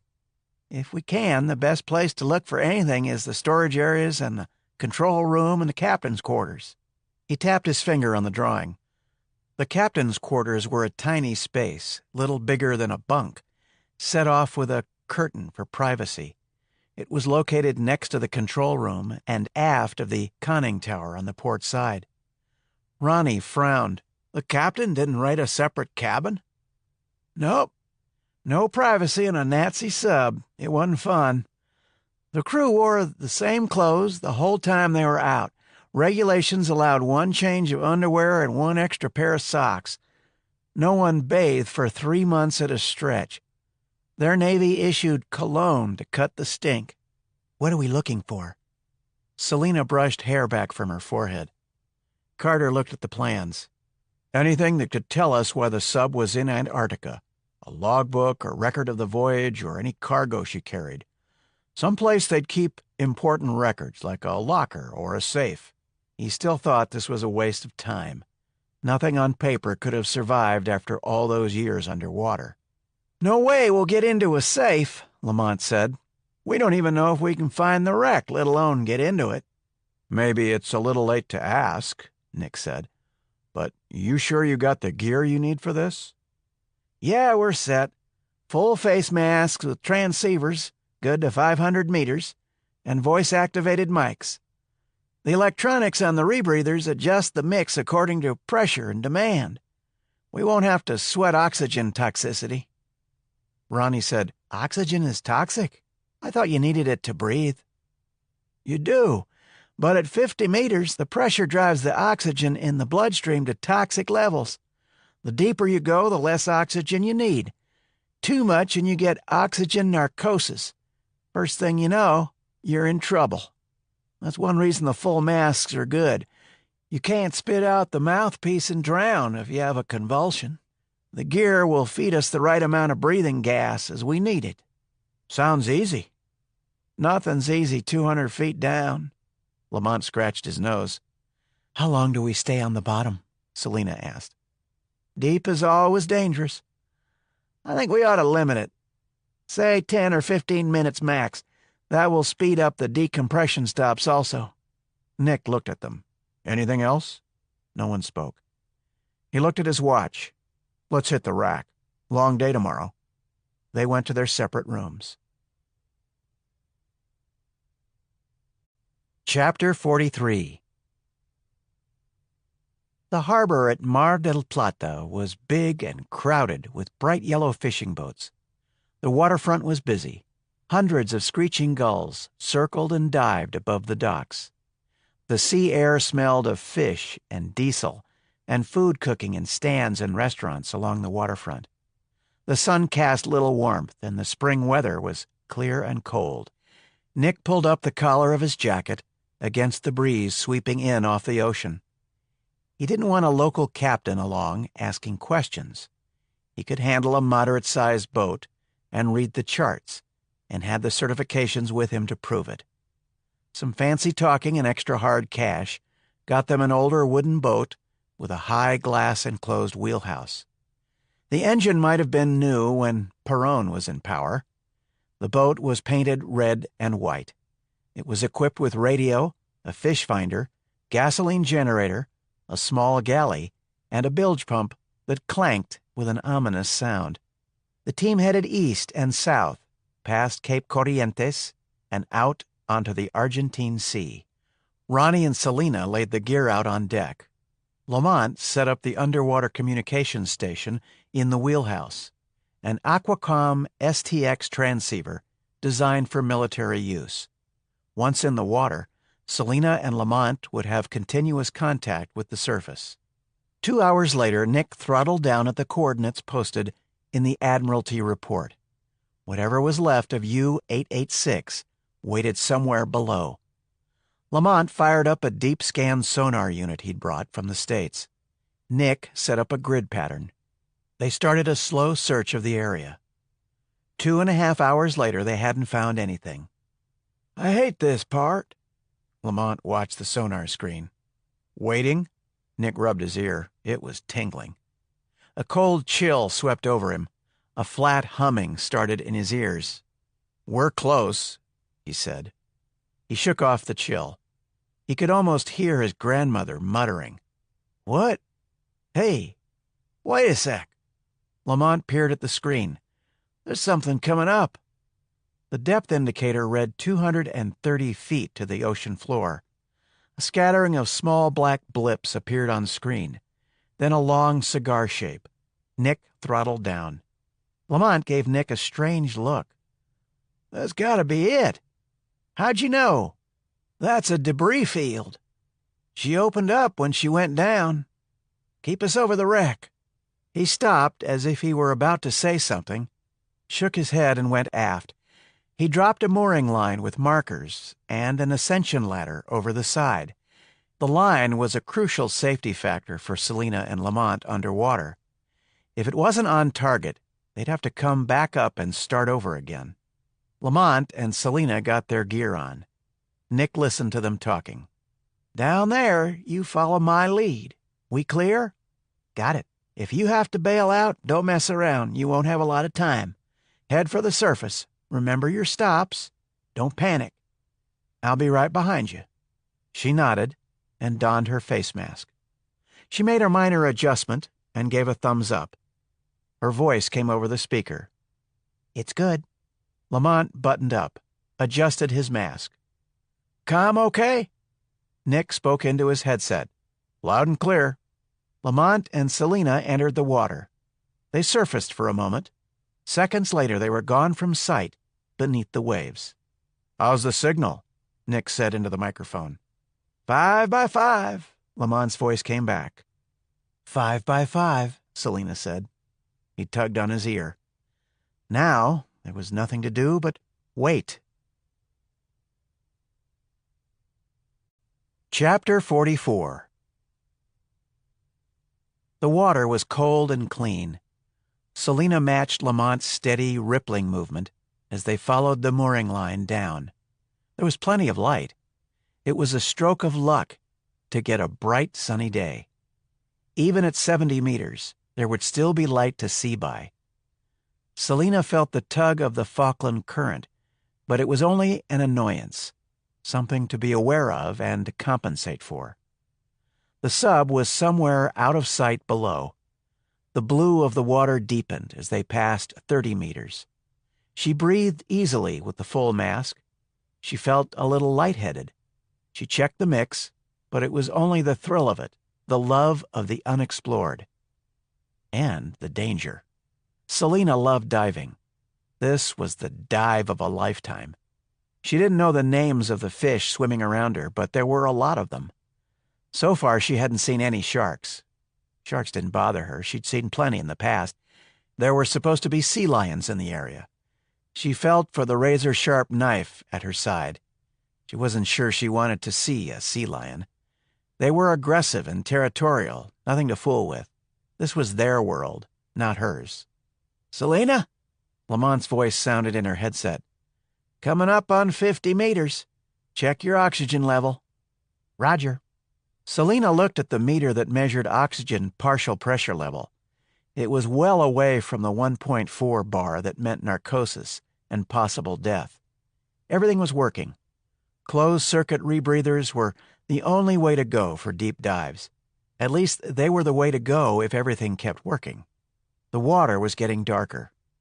Bits of floating sediment drifted all around. The seafloor came into view. Selena began to see objects scattered about. A layer of greenish-brown silt covered everything, softening the outlines of debris spewed from the submarine when she'd plunged to her death. She saw a cook stove lying on its back. A large and ugly fat-lipped fish peered out at her from the open oven. Selina thought of pans of eggs and sausage and soups and cakes being cooked on that stove. They swam over a scattered string of phallic shapes, artillery shells for the guns. There were box-like outlines, unidentifiable mounds. Then, a pair of boots, the toes splayed outward. She wondered what his thoughts had been, this German seaman, in those last seconds when the water rushed in. The hulking ruin of the sunken submarine emerged from the blue-green gloom of the deep. Ghost-like and silent on the ocean floor, U-886 still looked like the menacing predator she had once been.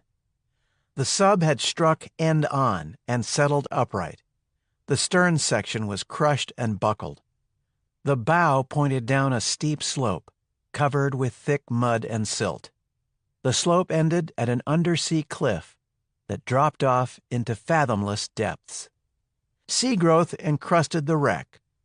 Bizarre clumps and shapes hung from the railings and guns. Pale yellow fronds and long green streamers trailed in the current. The seafloor around the submarine was stained reddish-brown from rust, as if U-886 had bled to death in her final agony.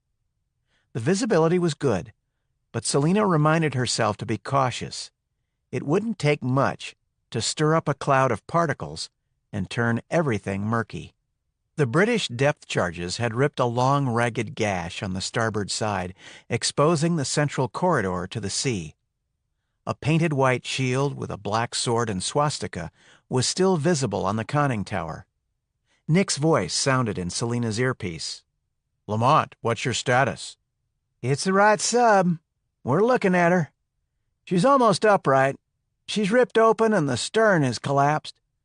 We're not going to find anything aft. The central section looks accessible. I'm going to take a look now." "Roger that. Selina, you okay?" "I'm good. You should see this. There's a painted badge on the tower, sword and swastika on a white shield." Most of the U-boats had badges. They identified the boat and her crew. Lamont and Selina reached the breach in the hull and turned on their lights. The bright white beams lit up the dark interior of the wreck. Cables and wires hung down and swayed in the current, their crisp outlines blurred by sea growth. Fallen pipes lay rusting on the deck. Selina's light cast strange shadows inside the sub. If this were a recreational dive, she'd never have thought of going in. The opening into the hull was jagged and sharp.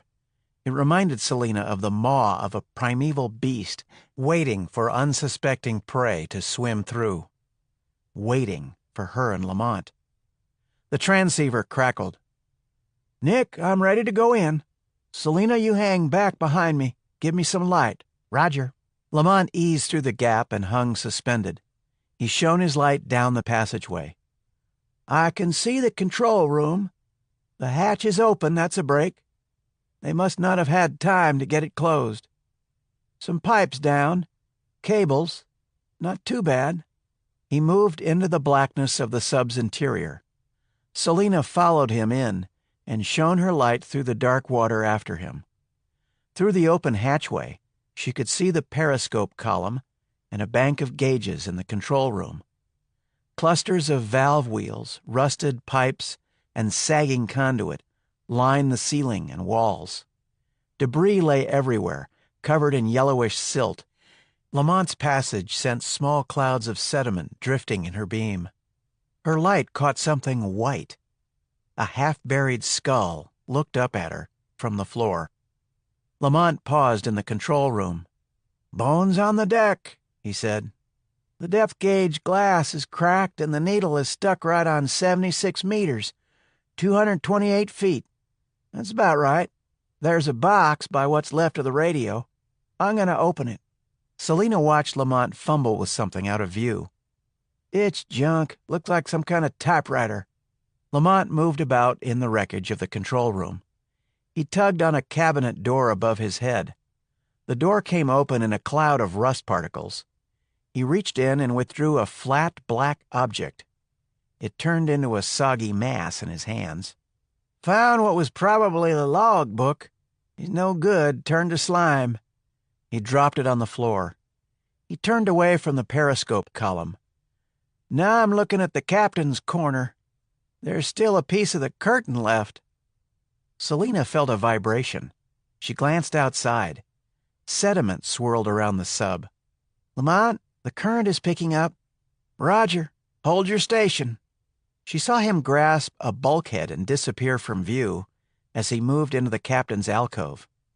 Lamont shone his light around the confined space. A disjointed skeleton lay on the floor. Fragments of dark cloth clung to the bones. The empty sockets of a narrow skull gaped up at him, the lower jaw fallen away. The legs still wore high leather jackboots, turned a soggy brownish green. Something poked through the white bones. Lamont reached down and pulled it out, brushed silt aside. It was a brown oilskin pouch. He placed it in the bag hooked on his belt. The sub moved. The delicate balance keeping U-886 in place for so many years had been disturbed. Lamont, the sub's moving. Get out. Selina tried to keep the fear out of her voice. Roger. The submarine groaned and tilted. Selina braced against the movement. Pipes broke away from the ceiling, and Selina saw one strike Lamont on the head. A sudden thick cloud of particles blocked her view. Lamont? Lamont, talk to me. There was no response. Selina, what's going on? Nick's voice came over her headset. The sub moved. Lamont's hurt. He's not answering. I'm going in after him. For Christ's sake, be careful. Talk to me, Selina. Let me know what you're doing. Fear flooded her body, and her heart began thumping in her chest. She forced herself to slow her breathing. With more than 200 feet of water above her, too much breath could be fatal. I'm going in. I can't see much. Too much stuff in the water. I can't see Lamont yet. There are pipes and cables down, but I can get past them. She pushed a tangle of wires aside, death traps moving about in the murk, like slime-covered spiders reaching for her. Talk to me. Nick's voice was calm, soothing. Take your time. Lamont's gear will keep him alive. Don't rush. A couple of pipes came down in the corridor, but I think I can get through them.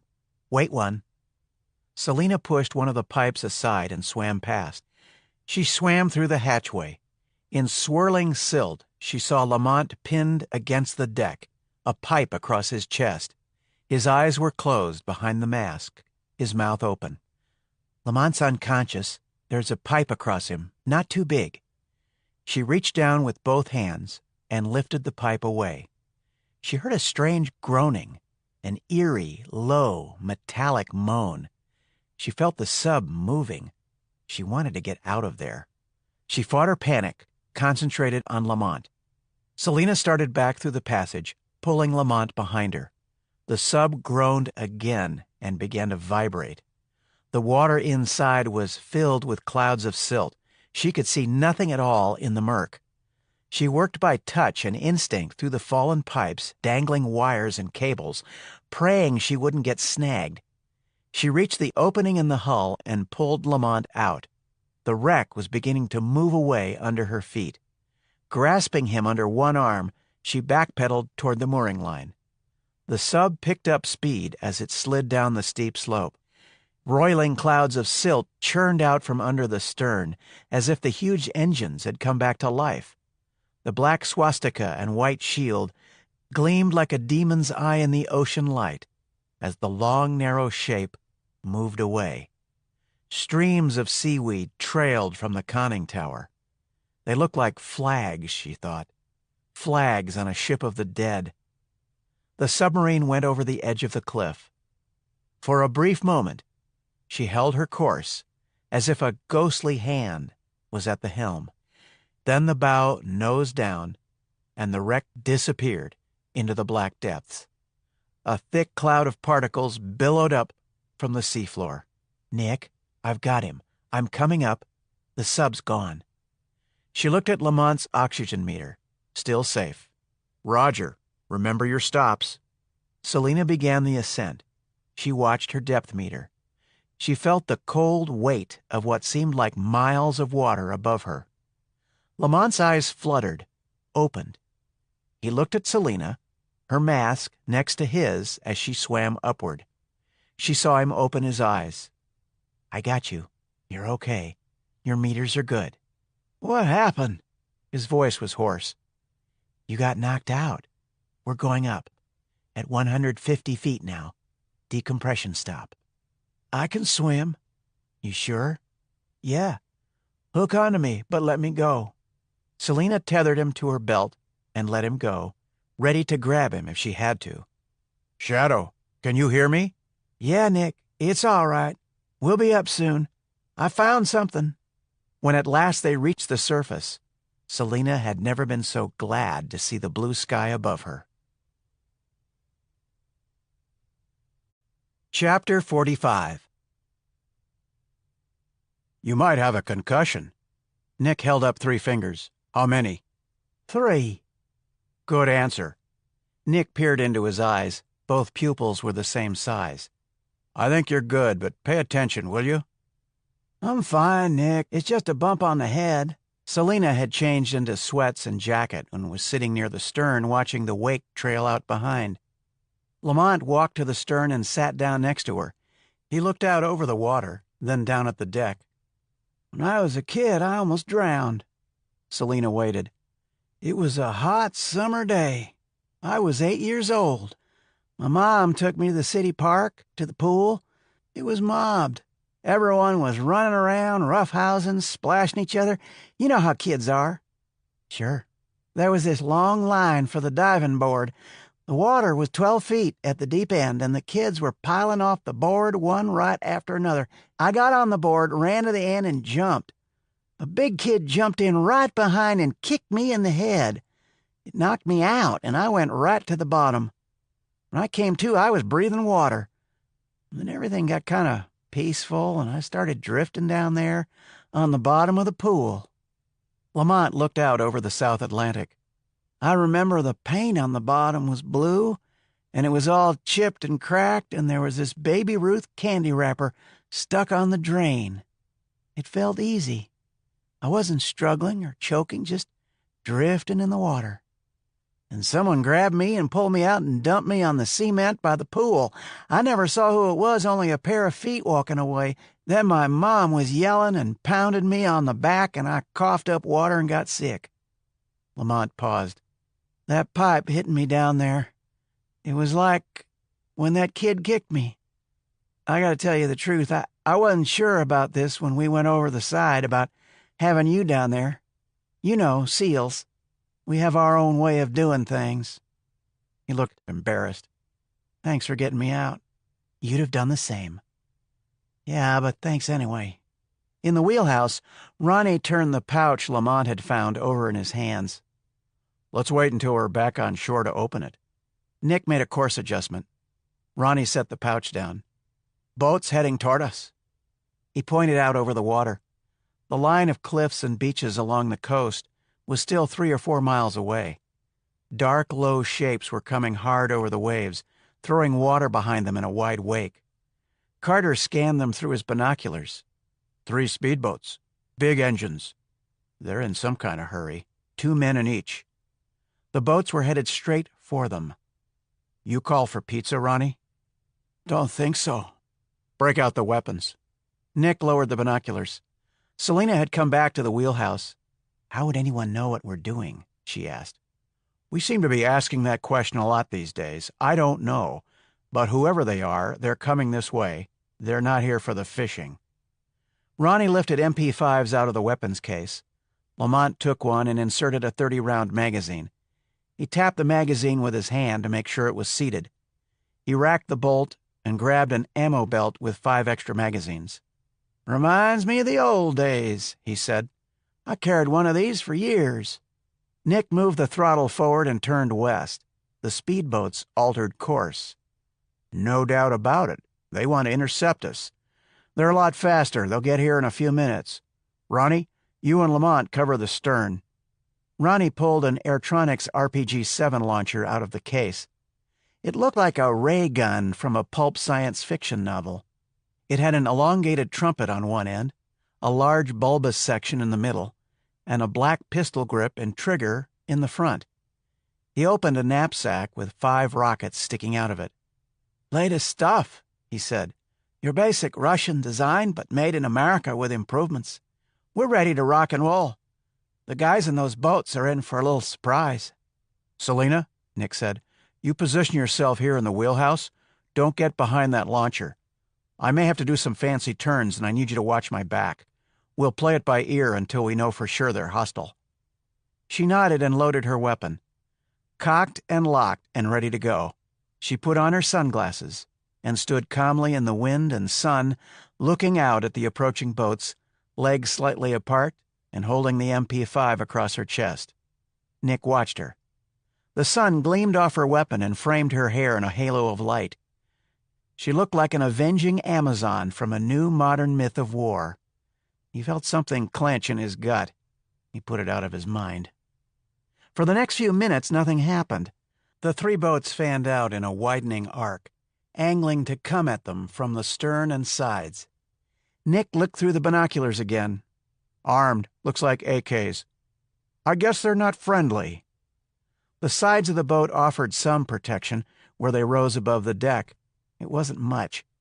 Ronnie and Lamont crouched behind a large metal fish locker near the stern. The lead boat closed, and the passenger lifted his assault rifle and fired. Splinters flew from the fantail. Ronnie and Lamont opened up. 2 of the boats thundered by on each side of the wheelhouse. The roar of their engines blotted out the sound of AKs firing from the cockpits. Nick and Selina ducked. The wooden frames of the wheelhouse turned to splinters. The windows shattered into 1,000 bits of glass. Selina stood up when the boats had passed and fired after them. Nick gripped the wheel and pushed the throttles to the firewall. 2 of the attackers veered off into another turn. The 3rd boat crossed in front and raked the wheelhouse. What little glass that was left disappeared. Selina waited until it was past, then emptied her magazine. The bullets made a trail of spouts up to the stern of the speeding boat and into the rear. The gas tank exploded. The boat skewed left and stopped. Black smoke roiled skyward as the burning craft sank by the stern. The 2 men in the boat were screaming, engulfed in flame. Nick tried to ram one of the pursuers. The boat roared past. Aft, Lamont let off short, steady bursts. Ronnie picked up the launcher. The 2 remaining speedboats came in for another run. Bits of wood flew all around. Bullets smacked into the metal locker and whined away. Ronnie knelt with the launcher and fired. The rocket shot from the tube in a trailing curl of white smoke. It passed over the lead boat and was swallowed in the water beyond. "Damn," Ronnie said. He loaded another. Selina slammed in another magazine. Lamont was firing. Nick spun the wheel to port and the boat heeled over. Ronnie lost his balance and slid across the deck. He recovered, stood up, and zeroed in on one of the boats. This time the rocket went straight in. The boat disintegrated in a billowing black and orange fireball. The 3rd boat turned and raced for shore. Ronnie took careful aim and fired another rocket. It streaked toward the last attacker and blew the craft out of the water. A body flew into the air and splashed into the waves. What was left of the boat sank in seconds. As they passed over the spot, there was nothing to see but fragments of fiberglass and a slick of burning oil floating on the surface. Carter throttled down and headed for Mar del Plata. He kept one hand on the helm and looked around.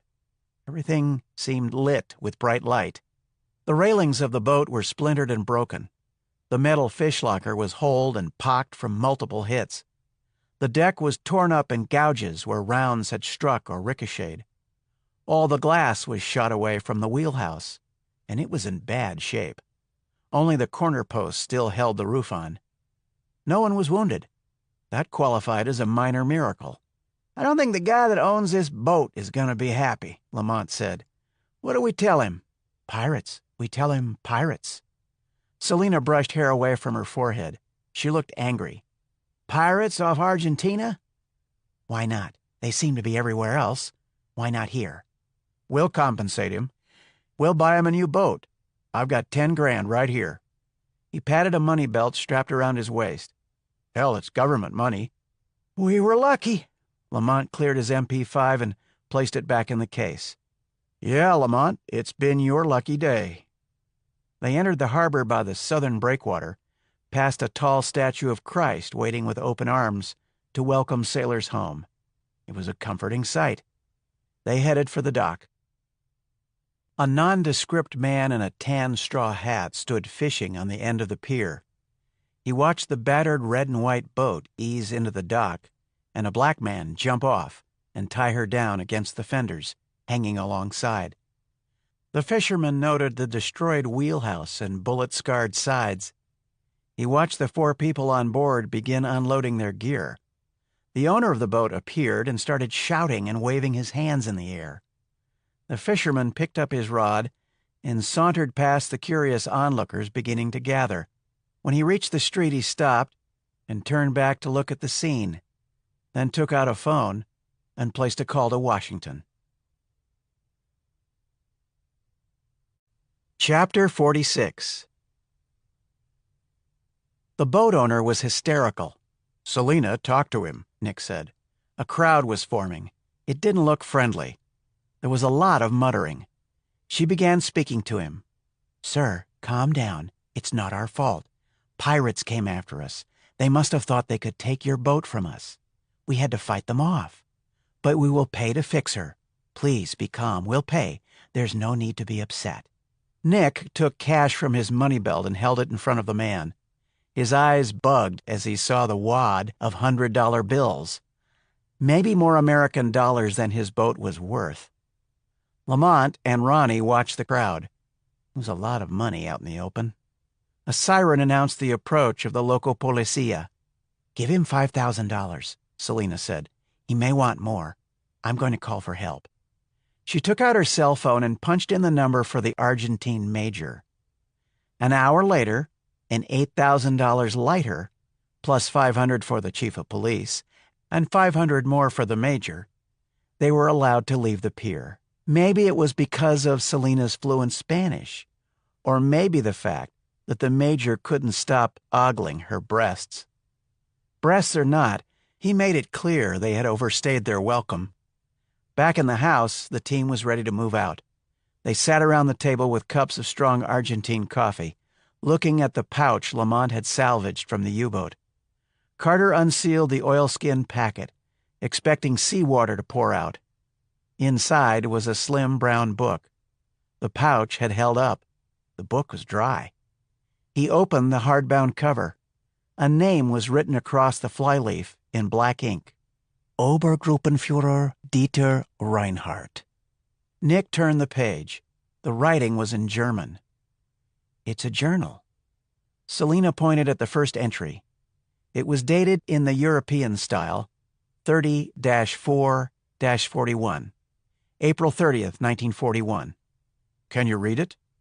Nick thought about how she'd look standing on the deck of the boat just before they were attacked, the sun shining off her hair and the metal of her MP5. Yes.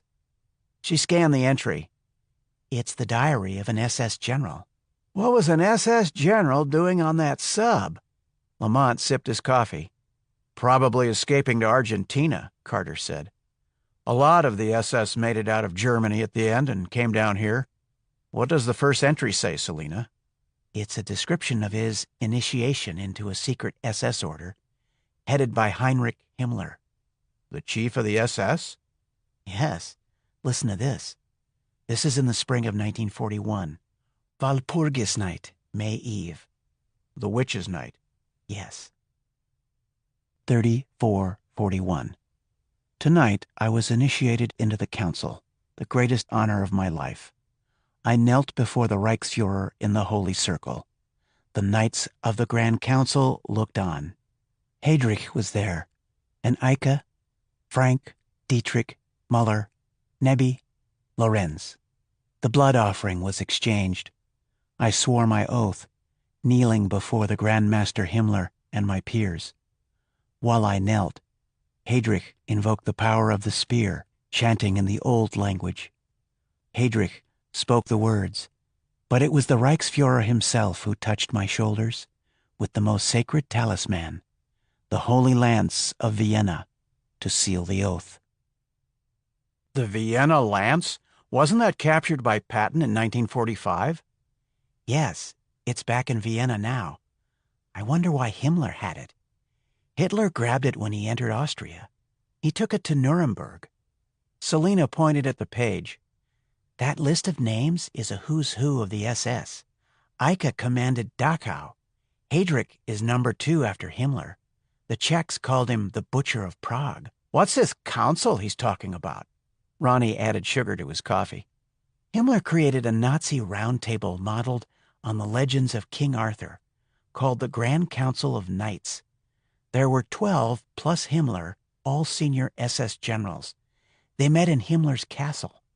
How do you know this stuff? Nazi knights? Nick tugged on his ear. Just something else I know. He remembered his wise-ass comment about her knowing everything.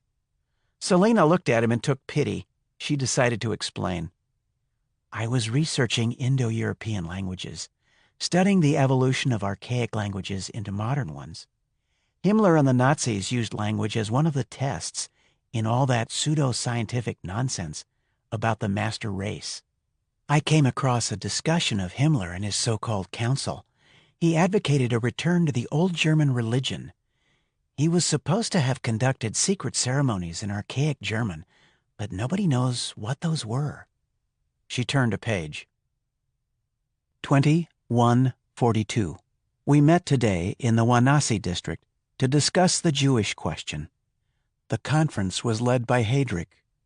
He was inspiring, pointing out that the conference would resolve fundamental questions of organization, transportation, and coordination of efforts between all of us to achieve the final solution. Our aim must be to cleanse the fatherland and all the territories the German people will occupy in the future of the corrupting stain of the Jews. It was decided to accelerate the transportation of the Jews to the east, where facilities for work and re-education are available, and they can receive special treatment. He's talking about the death camps. Lamont set his cup down. Special treatment was Nazi speak for the gas chambers. There's a list of people who were there, Selina said. SS big shots and Nazi party officials. He says the notes were taken by Adolf Eichmann. Skip ahead, Selina. See if anything jumps out at you. She turned a page. 4642. A great night has fallen. Heydrich was brutally attacked in Czechoslovakia. He struggled bravely with his wounds, but succumbed to poisoning of the blood. They will pay. The guy who wrote this was a real piece of work. Ronnie gestured at the book. Heydrich was a psychopath. The Nazis burned a whole town of people alive in retaliation for Heydrich's death.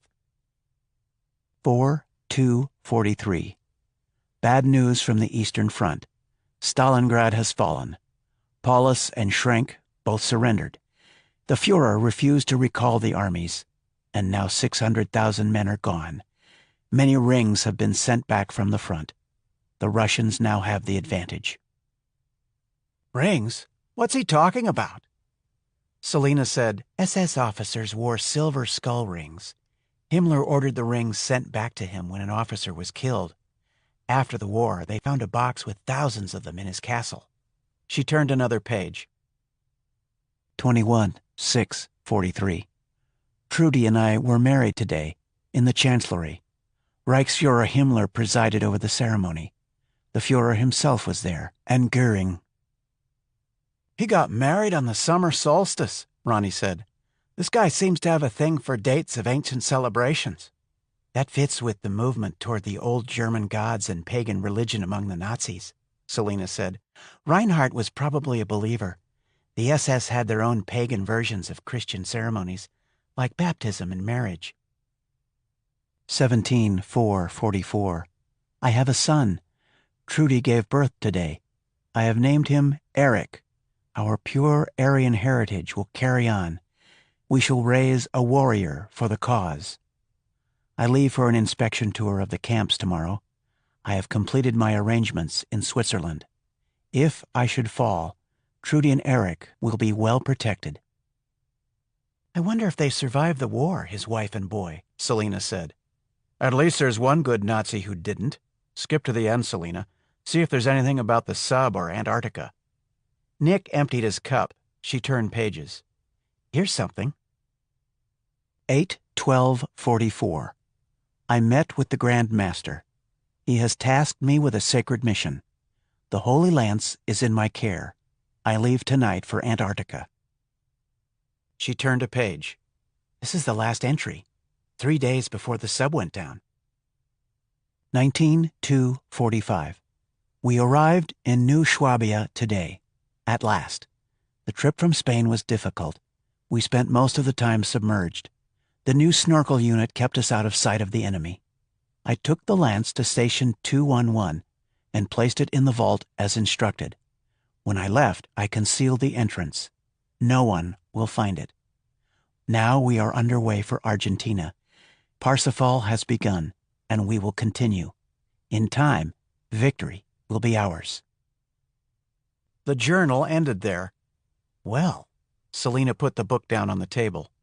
Now we know what the submarine was doing in Antarctica, hiding the Vienna Lance.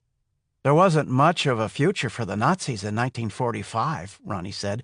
"Why go all the way to Antarctica to hide a Christian relic? Who's Parsifal?" Selina said, "Parsifal was a knight who sought the Holy Grail. Wagner wrote a whole opera about it. Parsifal had to retrieve the Holy Spear from an evil magician named Klingsor. That must be what Dysart's email was about. The spear, the lance. That's the Antarctica reference, and Parsifal is some kind of code name for whatever is going on." "I don't get it." Lamont rubbed the bump on his head. "What's the big deal about this spear?" Selina brushed her hair back. "It's supposed to be the spear that pierced Christ's side on the cross. Sometimes it's called the Spear of Longinus, after the Roman legionnaire who wielded it. It's said to have mystical powers because it was bathed in the blood of Christ. There's a legend that whoever has it will rule the world. All the great conquerors of Europe carried it, starting with Charlemagne. The Holy Roman Emperors, Barbarossa, Frederick the Great, people like that. That's why Hitler wanted it." "Napoleon?" "No, it was hidden from him. Then it ended up with the Habsburg Emperor." "But Patton's army found it, didn't they? So how could it be in Antarctica?" Lamont picked up his empty cup, set it down. "They found something that looked like the one Hitler stole in Vienna," Selina said, "but there have been tests on it since then. It's no older than the 6th or 7th century CE. It couldn't have been the actual spear at the crucifixion. It does have a 1st century piece of iron attached to it that's supposed to be a nail from the true cross." "Then what's this one, the one he's talking about in the journal?" Lamont asked. "According to that diary, Himmler used the lance for his Council of Knights," Carter said. "I don't think Hitler would have let him do that. Himmler could have made a copy to fool Hitler and taken the real one." Selina picked up the diary, put it back in the pouch. "There have been rumors for years saying the lance Patton found is a copy and that the Nazis hid the real one. Maybe it's true." Ronnie peered into his cup. "So when Himmler sees that time's up for the Third Reich, he sends one of his generals down to the South Pole to hide the lance in a secret base nobody knows about?" Selina stood up and went to the stove, poured herself some more coffee. "The journal says they will continue. He's talking about his Nazi council. Do you think they could still exist? Could they be behind the attack in Antarctica?" She set the pot back on the stove. "There are plenty of Nazi groups," Nick said. "None so organized they could intercept information sent to Berlin and mount an armed expedition within hours." "None that we know about," said Lamont. "Someone knew the Vienna Lance was in that vault. They must not have known where it was until the research station notified Berlin. When they found out, they went and got it. It's like they were waiting." "Waiting for almost 70 years? That's too weird." He stood up. "We need to get back and get this to Harker." As they walked out to the van, Nick touched Selina on the arm. He had to say it. "You were good out there today. I'm sorry for that crack I made about everything you know how to do. I don't know why I said that. If you hadn't been down there, Lamont would have died." Is that an apology? Maybe you're right about talking with someone. Maybe we both should. You're not the only one on the edge. 2 hours later, they were in the air. Chapter 47. It was a pleasant evening. The windows of the safe house were cracked open. A cool night breeze brought the pungent scent of burning leaves from somewhere. Nick tried to relax on the couch. A ceiling fan turned above. Selina sat across from him in a wingback chair. "We have a lot to talk about," Harker said. "Stephanie broke the encryption on Arslanian's drive." "I figured out most of it," Stephanie said. "Arslanian was researching the Holocaust. He visited Germany 2 weeks before he was killed and found documents written by Himmler. They were stashed away in one of the old Stasi archives in what used to be East Germany. He scanned them, and that's what's on his drive." "Stasi?" Lamont said. "The East German secret police." Harker tapped her pen. "Kind of like the Nazi Gestapo." Stephanie said, "Himmler knew Germany would lose the war. Sometime in 1943, he prepared a plan for afterwards. He wanted to establish the Fourth Reich right here in the U.S. The plan is code-named Parsifal. It details money transfers, land purchases, deep cover agents in the U.S. and South America, and political action plans for subverting our electoral process and taking over the government." "What's the part you haven't figured out?" asked Lamont. "It's a separate piece in itself, written in runes. It's several pages." "Runes?" Selina came alive. "Nordic runes? The Old Norse language?" Stephanie nodded. "Can you bring them up on screen?" Selina asked. "Sure." Stephanie tapped on her keyboard. "Here's the first page." Selina got up and went over to the monitor. "This is Elder Futhark," Selina said. "Excuse me?" "Elder Futhark. That's what you call this variant, although it might be using the Nazi variation. They made up their own meanings for some of the symbols, like the SS lightning bolts. That's a double sig rune. The SS uses runes everywhere, on birth certificates, graves, military markings, everywhere." She squinted at the screen. "You can read it?" Harper tapped her pen. "Yes. Elder Futhark is an Indo-European language, Germanic. I had to study it during my master's program." "What does it say?" "It says, Aufruf vom Alten." It's a direct translation from modern German. "What does that mean?" "Invocation of the Old One." What's the next page, Steph? Selina studied the writing, let out a breath. "Whoa. This says, by the blood of the spear, call the Old One. With the sacred blade, prepare the circle with the blood of the sacrifice." Ronnie and Nick looked at each other. "Okay, who's the Old One?" Ronnie said. "Someone you don't want to meet," said Selina. "A demon or even Satan himself. I think we've got some kind of magical ritual here, something Himmler and Heydrich cooked up." "You think they wrote a ritual to evoke a demon? Are you serious?" "I have to read the rest of it. How many more pages, Steph?" "Another 25. There are 27 altogether." Selina nodded her head. "That fits. 27 is 3 times 9. 9 and 3 are magical numbers in the old Germanic culture, used in rituals and spells. Give me an hour and I think I can translate it all." It took her an hour and a half. I knew the Nazis and Himmler were into the occult, but this is something else. She seemed uneasy and stopped. Everyone waited for her to go on. There was a strong occultist movement in Germany. These pages are a black magic rite. Himmler created a special SS bureau to study the occult. He sent teams all over the world looking for secrets of magical power. The Nazis even used magical power symbols to call on supernatural forces. "Power symbols?" Nick finished his whiskey. The swastika is a good example. It's thousands of years old. The Nazi swastika turns counterclockwise. As a symbol, it can represent the dark side, the left-hand path, the path of darkness away from the sun. The dark side? Like Darth Vader? Ronnie shook his head. When you look at what the Nazis did, it must have worked. The ritual on these pages is about using the Vienna lance as a magical power object to ensure victory. According to this, it requires a blood sacrifice. Human sacrifice. A magical object requiring human sacrifice? Lamont looked at Selena in astonishment. I thought the lance was supposed to be something good, something associated with Christ. It seems to depend on who possesses it and what they intend to do with it. That lance was carried by the commanders of armies that slaughtered hundreds of thousands of people. People like Charlemagne and Barbarossa and Frederick the Great. There's been a lot of blood spilled under the shadow of that spear. That's a lot of psychic energy. Blood sacrifice, if you like. You believe in that stuff? Lamont asked. It doesn't matter if I believe in it. It's clear Himmler and Heydrich thought the lance was magical. If people think something is imbued with mystical power, they act like it is, Nick said.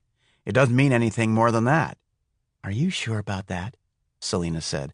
What about all those stories of miraculous events associated with the relics of saints or the like?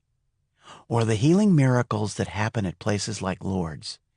Or that man down in Brazil who does operations with a rusty penknife while spirits help him out? And what about those dreams you have, the ones that foreshadow the future? That's different. How is it different? Well, you can't pick up a dream. It's not an object. Yes, but it's still mystical somehow. How can you know things that haven't happened yet? I don't know that. I just get images of things that later turn out to be connected to something in my life. Harker tapped her pen on a glass. This is all very interesting, but it doesn't get us any closer to finding out who's behind the Jerusalem bombing or why Arslanian was killed. We should be able to figure it out, Nick said. At least some of it. The documents and the diary say there's a Nazi plan for after the war, Parsifal. Arslanian found out about it and they killed him. The plan must be active and someone is following it. Dysart mentioned Parsifal, so we know he's involved. Harker set her pen down. Yes, but he's taking orders from someone else. Dysart and whoever commands him knew about the lance. Nick looked at the others. The lance was hidden in 1945. The only people who could have known that were the Nazis in Himmler's secret council. Maybe the council kept going after the war, and Dysart is one of them. If he is, someone in the council could command him. You think a secret SS order is still in business? Harker picked up her pen. It would explain a lot. If they are, we'd better find out what the hell they're planning. Chapter 48. The 13 members of the council sat at a large round table made of dark oak. The Grand Master sat in a wooden armchair like the others, the only distinction being that his chair was upholstered in black. The others were brown. The wooden box recovered from Antarctica rested on the table before him. The lid bore a golden wreath and a large swastika of solid gold set with hundreds of diamonds. The diamonds glittered in the light of the overhead chandelier. General Dysart sat on the right of the Grand Master. Next to him was Erich Reinhardt. He was the son of SS General Dieter Reinhardt, the man who had hidden the lance in the last months of the war. Reinhardt had come to America with his mother in 1948. The money concealed by his father in Switzerland had provided the capital needed to start his business ventures. Now, almost 70 years old, Reinhardt had built an industrial empire. He was one of America's largest defense contractors. His company had developed the new explosive that had brought down the mosque in Jerusalem. His device had led to the hidden base in Antarctica.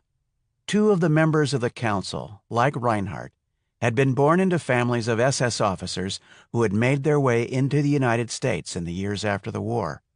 The others were from families of deep cover agents known only to Himmler and a few of the original council, placed in America before the war had begun. All were dedicated to the SS philosophy: annihilation of the Jews, purification of the race, and loyalty to the cause of Aryan supremacy and its leader. All had attended the best American universities and colleges. All had risen to the top of their respective professions. They represented the success of Himmler's plan, if not yet the culmination. Parsifal. No one would have thought there was anything unusual about this gathering if they had bothered to pay attention. It was common for these powerful men to meet for a social evening of cards and drinks. Everyone knew that. It was even dubbed the Movers Club by the media. The council had been gathered for over an hour. The Grand Master addressed the group. "Everything is now in place." He placed his hand on the box containing the lance. "The Holy Spear is in our possession. Our success is assured. Events are going well in the Middle East. The Muslims are convinced the Jews destroyed Al-Aqsa. They are preparing to attack. The Jews argue among themselves. They are likely to launch a preemptive strike, provoking an even greater response." The Grand Master turned to Dysart. "It's time to begin the next phase. Is everything ready?" "Yes. The warhead will detonate on the Jews' Sabbath. Our analysis indicates full-scale escalation within 24 hours. This isn't 1967. The Jews will be defeated. This time the angel of death won't be passing over." There were smiles and chuckles all around the table. Dysart went on. "Intelligence after the blast will point to Iran. The Jews are certain to retaliate, but it will be too late. What about the oil fields? None of our scenarios indicate more than moderate damage to the fields. If the Jews use nukes, they'll aim for the cities, not the oil. Mecca, Tehran, Damascus, perhaps Cairo, perhaps Islamabad. Most of their nuclear arsenal is tactical, but their missiles are capable of long-range accuracy. They will simply aid us in ridding the world of more non-Aryans." The Grand Master turned to a man on his left. "What is the status of our naval operation?" The man cleared his throat. "Everything is ready. Elements of the Fifth Fleet will be attacked in the Gulf of Hormuz by what appear to be Iranian gunships. There will be American casualties." "And Rice?" "Rice will be in Chicago addressing a convention when he receives the news. When he leaves the building, he will be assassinated." The speaker nodded at another man sitting at the table. "Our new president will engage the Iranians. After the air and missile strikes, the follow-up invasion will leave our military overextended. It will take time to bring back the draft and increase war production, but it is so easy to manipulate public opinion. Within 2 years, we will have the armies we need with weapons and resources our forefathers only dreamed of." Dysart spoke. "We have an ongoing problem, minor, but it needs to be handled. The woman, Harker. She knows too much. She needs to be eliminated along with her unit." "Why hasn't it been done?" The Grand Master gave Dysart a cold stare. "They've been lucky.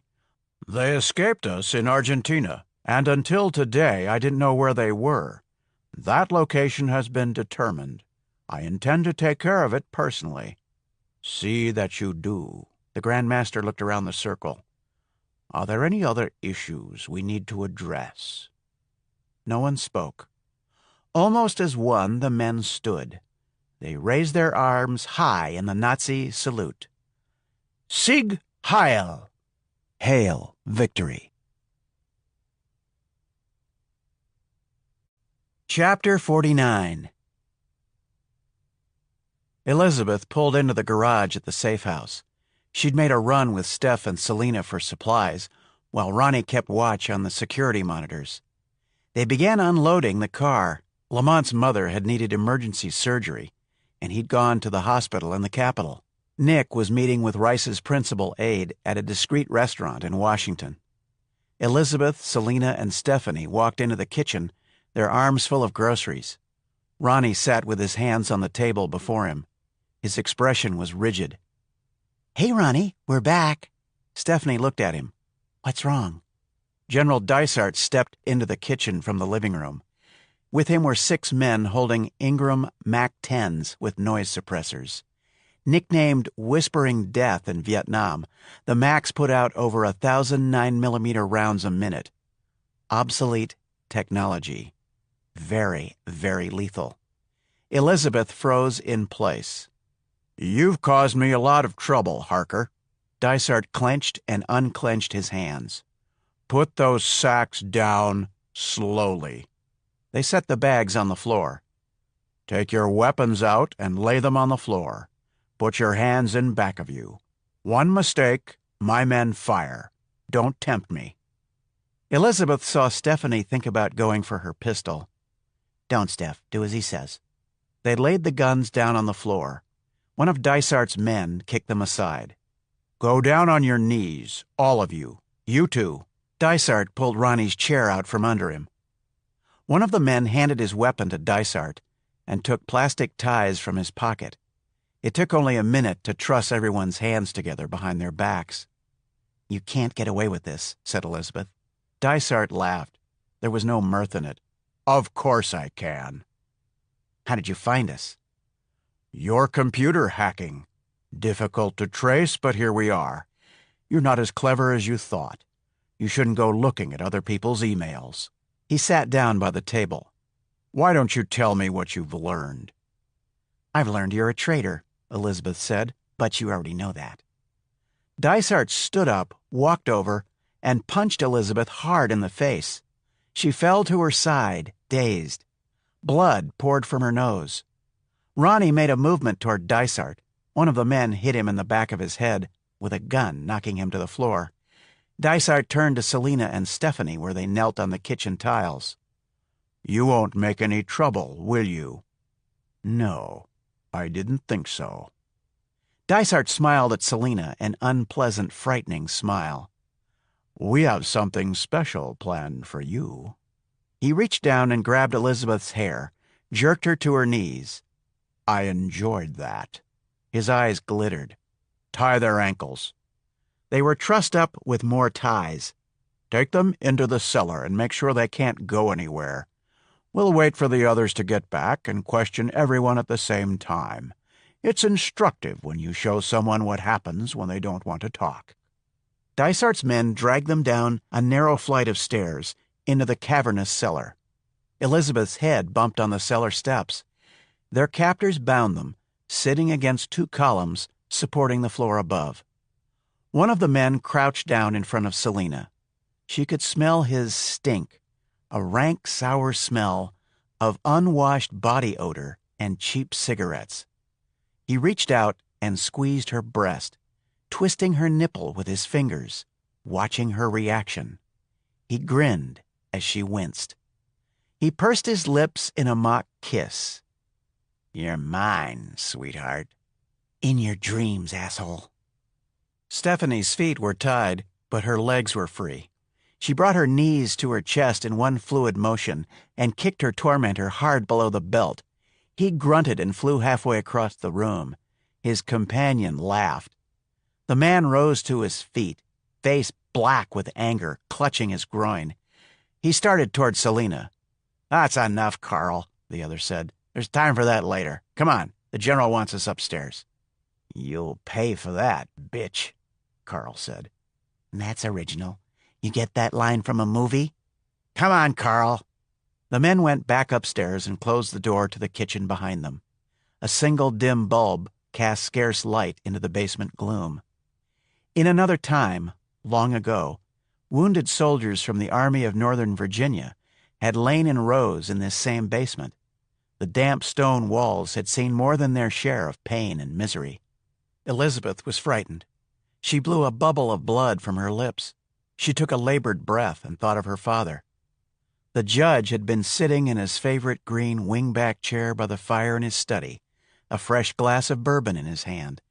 Elizabeth had been 14 years old. Outside, the sub-zero cold of a bitter Colorado winter had covered the western slope in ice and snow, but in the judge's study, it was warm and comfortable. They'd been talking about Stephen Crane's book, The Red Badge of Courage.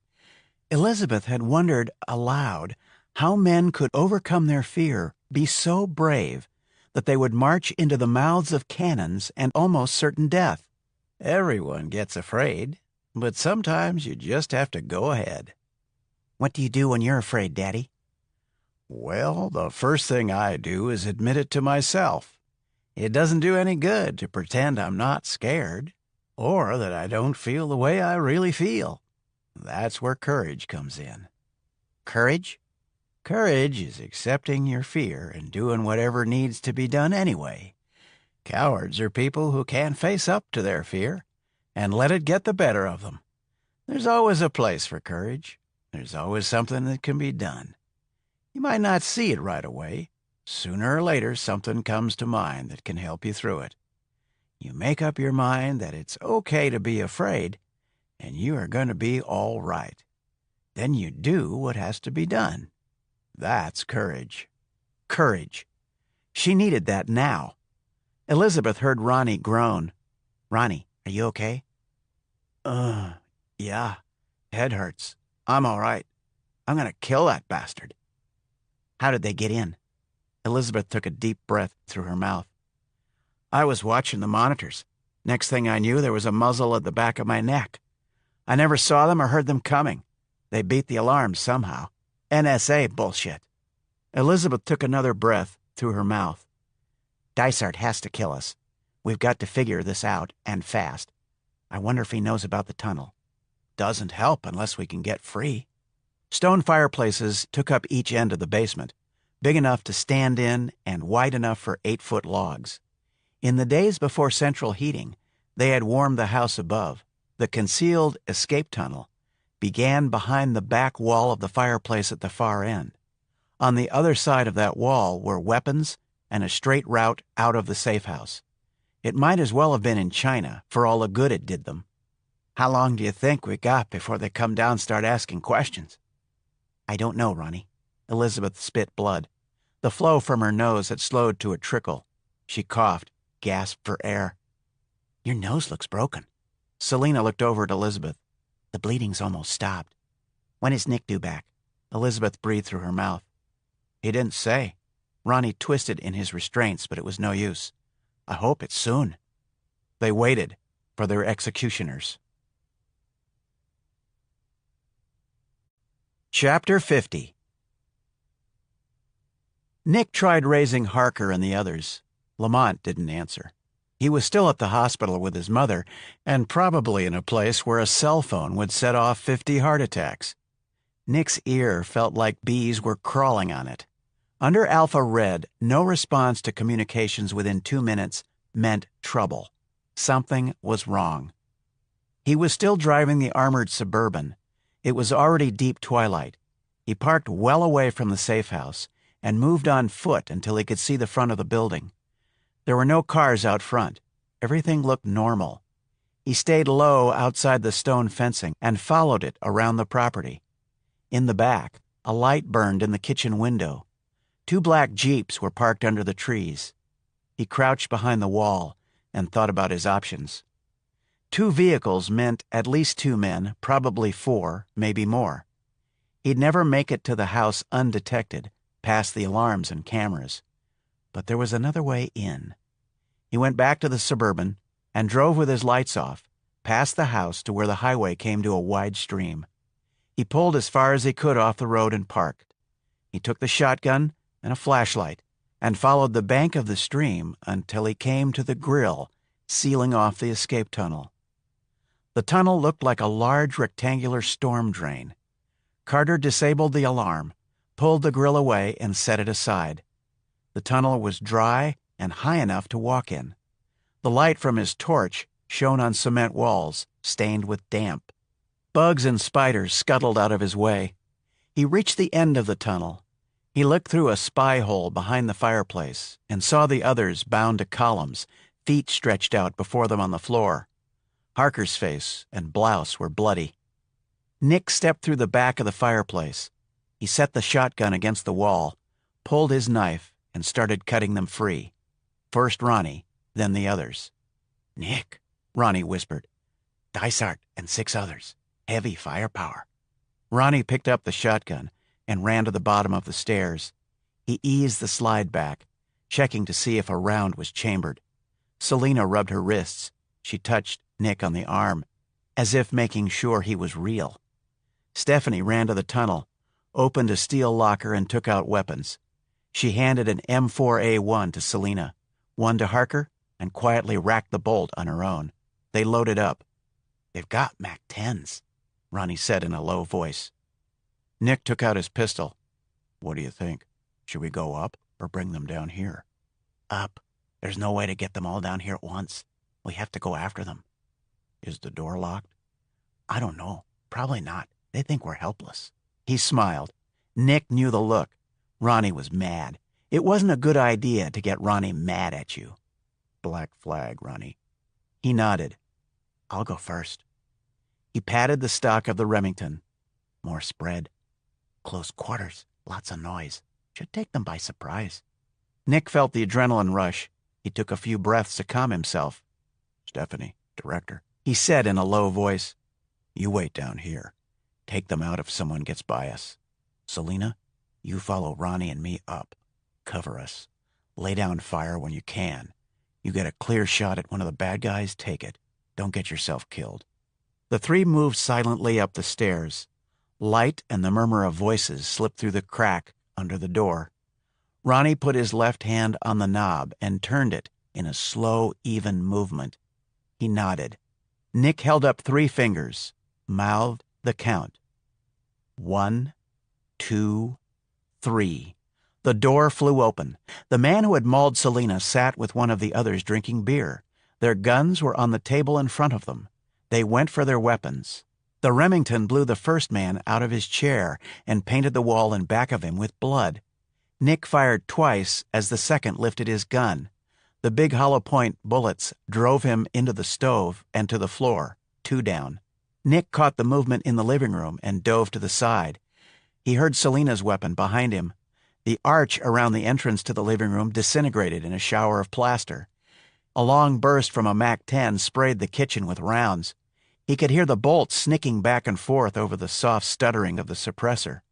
Ronnie fired twice, the 12-gauge loud as thunder inside the house. The double-aught buckshot lifted the shooter off his feet and threw him backward. Nick got to his feet and reached the living room. Another burst from a MAC-10 chopped the kitchen cabinets into bits. China and glass shattered behind him. Ronnie fired and a shape behind the sofa collapsed. Someone stood and Selina shot him. He went down firing, the bullet stitching a pattern into the ceiling and blowing out the chandelier. In the next room, a man reached around the doorway and fired. Selina fired a short burst and he crumpled.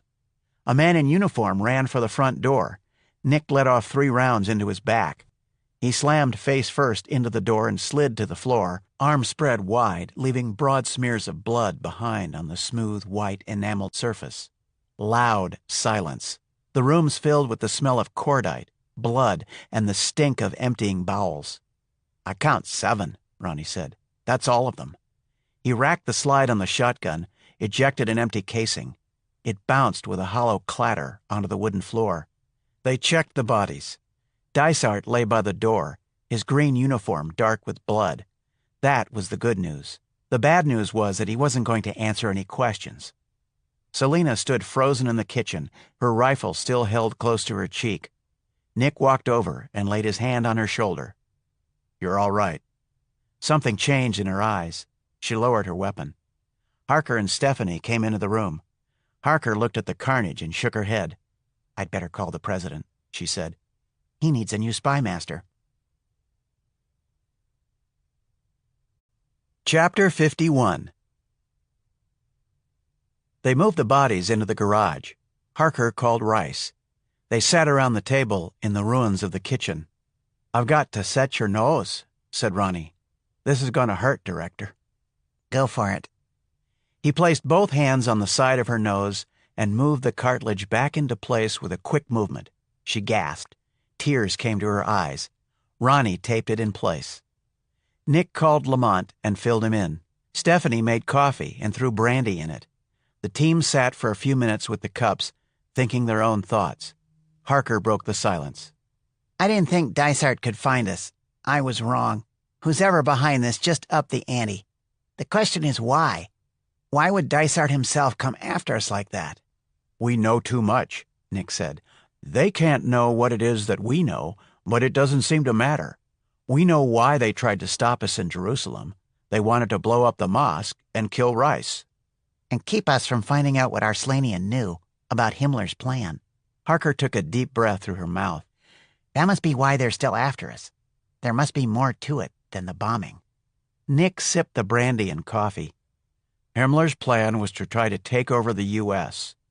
There are plenty of would-be Nazis around.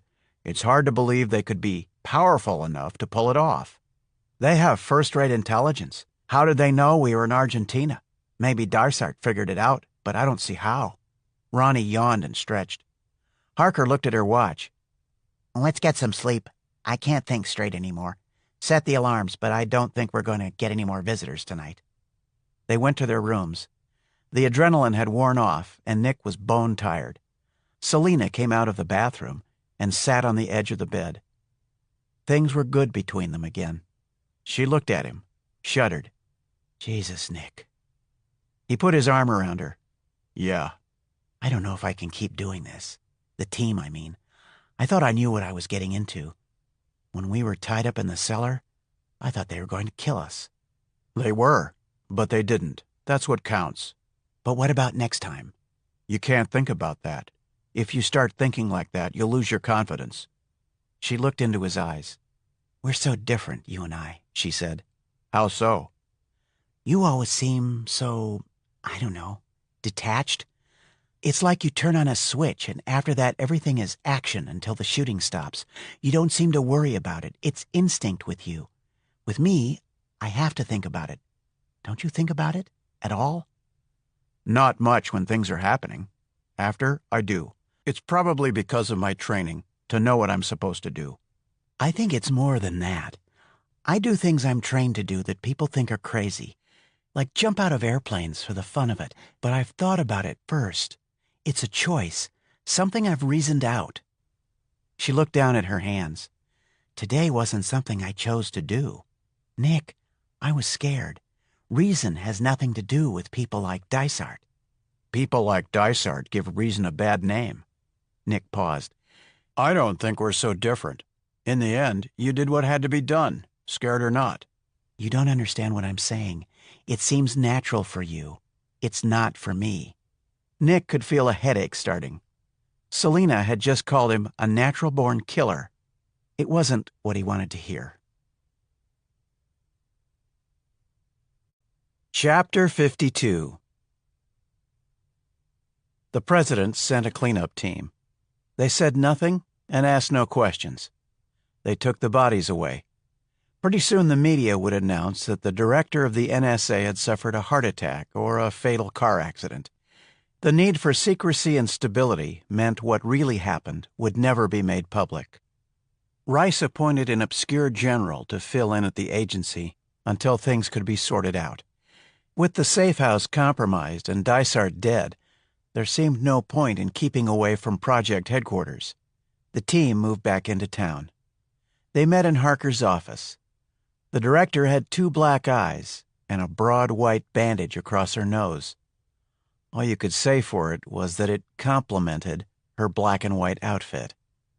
Nick waited for her to start and thought about what Selina had said the night before.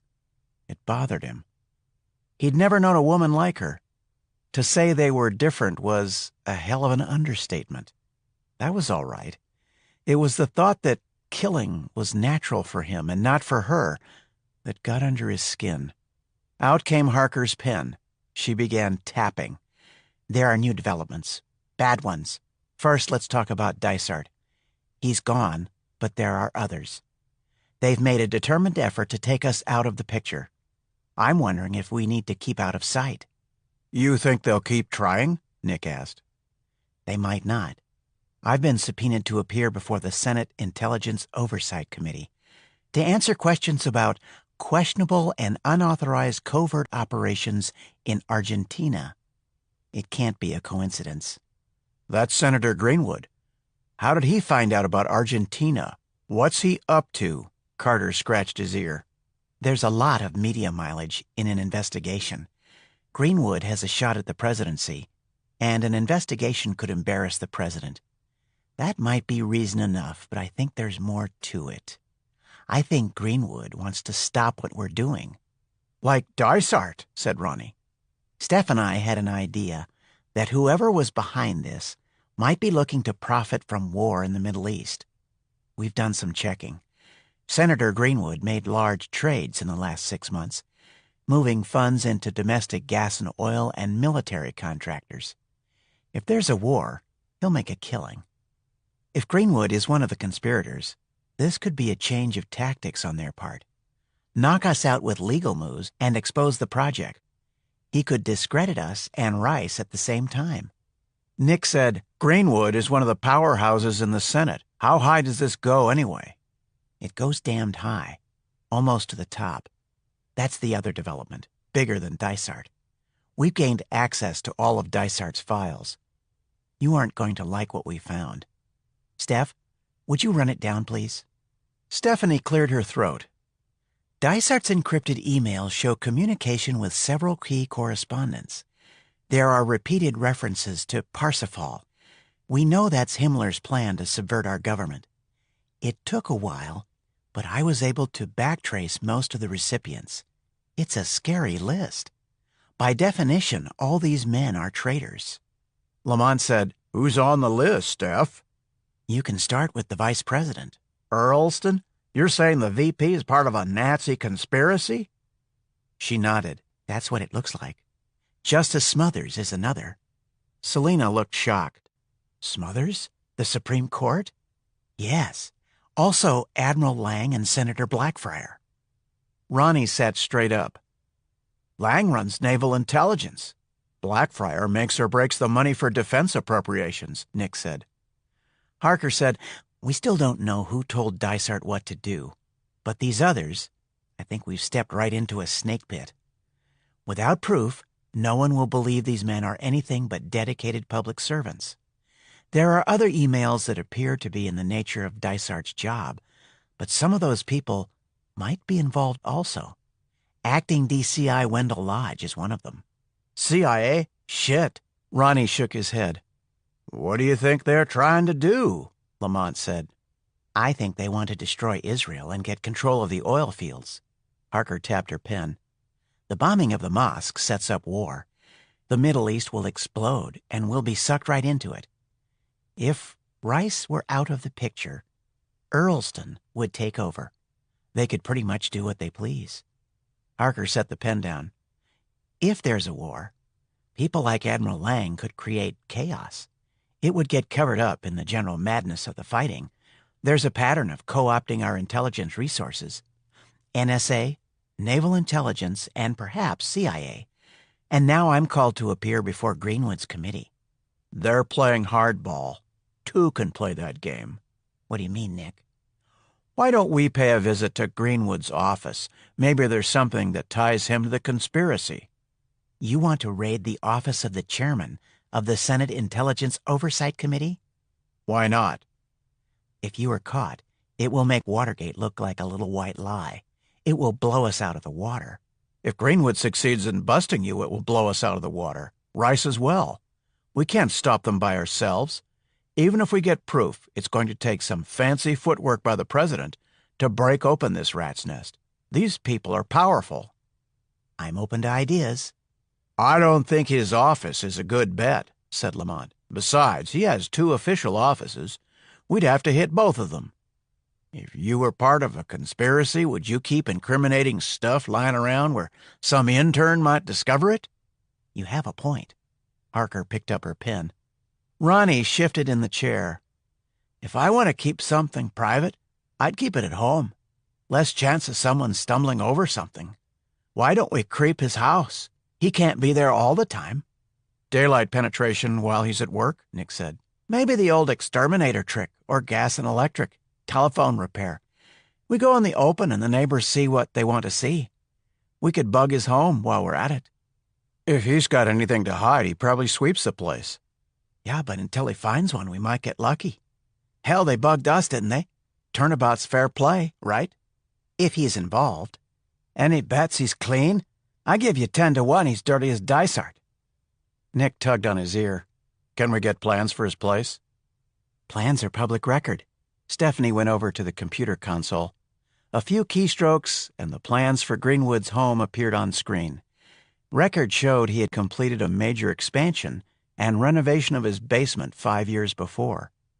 Greenwood lived on 10 acres of privacy in an upscale suburban development in Montgomery County, just over the district line in Maryland. The house was 5,000 square feet of pseudo-English manor, complete with tall windows and mansard roof. Stephanie clicked again, and a live satellite view of the area appeared. She zoomed in on Greenwood's address.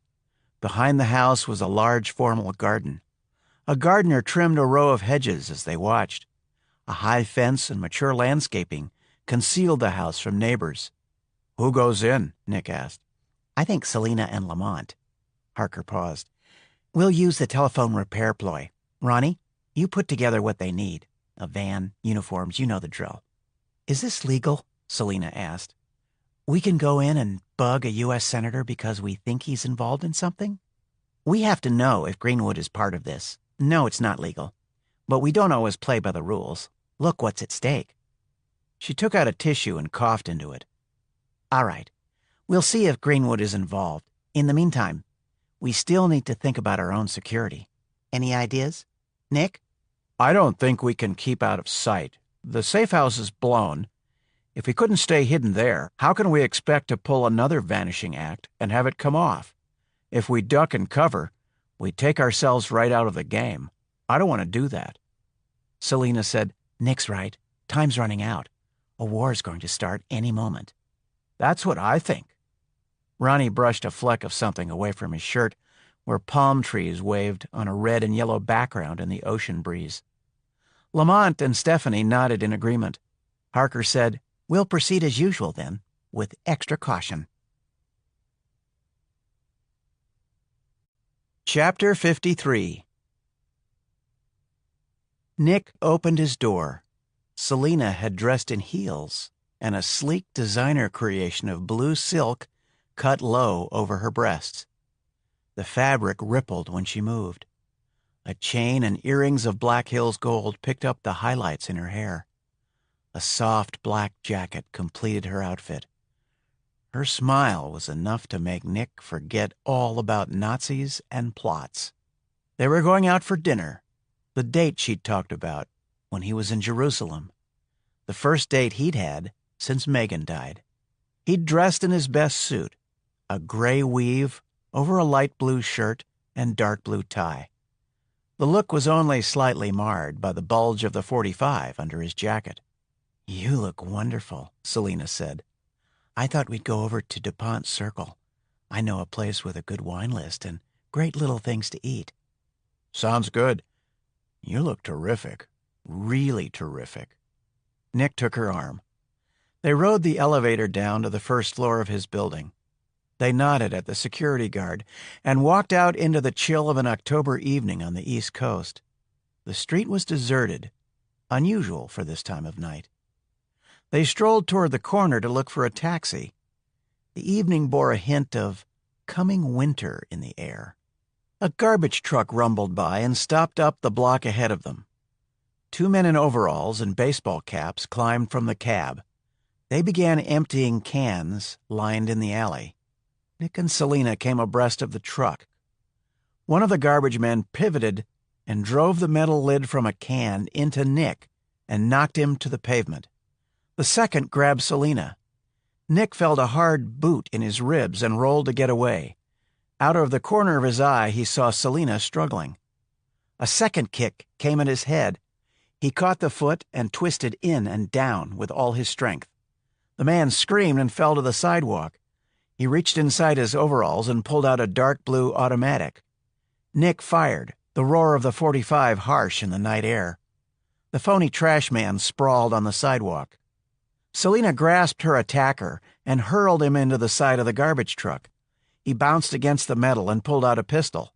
Before he could fire, she leapt into the air and planted a flying kick in the center of his chest. He slid down the side of the truck and collapsed. His head slumped over his chest. Blood poured from his nose and mouth. He coughed twice and died.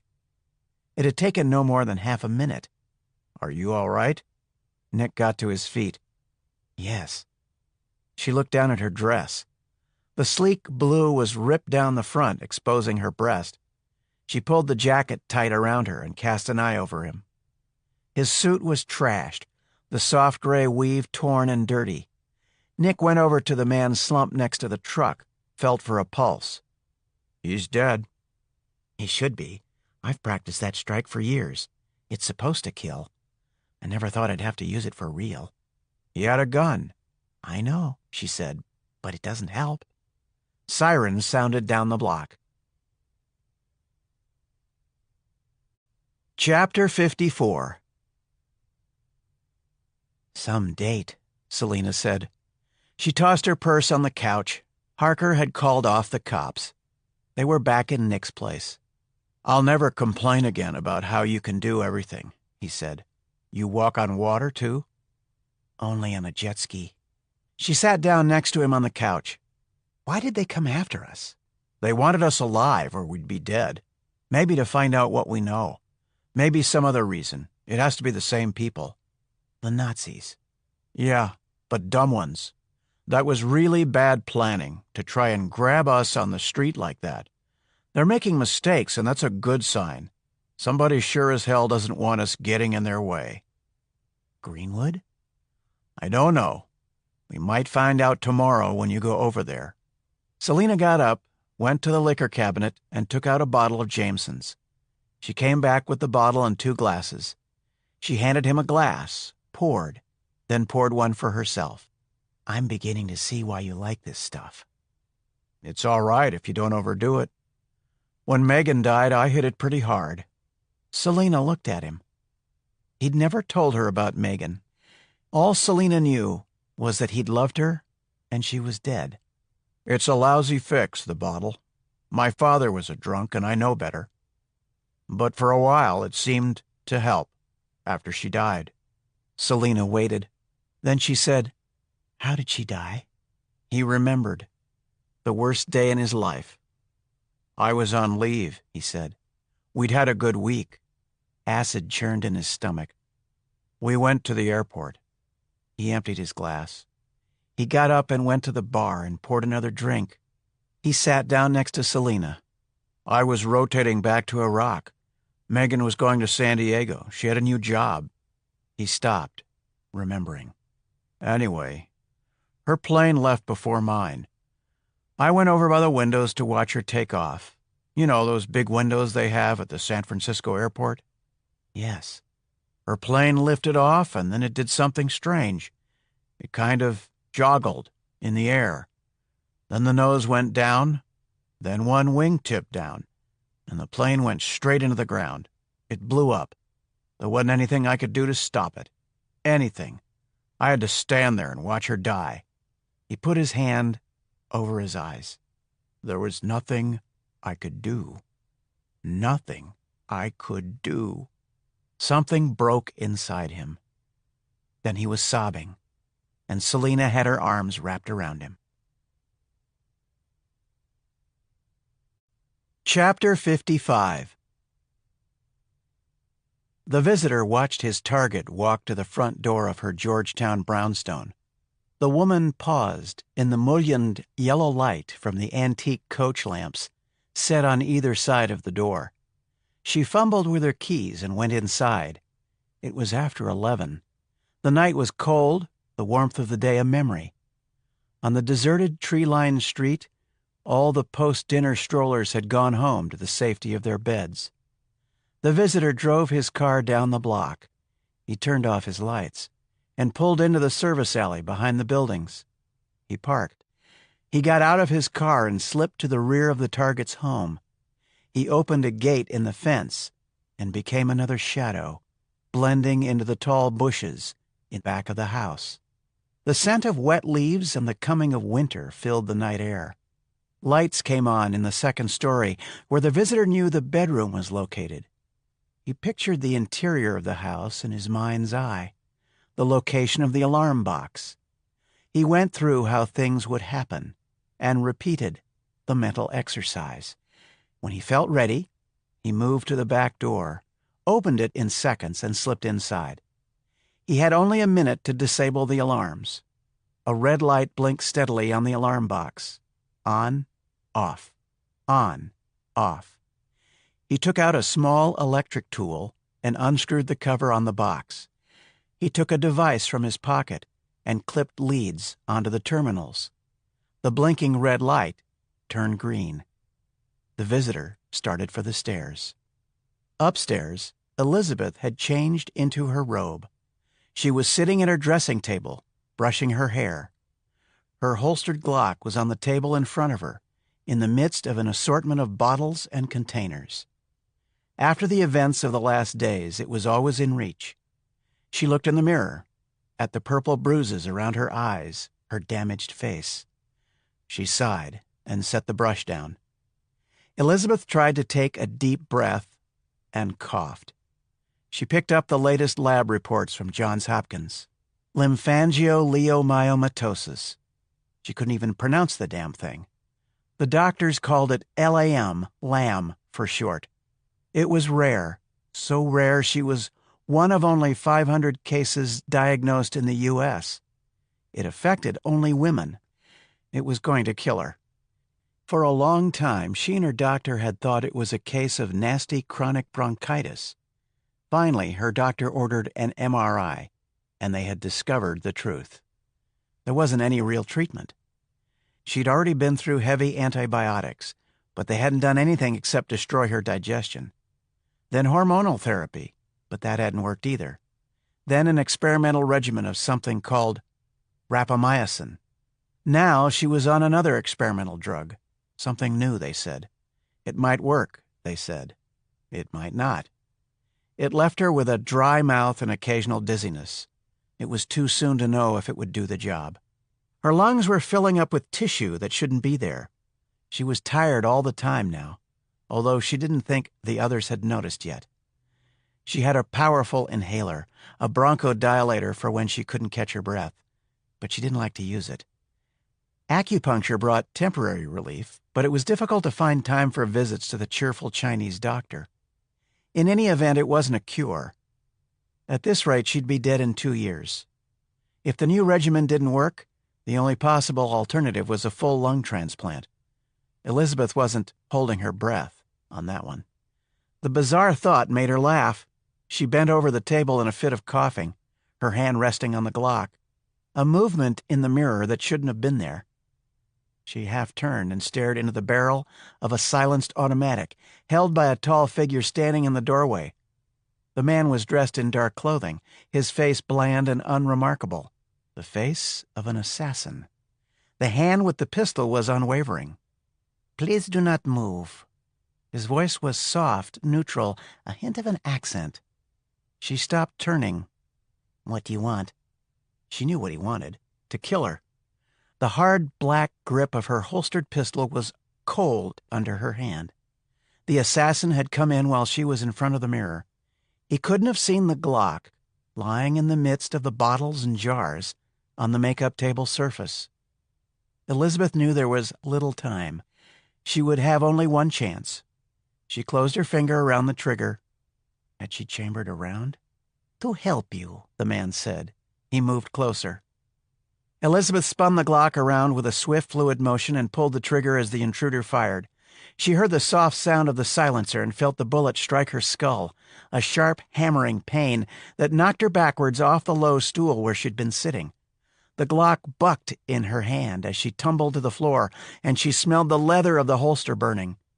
The assassin staggered backwards as she fired again, then again. His pistol clattered onto the floor, and he fell back into the hall. She could see his feet sticking through the doorway. As she slipped into unconsciousness, Elizabeth saw that one of the soles of his black, shiny shoes was almost worn through. Chapter 56. Nick tossed and turned in his sleep. They came in out of the sun, low over the village, the beat of the rotors echoing in his helmet and hammering inside his head. It's Afghanistan again. Back where he will kill a child. Back where he'll feel the grenade try to tear him apart. The dream is different this time. This time he knows he's dreaming. He tries to wake up, but he can't, and his Marines jump out into the dusty market street as they always do in the dream. Megan is standing in the middle of the street. Nick. He begins weeping. The dream changes, and now he and Megan are standing in front of a building on a street in a strange city, a place he doesn't recognize. Blocks of gray apartment buildings recede into the distance. People hurry past, their faces averted. Something is burning. A man walks by in a round fur hat dressed in black, with a beard and long ringlets of hair. He gives Nick a frightened stare as he passes. Israel. He's in Israel. You have to stop it. Megan looks sad. Stop what? I don't understand. Megan points at the building. There's a sign, but the letters keep changing and it's hard to read. He can see words. Jaff, then arms, toilet, then a phone number in blue. Looks familiar, but he can't place it. Call him. Look, Nick, here's a phone. She hands him a large, old-fashioned black phone. It's ringing. He picks up the receiver. Hello? He says. Hello? His phone was ringing on the bedside table. He picked it up. Yes? The clock on the dresser read 3:04 a.m. It was Stephanie. Nick, someone tried to kill the director. He came wide awake. Is she all right? She's in Bethesda. The assassin is dead. She put 3 rounds in him, but she was shot in the head. The bullet was a .22. They're operating as we speak. He watched the numerals tick over on the clock. There's more. Elizabeth is ill. She's got some kind of rare disease. It's fatal. No one knew about it, but when they got her to the hospital, they figured it out from the meds in her purse. They called her doctor, and he confirmed it. He'd think about that later. Have you called the others? Selena's not here. She's at her hotel. You're the first. How shall we handle this? You're in charge, Steph. Do what you want to do. I think we need to notify Rice and meet right away. Something bad is happening, and we need to stop it. You have to stop it. I'll be there as soon as I can. While he dressed, he thought about the dream. There was something about that phone number. He'd seen it somewhere. The dream had seemed to be set in Israel. An Israeli number? Then Nick remembered where he'd seen it, on Ari Herzog's card. It was already past 10 in the morning in Israel. Herzog was probably in his office. Nick looked in his wallet, extracted the card. What was he going to say? That he'd had a dream where his dead lover said he should call? He decided to begin by bringing Herzog up to speed on Harker and what they'd found out about Himmler's plans. He punched in the number. Herzog. Ari, this is Nick Carter. Are you on a secure line? I'll call you back. Nick disconnected. 30 seconds later, his phone signaled the call. We can talk now. What's up, Nick? I'm not sure, Ari, but a lot has happened here. Someone tried to kill my boss tonight. You need to know what we've discovered. He ran it down. The raid in the Antarctic, the Nazi sub, Arslanian, Himmler's Nazi Council of Knights, and the Vienna Lance. He told Ari about Parsifal. He told him about the raid on the safe house and Dysart's death. He told him it went high, that key figures in the government and military were involved. He didn't tell him who they were, or that one of them was the VP of the United States. That was Rice's call. Herzog only interrupted twice as he spoke, to clarify a detail. Nick told him about the attack outside his building and the attempt on Harker's life. Then he told him about the dream. There was a long silence at the other end. Nick looked at the phone to make sure they were still connected. You are saying that there is a Nazi conspiracy of powerful men in your country and that they wish to destroy Israel? Yes. Then you tell me about this dream. Do you realize what this sounds like? Yes. I'm some kind of raving lunatic. Yeah, I know. But Parsifal is no dream. Something's going down in Israel soon and has to be stopped before it happens. The dream is trying to warn me about it, warn you. Why else would I see your phone number? Maybe it's only my subconscious putting things together. But whatever it is, I think we've got to pay attention to it. Tell me again about this dream. Nick described the street, the man, the building, as best as he could remember. "I am looking at my computer as we speak," Ari said. "There is an apartment complex in Tel Aviv called Jaffa Road Royal Arms. It's in one of the older sections of the city. Have you visited Tel Aviv?" "Never, only the airport. So you would have no way of knowing about this building." "Ari, I know it sounds off the wall. I don't know why I get these dreams. My grandmother had them too. I only know they're important. Maybe you could check that building out." He needed to make Ari understand. "Are you aware of what has been happening here, Nick?" "Only that things are heating up." "We are hours away from all-out war. I am dealing with a continuous flood of intelligence. It is necessary to prioritize." "Ari, we don't know each other well. Please trust me.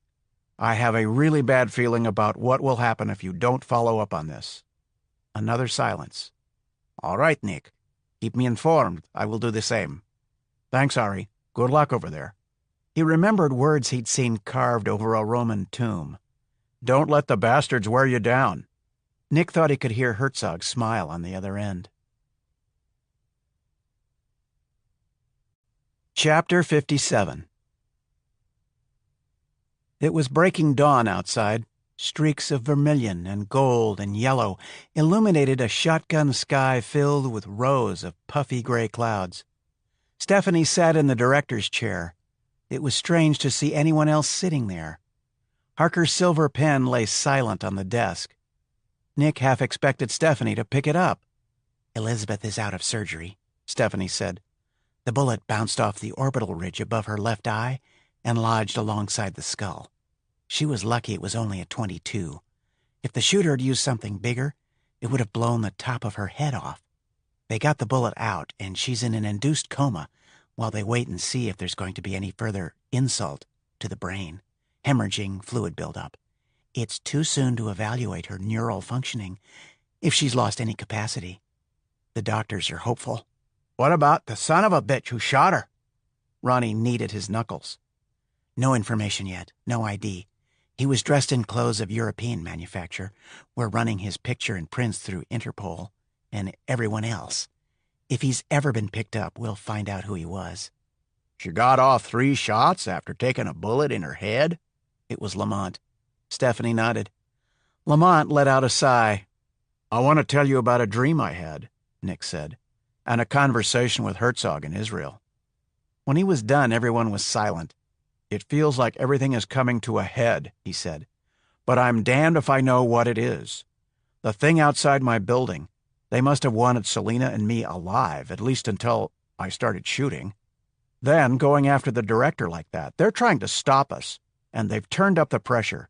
It must be something set to happen soon." Stephanie shifted in Harker's chair. "We'll continue as planned. Get into Greenwood's house and see if we can find anything linking him to this conspiracy." She turned to Ronnie. "Are we set with logistics?" "We are. I got us a phone truck, uniforms, tools, all that stuff, plus some nifty little bugs we can scatter around. We'll be able to hear everything that happens in there after that." "I pulled up Greenwood's schedule. He's in meetings all day. His wife is back in his home state. The maids don't come in today, and it's the gardener's day off. If you go in this morning, it should be fine." Stephanie picked up the pen, Quickly set it down. She was showing the stress. "What I can't figure out is how these people know so much. We stopped Dysart. That should have been enough. It's like they know everything we're thinking about." She turned to Nick. "I notified the president about the attack. He wants you at the White House this morning. It looks like a photo op to give you a medal for your actions in Jerusalem. It's a cover for a private meeting." "What time?" "At 10. You go in the front way, where the press can see you. The ceremony is in the Rose Garden. After the award, he'll invite you inside for a private chat. No one will think anything of it." She looked around. "Any other thoughts? No?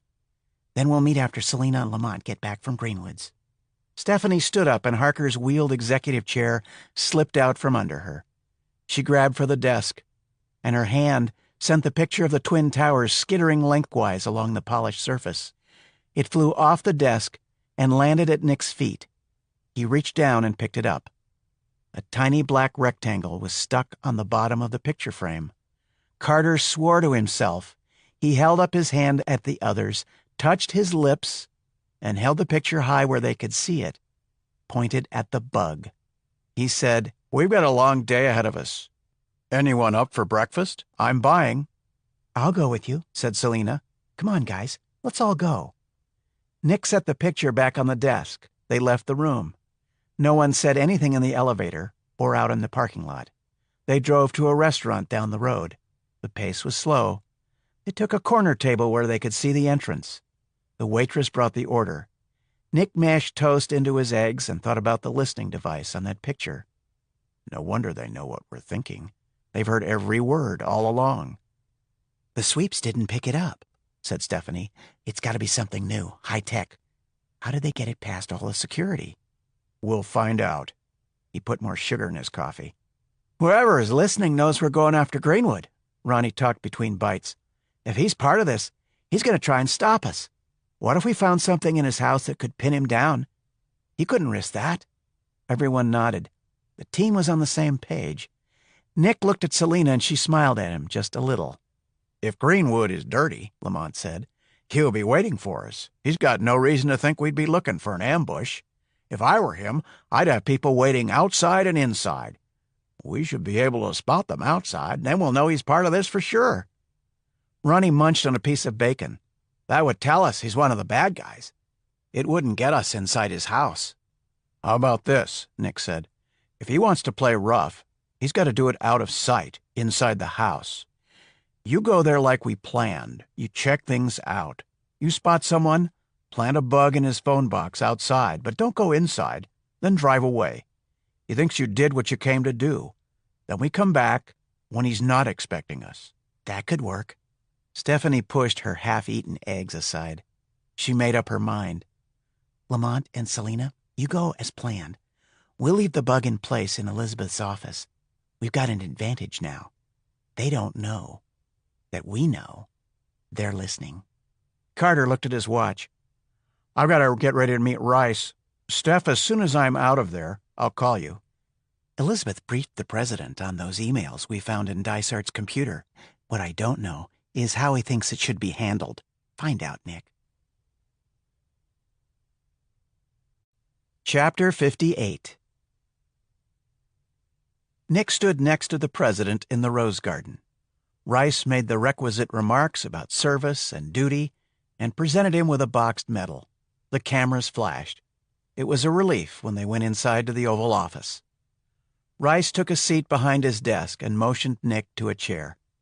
They were alone except for a Secret Service agent standing by one of the curved doors set into the wall. "How do you like the limelight, Nick? You don't mind if I call you Nick, do you?"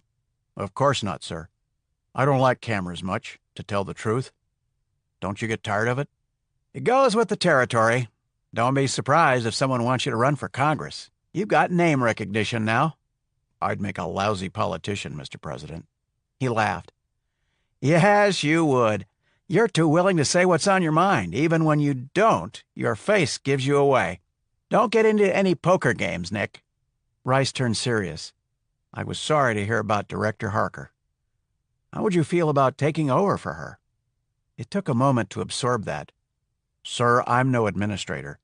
And as you pointed out, I wouldn't make a very good politician. A lot of what she does is political. I'd screw it up." Rice picked up a letter opener, set it down. "What's your evaluation of Harker's deputy?" "She's very competent. She's fully capable of running things, and she knows everything that's going on. She and the director have been an excellent team. We're all comfortable with her in charge." Then for now, we'll leave things as they are." Nick briefed him on Greenwood. He relayed Steph's question about how to handle the implications of Dysart's emails to the conspirators. He could see Rice thinking about what he was going to say next. "This situation will tear the country apart if it becomes public. It was bad enough about Dysart, but the rest of it—" His voice trailed off. His eyes had a glint in them. Nick had seen it before in the eyes of men getting ready to go into combat, an inward look of calculation, determination, and something else. "When I think of what this country has given these men," Rice said, The honor and position to have them throw it in our faces because of some rabid Nazi philosophy of hatred makes me want to puke. You have to get me proof, Carter. Proof. I can't move against them without it." "Yes, sir." Rice stood up and Nick rose. The president walked over to the windows and looked out into the rose garden. He had his hands clasped behind his back. The knuckles were white, and his voice was tight, controlled. "I thought I'd have an 8-year run here. Time enough to do some good. Get the country back on track, wind down the war. If this becomes public, I'm finished. My VP is a Nazi. No one can spin that away." Rice was speaking to the window. Nick couldn't see his face. As if it were an afterthought, he said, "If General Dysart had been taken alive and tried, it would have been a bad day for our country." "Yes, sir, it would have been." The message was clear. The president didn't want these men to come to trial. But he hadn't said the words out loud. "Meanwhile, I still don't have what I need to show it wasn't a Jewish group that bombed the mosque." Rice turned back to face him. "I must have something, or I will not be able to stop what is happening over there. It may be too late anyway, but I've got to try. I've spoken with the presidents of China and Russia. They're willing to work with me to try and broker a solution. But without a clear trail of evidence showing the Israelis weren't behind it, there's not much any of us can do that will make a difference. This bomb has ignited hatreds that have festered for 1,000 years." "I understand, sir. I'll do my best." Rice reached across the desk and shook his hand. "I know you will. I'm counting on it." Chapter 59. The dreary facade of the Jaffa Road Royal Arms in Tel Aviv would never find its way into the tourist brochures. A large faded sign in Hebrew and English on the front of the building advertised "Furnished rooms, apartments to let." Ari wondered how he'd let himself be persuaded by Nick's phone call to mount this operation. He was beginning to think it was a good thing he had. Earlier, his agents had checked out the building. A conversation with the manager, and a look at the tenant list, and Ari called in his teams. The entire block was due to be leveled as part of a comprehensive program of urban renewal. Rents were cheap. All of the units except one in the Jaffa Arms were occupied by pensioners and older people down on their luck. Most had lived here for years. The one exception was a one-bedroom unit, rented only 2 months before by a middle-aged tourist couple from America. In this building, that rental stood out like a neon sign. The manager hadn't seen the tenants for a week. He did remember that several packages had arrived by private courier 10 days before. The street was sealed off. Anyone looking would see only the road barriers and work crews, common when the utility company was digging something up. Ari followed his 6-man team up the stairs. Outside the building, men watched fire exits and escapes. The elevator was out of commission. The only way out from the upper floors was down these stairs he was now climbing. The hall corridor on the 4th floor smelled of stale cabbage and cigarette smoke. Flickering fluorescent lights did nothing for the scuffed linoleum on the floor. Cracked and peeling yellow paint covered the ceiling and walls. The door to 416 was painted dull green. Ari put his ear against the wood. There was no sound from inside the apartment. The lead man inserted a key the manager had given them. The key would not turn. The lock was shiny and looked new. Perhaps the tenants replaced it, Ari thought. Perhaps there was something in there they didn't want anyone to see. One of the men held a ram ready. Ari nodded, and the ram slammed into the door, splintering the lock and frame. The men boiled into the apartment, guns ready, and spread into the rooms, calling out, "Clear! Clear!" The apartment was empty. The curtains were drawn. Ari pulled them back in a cloud of dust to let in some light. A large, shiny metal case with reinforced corners and a black plastic carrying handle sat on a chipped brown table in the kitchen. Ari bent close and listened. He could hear nothing. He was tempted to open the case, but he knew better. Maybe it was a travel case, maybe not. Call the bomb squad. Clear the building and get out of here. 3 hours later, he gave Nick a call. Shalom, Nick. Shalom, Ari. What did you find? Your line is secure? Yeah, go ahead. My friend, please do not hesitate to call me again if you have one of your dreams. Come on, Ari, what did you find? A nuclear warhead rigged to an electronic timer and set to detonate on the coming Sabbath. Nick couldn't think of what to say. Ari continued. The warhead is of Russian manufacture. The container and detonator materials are Iranian. There is quite a debate going on right now about that. There's a lot of pressure on the acting prime minister. You can imagine what the hardliners want to do about this. Nick found his voice. Nuke Iran back into the Stone Age? Exactly. There's going to be real trouble no matter what. If that warhead had gone off, a large part of Israel would have been gone in the mushroom cloud. We are a small country, Nick. With the fallout and the aftermath, one nuclear explosion could wipe us out. What if it's not Iran? What if it's these Nazis we're after? They want Israel destroyed. This could be misdirection, like the mosque explosion. Hell, the whole world would get involved if nukes go off in the Middle East. Pakistan has the bomb. We'd never get the genie back in the bottle. It's not my call, Nick. All I can do is keep feeding information to the powers that be. What is happening on your end? We have a suspicion about who's at the head of this organization, but we don't have proof yet. We've mounted an operation to find out. Rice is behind us all the way. I have to tell him what you found. What do you think your president will do? I don't know, but I trust him. He doesn't want this to escalate. He's got Russia and China backing him up. You didn't get this information from me. Of course not. But this isn't time to keep secrets, is it? No, there's too much at stake. Too many mistakes get made because governments keep secrets. Soldiers know that. I've never understood why politicians don't. Let's not give them the option. You're a good friend, Ari. I do this for Israel, Nick. But I would be pleased to see you again when this is over. In friendship. Ari ended the call and thought about the conversation. Some might condemn him for passing information to the Americans. It might ruin him if it came out. But Ari knew he had not betrayed his country. Politics and country were not the same thing. Chapter 60. Lamont and Selina parked down the street from Greenwood's house. The street was wide, pleasant, and shady. The houses in the development were in the $2 million plus range. Landscaped lots of 10 acres with mature trees and plenty of privacy. The American dream. Or maybe a nightmare. A long blacktop drive led to Greenwood's house. It circled under a covered entryway in front of the house and around a large Italianesque fountain before it rejoined itself. The fountain featured 4 smiling cherubim relieving themselves. They sat in the van watching. A bird sang somewhere. The engine made a ticking noise.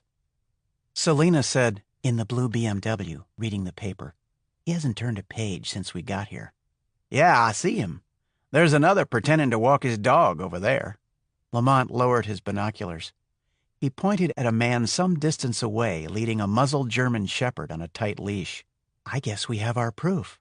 "Proof enough for us. Not enough to bring him down. Plan B, we don't go in. Ready?" Selina nodded. Lamont started the van and drove to Greenwood's driveway and up the front of the house. He parked and they got out. Lamont walked up to the front door and rang the bell, just as any telephone repairman might do. They waited. No one came to the door. Selina kept her hand on the Glock concealed under her shirt. Lamont opened the back of the truck. He buckled on a tool belt. He went around to the side of the house where the phone box was located. Selina followed a few steps behind. There was no one in sight. Lamont opened the box. He took his time pretending to check the connections. He installed the bug, tightened everything up, and closed the box. He didn't think the bug was going to be there for long. They got back in the van and drove away. Now they'd wait to see what would happen. Across town, Senator Greenwood set his phone down. He looked out the window of his office on the hill. Things were not going according to plan. He was annoyed. More than annoyed, he was angry. Why hadn't those meddlers gone inside? If they had, they would not have come out again. The visitor had failed.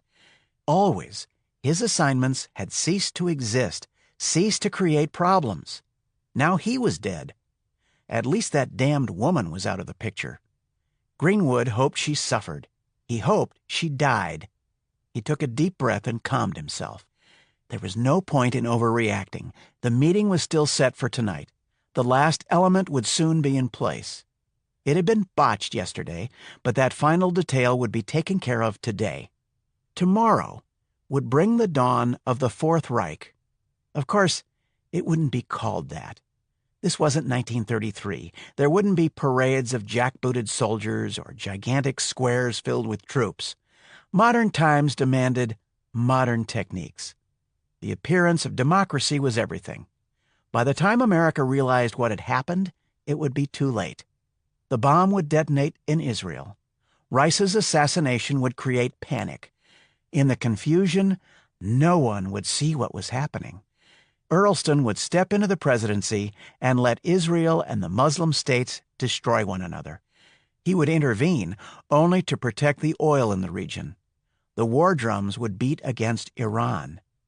When the dust settled, the Jewish state would be only a bad memory. Control of the resources of the Middle East would rest in the hands of the Council.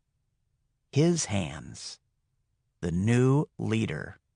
It was all coming together, just as he'd planned. Chapter 61. Selina stepped out of the elevator and walked down the hotel corridor toward her rooms. The team was meeting at 7. She wanted to shower and change clothes. It was going to be a long evening. A uniformed waiter rolling a large food cart draped with white linen came down the corridor. Selina noticed that the sleeves of his uniform jacket seemed too short for him. Trays of food under the glass domed covers filled the top of the cart. Selina was hungry. She decided she had time to order room service before meeting the others.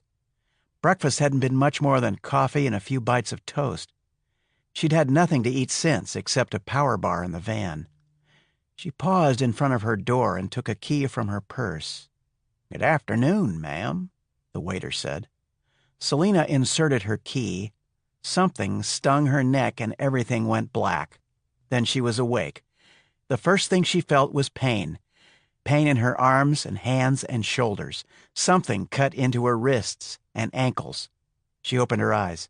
She could see nothing. Wherever she was, it was pitch black. A hard, rough surface scraped against her skin. She was naked. She hung from something. Her arms stretched above her, her legs buckled under. She straightened her legs, and the strain eased in her arms. She remembered the waiter in the hotel corridor. She remembered inserting the key in her door, then a brief pain like a bee sting, then nothing. A wave of primal fear rocked her. Her mind cleared, as if someone had thrown a bucket of ice water in her face. She waited for her heart to stop pounding.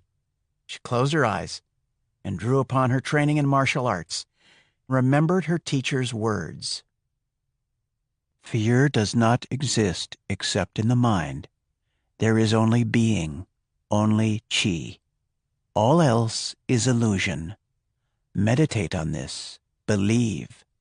Then you will be invincible. She began the meditation to gain control of emotion, to focus the mind and gather power, the warrior's way. Her breathing settled to a steady, slow rhythm.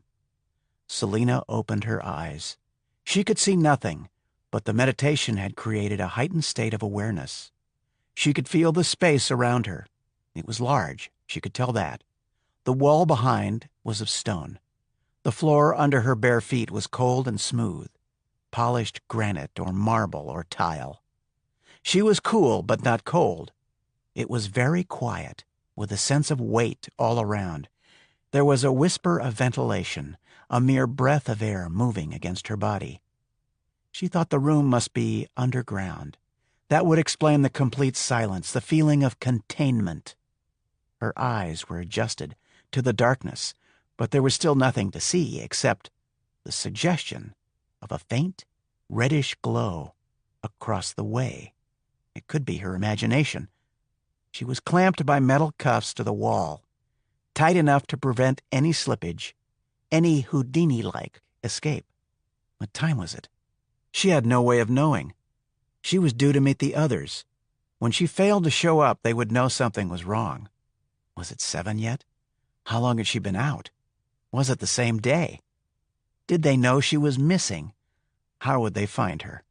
She thought it was the same day, probably no more than a few hours since she'd been taken. Light erupted in the room, blinding her. When the flare subsided behind her eyes, she could see. She felt the fear trying to return. The light came from gas torches set in brackets of black iron. She was in a large, windowless chamber of stone. Shadows from the flames danced around the room. A pattern was inlaid in green marble on the polished granite floor. Selina recognized it. The black sun. Die schwarze Sonne. The dark opposite of light. She'd seen a floor just like this one in Germany, in the General's Hall of Himmler's Westphalia Castle. In the center of the circle was a vertical wooden pole. 2 iron rings were set into the pole, one high and one low. The top of the pole was crowned with a replica of the black sun fashioned of gold. Near the pole was a low table. A silver cup studded with emeralds rested upon it. There was a polished wooden box next to the cup, carved with the lightning bolt runes of the SS. There was a picture of her, tacked to the pole. The circle of the black sun was ringed by 12 chairs of wood and flat leather. A 13th chair was made of polished wood, larger and more ornate than the others. The chair was carved with runes and swastikas in a design of leaves and branches. Runes were branded into the leather of the other chairs. Power, victory, life, death. Repeated again and again. On one side of the carved chair stood a large Nazi flag. On the other, a flag in black and silver. Words were inlaid in black marble on the wall behind the chair, outlined with gold. Meine Ehre heißt Treue. My loyalty is true. The SS motto. Off to the side was a heavy, arch-topped wooden door. The door opened, and Gordon Greenwood entered the room. He was dressed in black under a monk-like robe of white, the cowl thrown back onto his shoulders. The robe was tied across the front with a black cord. The black sun was embroidered over his left breast. A wide black band, embroidered with silver runes, circled his left sleeve. Beyond the door, a flight of stone steps led upward. Greenwood came over to her. Awake? Good. We want you alert. Selina was angry. You've made a big mistake, you Nazi cretin. Greenwood laughed. Oh, no, I don't think so. Dr. Connor, you're the one who made the mistake. You should never have meddled in things that didn't concern you. But it all works out well in the end. She heard steps on the stairs. Others began filing into the room. They were dressed like Greenwood in white robes with the black sun on the left breast. Only Greenwood bore the band around his sleeve. Selina recognized Smothers and Earlston. She was shocked to see a man she'd watched countless times anchoring the evening news. The last one to enter was a blond man in his mid-20s. He examined her as if she were an interesting but loathsome bug. A beautiful specimen, Father. Yes. She even has good Aryan bloodlines, but she's a traitor to her race. She is perfect for our needs. For his need. Selina didn't like the way Greenwood said that. This is my son Frederick, Dr. Connor. Frederick did a wonderful job in Jerusalem, don't you think? Frederick is here because you succeeded in removing General Dysart. The number of the council must be preserved. He's a bit young for such responsibility, but I'm sure he'll grow into the task. Robes are out of style, Greenwood. I read that Hitler used to dress up when he was little. Are you carrying on the tradition? Didn't you get enough playtime in Mommy's clothes? Greenwood's face reddened.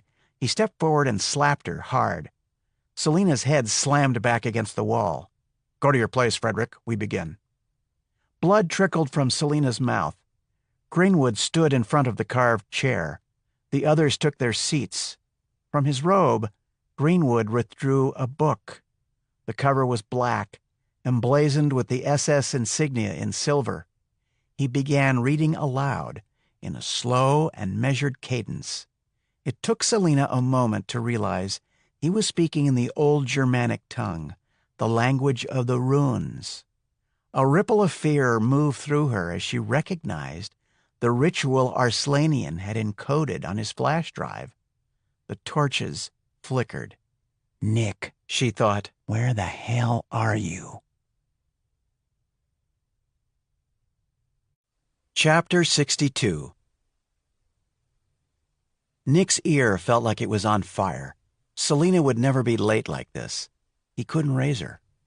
Lamont, Ronnie, Stephanie, and Nick were in a McDonald's in downtown D.C. It was a safe bet no one would look for them there.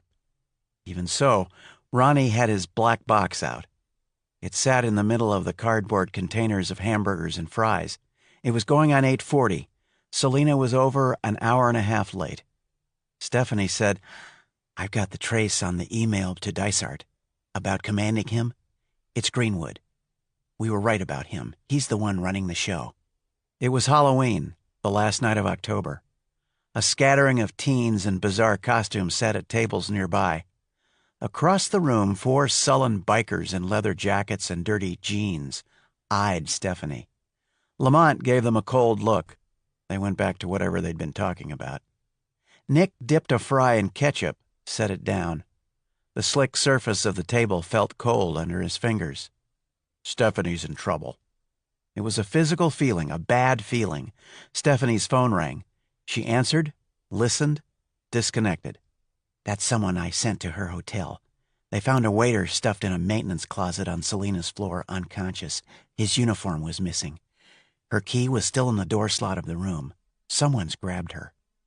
Nick felt like someone had punched him in the stomach. Where would they take her? Ronnie ate the last bite of his Big Mac. I can think of one way to find out, Nick said. We grab Greenwood. He'll know. He thought about how he would question him. I can persuade him to tell us. Back to his house? Yes. Stephanie glanced over at a teen dressed as a vampire. Her face paled. Nick, that rite Hadrick wrote down. It's Halloween. In the old religions, it was the most powerful night for magic. A night of sacrifice. It registered on everyone at the same time. Selina. They're going to sacrifice her, perform that ritual. Nick crushed the plastic cup of soda he held in his hand. There can't be much time, Ronnie said. I've got my stash in the Hummer. Ronnie's black Hummer had a concealed compartment in the back. He had weapons, ammunition, and a variety of useful things for an emergency. Nick nodded. You, me, and Lamont. Someone has to work the political and legal angles if this goes bad. He turned to Stephanie. That's you, Steph. She set down her coffee. Gee, I love being director. She looked at them. Well, what are you waiting for? An hour later, they were down the street from Greenwood's home. A tall hedge ran all along the front of the property. There were lights on in the house, one upstairs behind drawn blinds, one on the ground floor. They changed into black clothing and body armor. They had pistols and silenced MP5s. Ronnie had brought a tranquilizer gun. Silent, auto-loading 3 rounds designed for use on humans, it featured a fast-acting nerve agent that took the target down on the spot. The target got violently sick when he woke up, but that was better than being dead. A half-dozen cars lined the circular drive in front of Greenwood's house. There was a meeting going on inside. Carter scanned the drive with night vision binoculars. There are 2 guards in suits by the entrance, he said. What do you think, Ronnie? If Earlton's inside, the suits could be Secret Service. Maybe we need to go easy. Okay, we'll trank 'em. The moon was hidden, blanked out by thick, dark clouds. The night was black as Hades. They got out of the car. shadows in the darkness. They worked their way along Greenwood's hedge. They listened for signs of alarm, dogs, a neighbor's voice, anything. There was only the whisper of a chill night breeze in the leaves of the hedge. They came to the driveway entrance. One of the guards yawned and looked at his watch. Ronnie aimed, and there was a soft hiss. The guard grunted and dropped to the ground. His partner turned toward the sound. Ronnie fired again, and the second man crumpled to the grass. The team ran to the house. Nick laid his hand on one of the cars. The hood was warm. There was cigarette smoke on the night air. Nick went to the end of the house and risked a glance around the corner. Halfway down, a figure leaned against the wall, smoking. No suit. He was dressed in black and had a MAC-10 slung under his arm. The man dropped his cigarette and ground it out under his foot. He began walking toward the front of the house. Nick signaled. One coming this way. They faded into the bushes. The guard turned the corner and passed in front of Ronnie. The tranquilizer gun spat, and he went down. Lamont turned him over. Black paramilitary uniform, military haircut. Silenced Mac, fully loaded. A scar on his face. No ID. Definitely not Secret Service. A silent, dark shape launched itself from the night and knocked Lamont down. Lamont jammed his arm between jaws, trying to tear out his throat. They rolled on the ground, and Lamont struggled to draw his knife. There was a strangled yelp, and the dog convulsed and died. It was a large German shepherd. Lamont wiped the blade and sheathed the knife. His sleeve was torn, and blood stained the ripped fabric. "Waste of a good dog," he said under his breath. "They must have cut his vocal cords. I hate it when someone trains a dog like that." They ran to the back door. A few seconds and they were in. An alarm box mounted on the wall blinked green. Another stupid mistake. Someone had failed to set the alarms. They were in a laundry room. A nightlight burned over the washer-dryer. The door from the room opened into a dark kitchen. A crash of ice dropping into the bin of an ice maker sent Nick into a crouch, gun high by his cheek. A hallway led to the front of the house, where light spilled over from the living room. He signaled with his hand. First him, then Ronnie, then Lamont. They nodded. They crept down the hall, the rubber soles on their shoes silent on the wooden floor. Nick didn't like houses where someone might start shooting at you. Corners you couldn't see around. Stairs leading to God knows what. Closets and crannies and rooms and doors, and every one of them could hide someone waiting to kill you. The house was quiet. Too quiet. There was no sound of conversation, nothing to indicate where the people from those cars were meeting. It wasn't in the living room. Two men waited there, crouched behind furniture on different sides of the room. Nick saw their reflection in a glass picture frame on the wall. He signaled Lamont and Ronnie. Two hostiles, right and left, wait.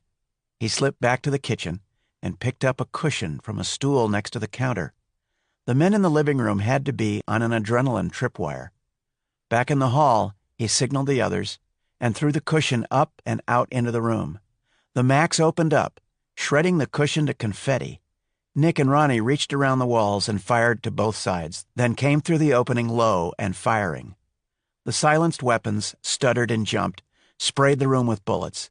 The Macs weren't silenced, and their barking shattered the night. The 9mm rounds tore into Greenwood's expensive walnut paneling.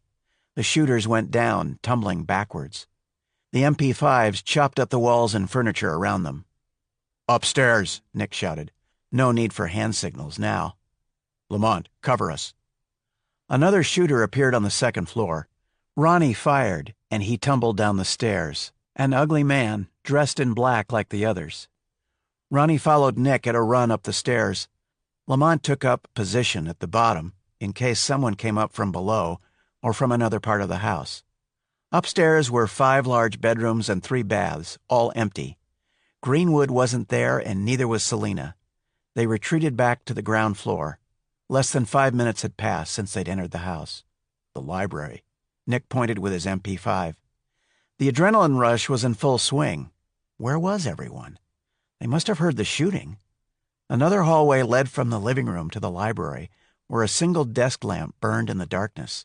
The light reflected from a crystal pen and inkwell on the desktop and the silver surface of a closed laptop computer. There was no one there. There was no one in the garden, or the downstairs bathrooms, or the closets, or the maid's room, or the garage. Has to be the basement, Ronnie said. That's all that's left. They're here somewhere. They found the door to the basement and pulled it open. A light was on. They descended a flight of wooden steps into a room with a cement floor. The walls held shelves and a workbench. Boxes were stacked in one corner. Aside from storage, it was empty. What now? Lamont said. Something's not right. Ronnie scanned the room. It looked like an ordinary basement, the kind you'd find almost anywhere. This room's too small. Remember the plans? Greenwood did a major makeover here a while back. It was a lot bigger than this. There's got to be a hidden door. They walked around the room. There was a faint mark on the floor, like part of a crescent moon, at one end of a high bank of shelves. Nick tugged on the shelves, but they didn't move. He felt around the side. Nothing. He traced his fingers along the upper edge and felt something plastic. A switch. He pressed it, and the shelves swung away from the wall. They started down a flight of stone steps. Chapter 63. Greenwood's voice made the hairs on the back of Selina's neck stand on end. She'd always heard about that. There was something primal in the harsh rhythm of the old language. Barbaric, threatening, frightening. Still chanting, Greenwood went to the table in the center of the room. The chanting stopped. He opened the box. Selina saw a flash of diamonds and gold in the torchlight as he lifted the lid away. Greenwood took something from the box. Greenwood said, "Bring her." 4 men moved away from the circle and came over to where she hung helpless. Each man took a key and unlocked one of the iron cuffs that bound her, grasping an arm or a leg. Selina struggled. The men lifted her naked body and brought her to the pole in the center of the room. 2 men kept her arms and legs imprisoned, while the other 2 bound her with leather thongs to the rings embedded in the pole. Then they returned to their places in the circle. Greenwood stepped forward and held up a long, tapered blade in front of her face. It was brown and rusted with age, notched and pierced and wrapped in gold. The Vienna lance. Greenwood spoke to her in German. Something moved in his eyes, as if more than one person were looking out at her. "My name is Grunwald," he said, his voice guttural and wet. "My father was master of the council before me, as Himmler was before him, as my son shall be after me. Tonight the Reich is reborn. Your blood will open the passage." Greenwood took the lance and made a deep cut in Selina's forearm, opening a vein. The ancient blade dug into her flesh. She clenched her teeth against the pain. Greenwood picked up the emerald cup and caught the blood running down. The point of the lance gleamed red in the flickering light of the torches. Selina twisted in her bonds, and hot blood ran down her arm, down her side, draining into the cup. When the cup was almost full, Greenwood stepped away. Blood continued to flow down her arm and over her breast. It ran down her side, down her leg, dripping on the floor. She was getting dizzy. She fought it. "Bind her wound," Greenwood said. "We don't want her to die yet." Smothers taped a compress over the bleeding vein. He wasn't gentle. Greenwood went to the edge of the circle of the black sun. He dipped the Vienna lance into the chalice of blood and began to draw the blood along the circle. He moved counterclockwise, chanting in the grating rhythm of the old Germanic tongue as he moved. The air turned freezing cold. Selina blinked again. A darkness was forming in the room, a thin black cloud near the ceiling. It had to be an illusion, brought on by the wavering light of the torches, the loss of blood. She fought to stay conscious. She wasn't going to give up, no matter what, but she hoped the others had figured it out and were on the way. She didn't think she had much time left. Chapter 64. There were 13 steps. At the bottom, a short corridor paved with stone led to an arched door of thick, heavy oak. The hinges were of hammered iron, the black iron handle shaped like a snarling wolf's head. The door looked medieval.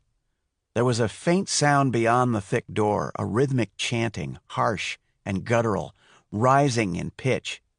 Nick shifted the selector switch on his MP5 to semi-auto. "Lamont, you pull the door open, we go in. On 3.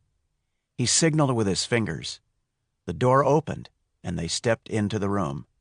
The first thing Nick saw was a group of men dressed in white robes, standing in a circle in a stone room lit by flaming torches. The room was freezing. The next thing he saw was Selena, naked and slick with blood, bound to a pole set in the middle of the room. A man stood in front of her. He was chanting. His back was toward the entrance. There was a strange darkness hovering around him. He raised both his hands high over his head. Between them he held a long, dark blade, pointed down toward Selena. Nick's bullet took him somewhere between his shoulder and spine, spinning him away from Selena. The blade flew from his hands and clattered against the polished floor. An older man in the circle reached for something inside his robe. Lamont shot him in the chest. He staggered and crumpled over, the front of his robe bright with blood. The rest of the circle froze in place. Nick slung his MP5 and ran to Selena. He reached up and cut her bonds. She slumped into his arms. He caught her and laid her down. Ronnie and Lamont kept their weapons trained on the others. Blood oozed from under a crude bandage on her arm, dark red against her pale skin. He felt her pulse, strong but erratic. Lying on the floor not far away, the man he'd shot groaned. Nick recognized Greenwood. "Ronnie, get me one of those robes." Ronnie walked over to the vice president. "Take it off." Earlston drew himself up to his full 5'9". "Do you know who I am?" Ronnie put the muzzle of his gun on Earlston's forehead and pressed. "I don't give a shit if you're the Queen of England. Take it off." Earlston stripped off the robe. Ronnie tossed the robe over and Nick wrapped it around Selena.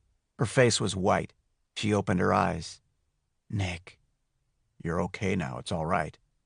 "It took you long enough." She closed her eyes. He picked her up and carried her across the room, sat her down in a fancy carved chair. That was when he noticed the Nazi flags. He looked around the room at the swastikas, the torches, the words on the wall. He looked at Selena, pale in the light of the torches. He wanted to hurt someone. He wanted to hurt someone badly. One of the robed men started toward the figure groaning on the floor. "Don't move," Lamont said. "That's my father. He's hurt." "Tough shit. Don't move." "You wouldn't dare shoot us." Lamont looked at the speaker. Admiral Lang, Chief of Naval Intelligence. "Do you know who we are? Do you understand what is going to happen to you if you harm us? I am your superior officer. I order you to drop those weapons now." Ronnie and Lamont looked at each other and began laughing. Lang looked confused. Selena opened her eyes. "Take care of this, Nick. I'm fine." Her eyes were clear. He walked over to Lamont. They stood with their backs to the open door. "Nick, what are we going to do with these shitbirds?" "Damned if I know." "You will do nothing. Drop your weapons. You and the Schwarzer." The voice came from behind them, from the passage beyond the door. Whoever was there couldn't see Ronnie, standing to the left of the doorway. People who point guns expect the target to freeze. There's only a fraction of a second to react. Training took over. Nick and Lamont rolled in opposite directions away from the door and the line of fire. Nick came up kneeling with his pistol in his hand.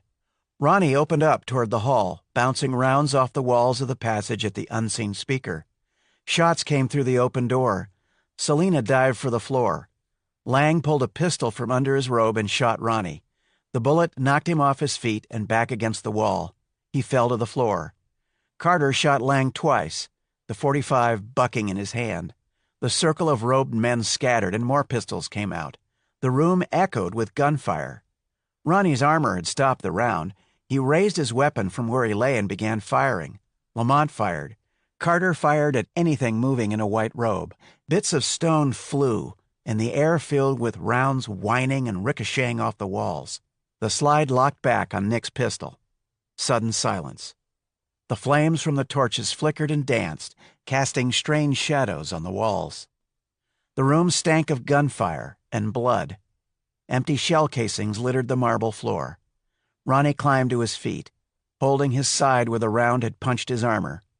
Lamont took a quick look around the doorframe, ducked back, and looked again. He moved into the doorway, his MP5 held up by his cheek. "Clear," he said. The floor of the room was carpeted with white-robed bodies. The stone walls were chipped and pockmarked. Nick ejected the empty magazine from his .45.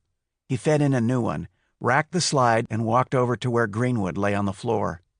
He felt sudden goosebumps all over. There was something nearby, something to be feared. He looked around but saw nothing. Greenwood lay on a spreading pool of blood. He looked up, his face contorted in rage. Nick thought about killing him, but Greenwood was already dead. He just didn't know it yet. "It's not over," Greenwood said. He coughed and blood bubbled from his lips as he spoke. "We are everywhere. You will never defeat us." Suddenly he was watching something over Nick's shoulder. All the color drained from his face. "No," he said. "Oh, no." Something colder than ice brushed Nick. Something dark. Something foul. Greenwood shuddered. "No!" he screamed. He died. Suddenly the room was warm. Whatever it was Nick had felt was gone. He took a deep breath. He reached down and picked up the Vienna lance, damp with Selina's blood. It twisted in his hand and cut his palm. He swore and hurled it against the wall. The brittle iron broke with a sharp snapping sound, and the lance fell in pieces to the ground. Ronnie and Lamont walked among the bodies. Smothers lay on his side, clutching his abdomen and moaning. Senator Blackfriar had a sucking chest wound and lay on his back, laboring for breath, staring at the ceiling. Greenwood's son crawled across the floor in a trail of blood, clutching his stomach. A strange mewling whine came from him. The rest were dead. Lamont had a deep gash across his cheek. He touched it, blotted it with his sleeve. "Let's go." Carter holstered his pistol. Selina stood up. "What about that?" She gestured at the bodies. "Leave it. We'll let Rice handle it. We've got to get out of here." Then he remembered Rice's comment about Dysart never coming to trial. What would happen if this got out? He looked at Ronnie and Lamont. "This can't go public," he said. They nodded. "Take Selina upstairs and go to the car. I'll finish up here." "You sure?" Lamont said. "You go ahead. I'll be right behind." Lamont and Ronnie helped Selina to her feet. They went up the stairs. Nick moved around the walls and snuffed all the torches except one. The hiss of escaping gas grew loud. He found an adjustment, turned the remaining torch down to a tiny flame and left it burning. He went into the hall. A man in black uniform lay on the stones, his weapon beside him. His lifeless eyes were open, cold and blue. On his collar he wore a silver oak leaf insignia. Nick closed the door to the Nazi chamber and the soft whisper of gas. He hurried up the stairs, past the basement, and up to the first floor. He ran into the library and took the laptop from Greenwood's desk. He ran to the front of the house and out the door, past the silent cars and the Italian fountain.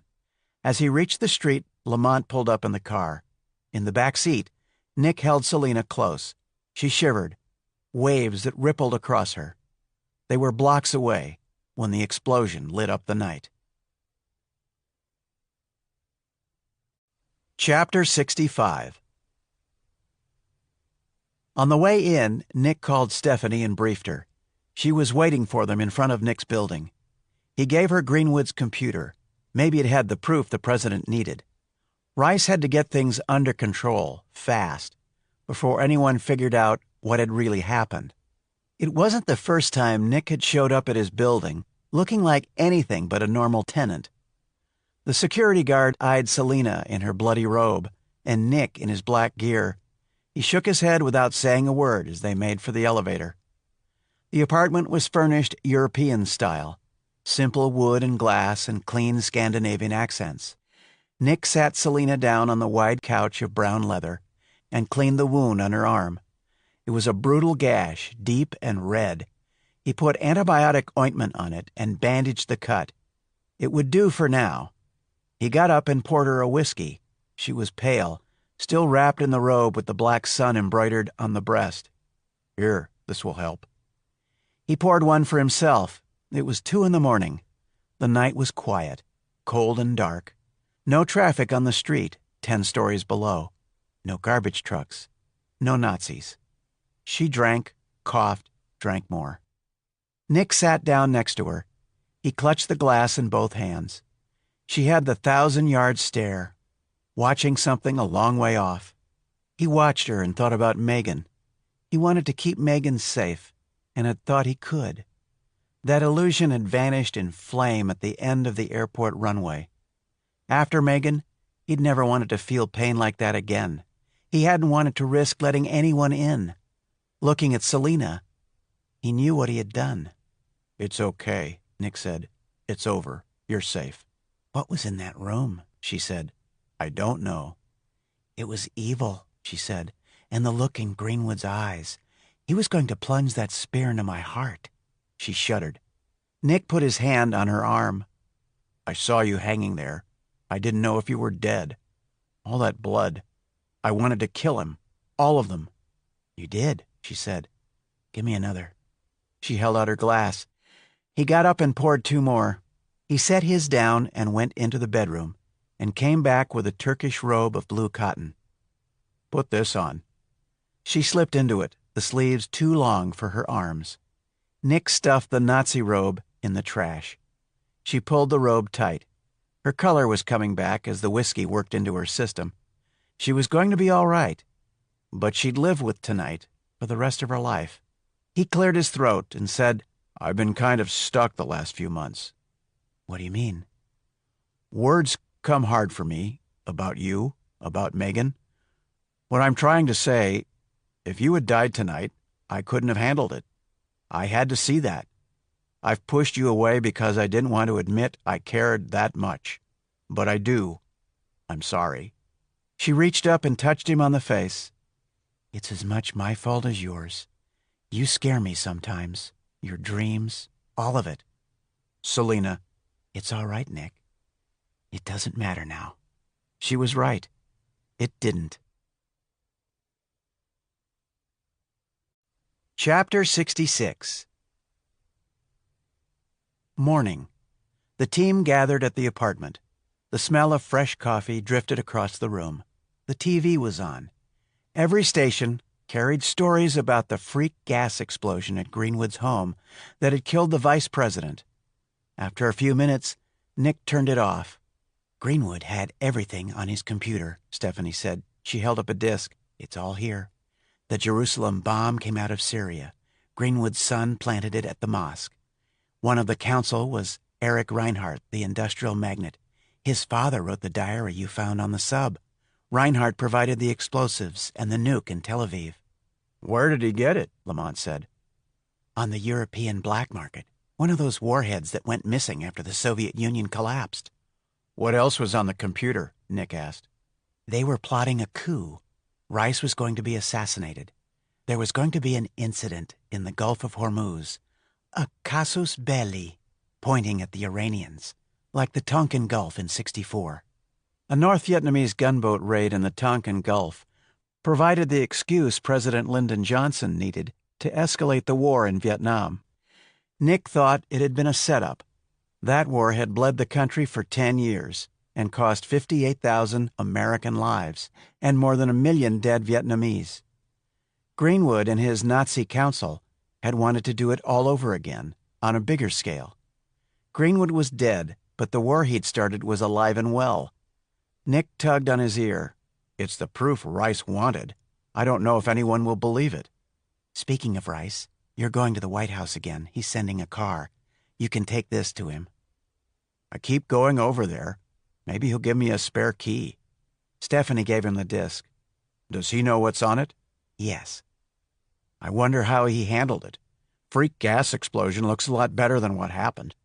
"If you find out, let me know." The black Lincoln Rice sent took Nick to a rear entrance of the White House. A grim-faced Secret Service escort took him to a workout room on the 3rd floor. Rice was riding a stationary bike. He was dressed in sweatpants and a green T-shirt that said USMC across the front. Rice got off the bike. He mopped sweat from his forehead with a towel and beckoned Nick over to a bench. His Secret Service detail stood a discreet distance away.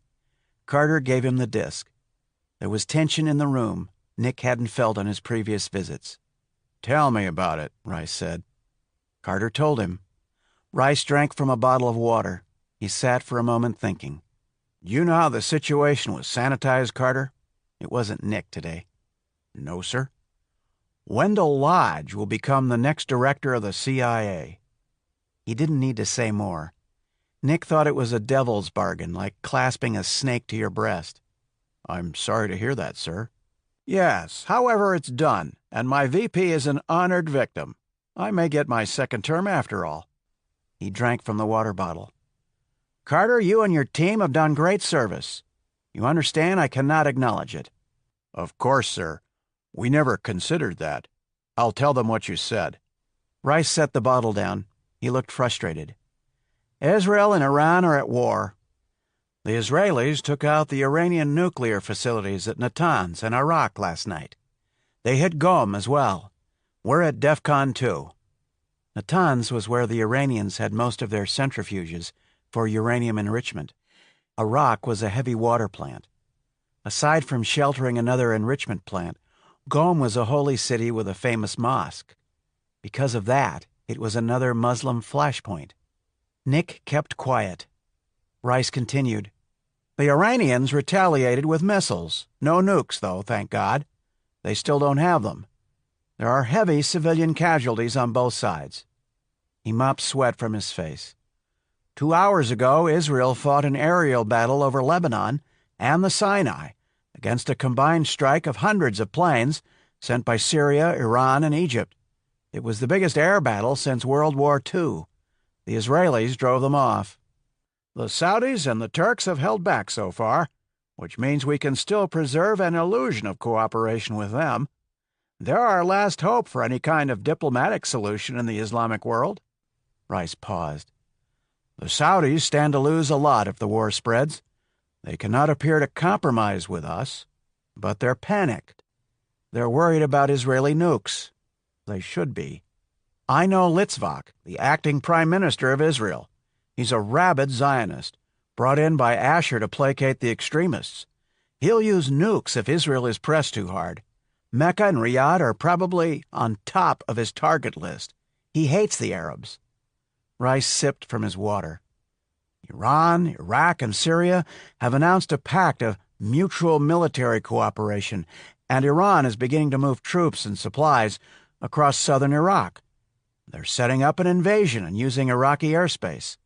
Litzvak will never allow it to happen. He'll throw everything he's got at them." "What are you going to do, Mr. President?" Rice gave him a calculating look. "What would you do, Carter, if you were me?" "Well, sir," he stopped. "Sir, it seems to me you have two problems that combine to give you a third." "Go on." "There's the trigger event, the bombing at the mosque. Then there's the underlying situation in the region, the hatred, the fanaticism, the religious beliefs. That's what's driving things now. Nothing you can do to change that. You don't think reason will prevail?" Rice's voice was flat. "No, sir, I don't." "You said 3 problems. You've defined 2. What's the third?" "The third is the war itself. If it can't be stopped by reason, it has to be stopped by emotion. The only emotion I can think of that's strong enough is fear. There's plenty of that already. I think you have to use that, find a way to encourage these governments to see it's in their own best interest to back off. Then sweeten it with something that lets everyone save face and claim they won something valuable for themselves and their people." Rice smiled. "And courage?" "I always liked Teddy Roosevelt's philosophy. Speak softly and carry a big stick?" "Yes, sir. If you can get some other big sticks to go along, maybe the combatants will listen.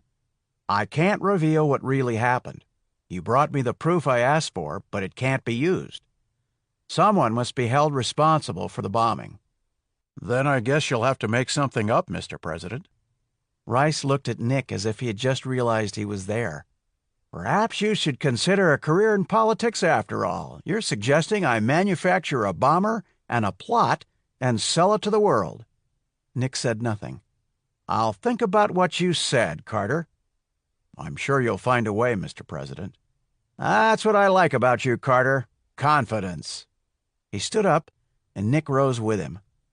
I'm told Director Harker will be unable to return to work for some time. In your opinion, is her deputy competent to take over? Yes, sir. She's been with Harker since the beginning. She knows all the players. She's a good choice. You're sure you wouldn't like the job? Stephanie will make a great director, Mr. President. No way did he want the job. No way. He'd last about 10 minutes in the political snake pit of the Capitol. Rice nodded. Then here's what I want you to do. I want both of you to assume leadership of the project. Will you do that for me? Sir? Rice held up his hand. Don't say anything right now, Carter. Take some time off. Think about it. Yes, sir. What else was he supposed to say? Rice stopped at the door. I was supposed to be assassinated in Chicago today. It's a strange feeling. He looked at Nick. Well done, he said. Then he was gone. Nick left the White House. He wondered what the rest of the day would bring. He wished he was sitting on his cabin porch or maybe lying on the beach in Maui. Maybe he should resign. Maybe he would. Years ago, he'd talk with Megan when he had a tough decision to make. She'd had a way of looking at things that helped him get his head straight. But Megan was gone. He'd talk it over with Selena. Chapter 67. Ronnie sat on Nick's couch, munching cashews and watching television. The networks were covering the conclusion of an extraordinary meeting in Casablanca. It looks like Rice pulled it off, Ronnie said. He had some help. Nick stood by the kitchen counter. No one wants World War III. At least the shooting stopped. Rice had spent 8 days in Morocco, meeting with the leaders of the Islamic world and of Israel, Russia, China, France, and Great Britain. On the 3rd day of the conference, Israel and Iran had walked out. On the 5th day, they declared a temporary ceasefire. Nick wondered what kind of heavy arm-twisting and deal-making had gone on behind the scenes. Rice had decided partial truth was the best strategy. In a speech televised around the globe, he revealed that Erich Reinhardt was behind the destruction of Al-Aqsa in a neo-Nazi plot to start a war and destroy the Jews. He presented proof. It got Israel off the hook. It shocked the world. Rice emphasized that Reinhardt was not a native-born American. Everything about him had been uncovered. Rice pointed out that Reinhardt's father had been an SS general. He made no mention of the existence of the council or its membership and influence. No one knew Reinhardt had been at Greenwood's house. Rice said he'd been killed in a fiery car crash while trying to escape federal agents sent to arrest him. Dental records confirmed his identity. The remains of his incinerated body were shown to the world. He then announced a coalition of nations would rebuild the mosque. He condemned hate groups and called for a new era of understanding and compassion. 2 days after the speech, Elizabeth was out of her induced coma. The team gathered in her hospital room. Her head was swathed in bandages. Her left eye was covered. It was too soon to calculate the full extent of damage to her brain, but she was weeks ahead of schedule in her recovery. She could speak, with a slight blurring of some of her words. She could think clearly. Nick told her what had happened. They were going to sacrifice Selena? Really? Her voice was a whisper. Yes, but no one will ever find out. The house went up in a firestorm. The fire trucks couldn't get near it. Everything turned into slag and ashes. Lodge shut the locals down before they could get going. It's amazing what the phrase national security will do. There's nothing left, nothing to point a finger at a Nazi conspiracy. The Lance? Gone. Melted into nothing and good riddance. They still have the copy in Vienna. As far as the world knows, it's the real deal. Rice owes Lodge. I wonder how that will work out. She coughed, reached carefully for a tissue. I need a long rest. She looked out the window. I'm tired, Nick. The words came out slurred. Nick kept his face neutral. You'll be back soon, Director. She looked at him. We both know it won't be soon. Maybe never. Rice spoke with me about you taking over the team with Stephanie. What's your decision? I don't know. He said take some time to think about it. Rice needs you. With Stephanie, you'll be fine. She can handle the political and administrative side. But you're the best choice to deal with the tactical and strategic decisions. The two of you can make it work. She coughed. Rice needs you, she said again. A headache began. He needed time to think about it. He'd go to the cabin. Stephanie said, "We've talked about it. We've got you covered, Nick. Take some time off. I'll call you if anything important happens." Nick looked at the others. The team. His friends. "Thanks," he said. Epilogue. Selena and Nick headed up into the Sierra foothills. They turned off the paved road, bounced over a stretch of dirt and gravel, and pulled up in front of Nick's cabin. The cabin was at the end of the road on top of a good-sized hill. Built of old dark wood, it had a steep, hunter-green metal roof sloping down over a covered front porch. The foothills rose up behind. East were the high Sierras. West was a wide vista to the coastal range. It looked like the Pacific might not be too far away, but it was 150 miles or so to the beach. The cabin was home. He always seemed to think better here. The place in D.C. was only where he stayed. They stepped from the car under clouds of black, gold, and deep red. He unlocked the door, dropped his bag on the couch, and opened a window. He opened the grate on the wood stove and set a match to the kindling and wood laid there. He opened a bottle of wine. They went outside and sat on the porch, watching the sun go down in splashes and streaks of vivid color behind the coastal range. Shadows lengthened under the trees. The air smelled of wood smoke from the stove. After a few minutes, Selena said, "Do you think we got them all?" "I think we wrote the last page of Himmler's medieval fantasy, but Nazis are like the Hydra in that Greek myth. You cut off the head, two more spring back. You can't ever get them all, but Greenwood's bunch, yeah, we stopped them." Selena looked out at the afterglow of the sunset. "I was thinking about what I said a while back, about us being so different, how it was natural for you to jump into action and start shooting, but not for me." He tensed. Natural-born killer. "Maybe we're not so different. It does seem to me that you're more reckless than I am, but there's something that's the same." "What's that?" He set his glass down. "Instinct. You can't get where I am in martial arts without that. It's a zone, a place where I just do, or it does me. I don't think about it. You do it too. Our training and experience are different, but we both act out of instinct without thinking, so it's the same." She drank some wine. She frowned. "I always thought my martial arts would protect me." He waited. "I couldn't get out of those bonds in Greenwood's room. I can't stop a bullet with a sidekick. I can't use my skills to deflect it. It scares the hell out of me." "Bullets scare the hell out of me, too." "I guess it goes with the territory." "You could quit." "No, I don't want to. It would let everyone down. The team means a lot to me. It's the first time in my life I felt like I was part of something important. I've got a real purpose in life now. Bullets or not." Selena pulled up the collar of her jacket. The night was coming on, and it was getting cold. "Are you going to take Rice up on his offer?" "I don't know." "Do you trust him?"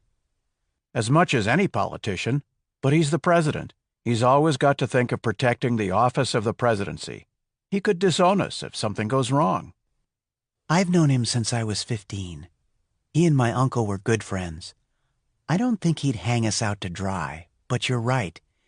He has to do what the office demands. Why do you think he set up the project in the first place?" "He knows people like Lodge don't tell him the truth. He needs someone outside the agencies. We're a counterweight so he can find out what's what. It puts us at odds with everyone. CIA and DIA and the others are always jockeying for position. There's a lot of stonewalling and competition. They protect their turf and argue about the meaning of intelligence and what should be done about it. They hide things from him. You make it sound like they're the enemy. I don't mean it that way. But things get lost in the bureaucracy, and there are lots of personal agendas. Rice created the project to cut through all that bullshit. See? That's why Elizabeth and Rice want you to run things with Steph. You understand the dynamics, how things work behind the scenes. There's a lot I don't know. Nobody knows it all. Not Elizabeth either. What's really bothering you? You want the truth? What if I make the wrong call and somebody gets killed? Do you really need me to tell you there aren't any guarantees? He looked at his empty glass. What if you get killed because of one of my decisions? He was out in the open. Oh, Nick, you can't make me the reason to take this on or not. Elizabeth said something to me a while back about feelings, about how we have to put them aside. Does it really make any difference in the end? Did it make any difference in Argentina or Tibet? No, but I think about it. You wouldn't be who you are if you didn't think about it. You're not like Lodge or one of those Pentagon types. That's why you're the right person for the job. I trust you. We all do. Besides, it's my choice to stay. I know what I'm up against. I'll deal with it.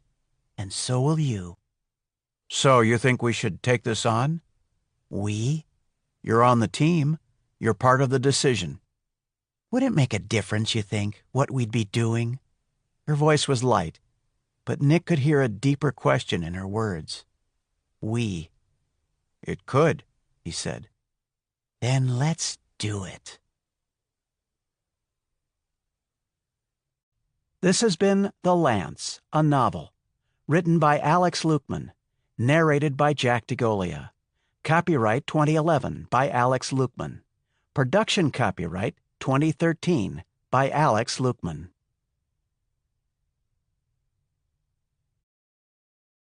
Audible hopes you have enjoyed this program.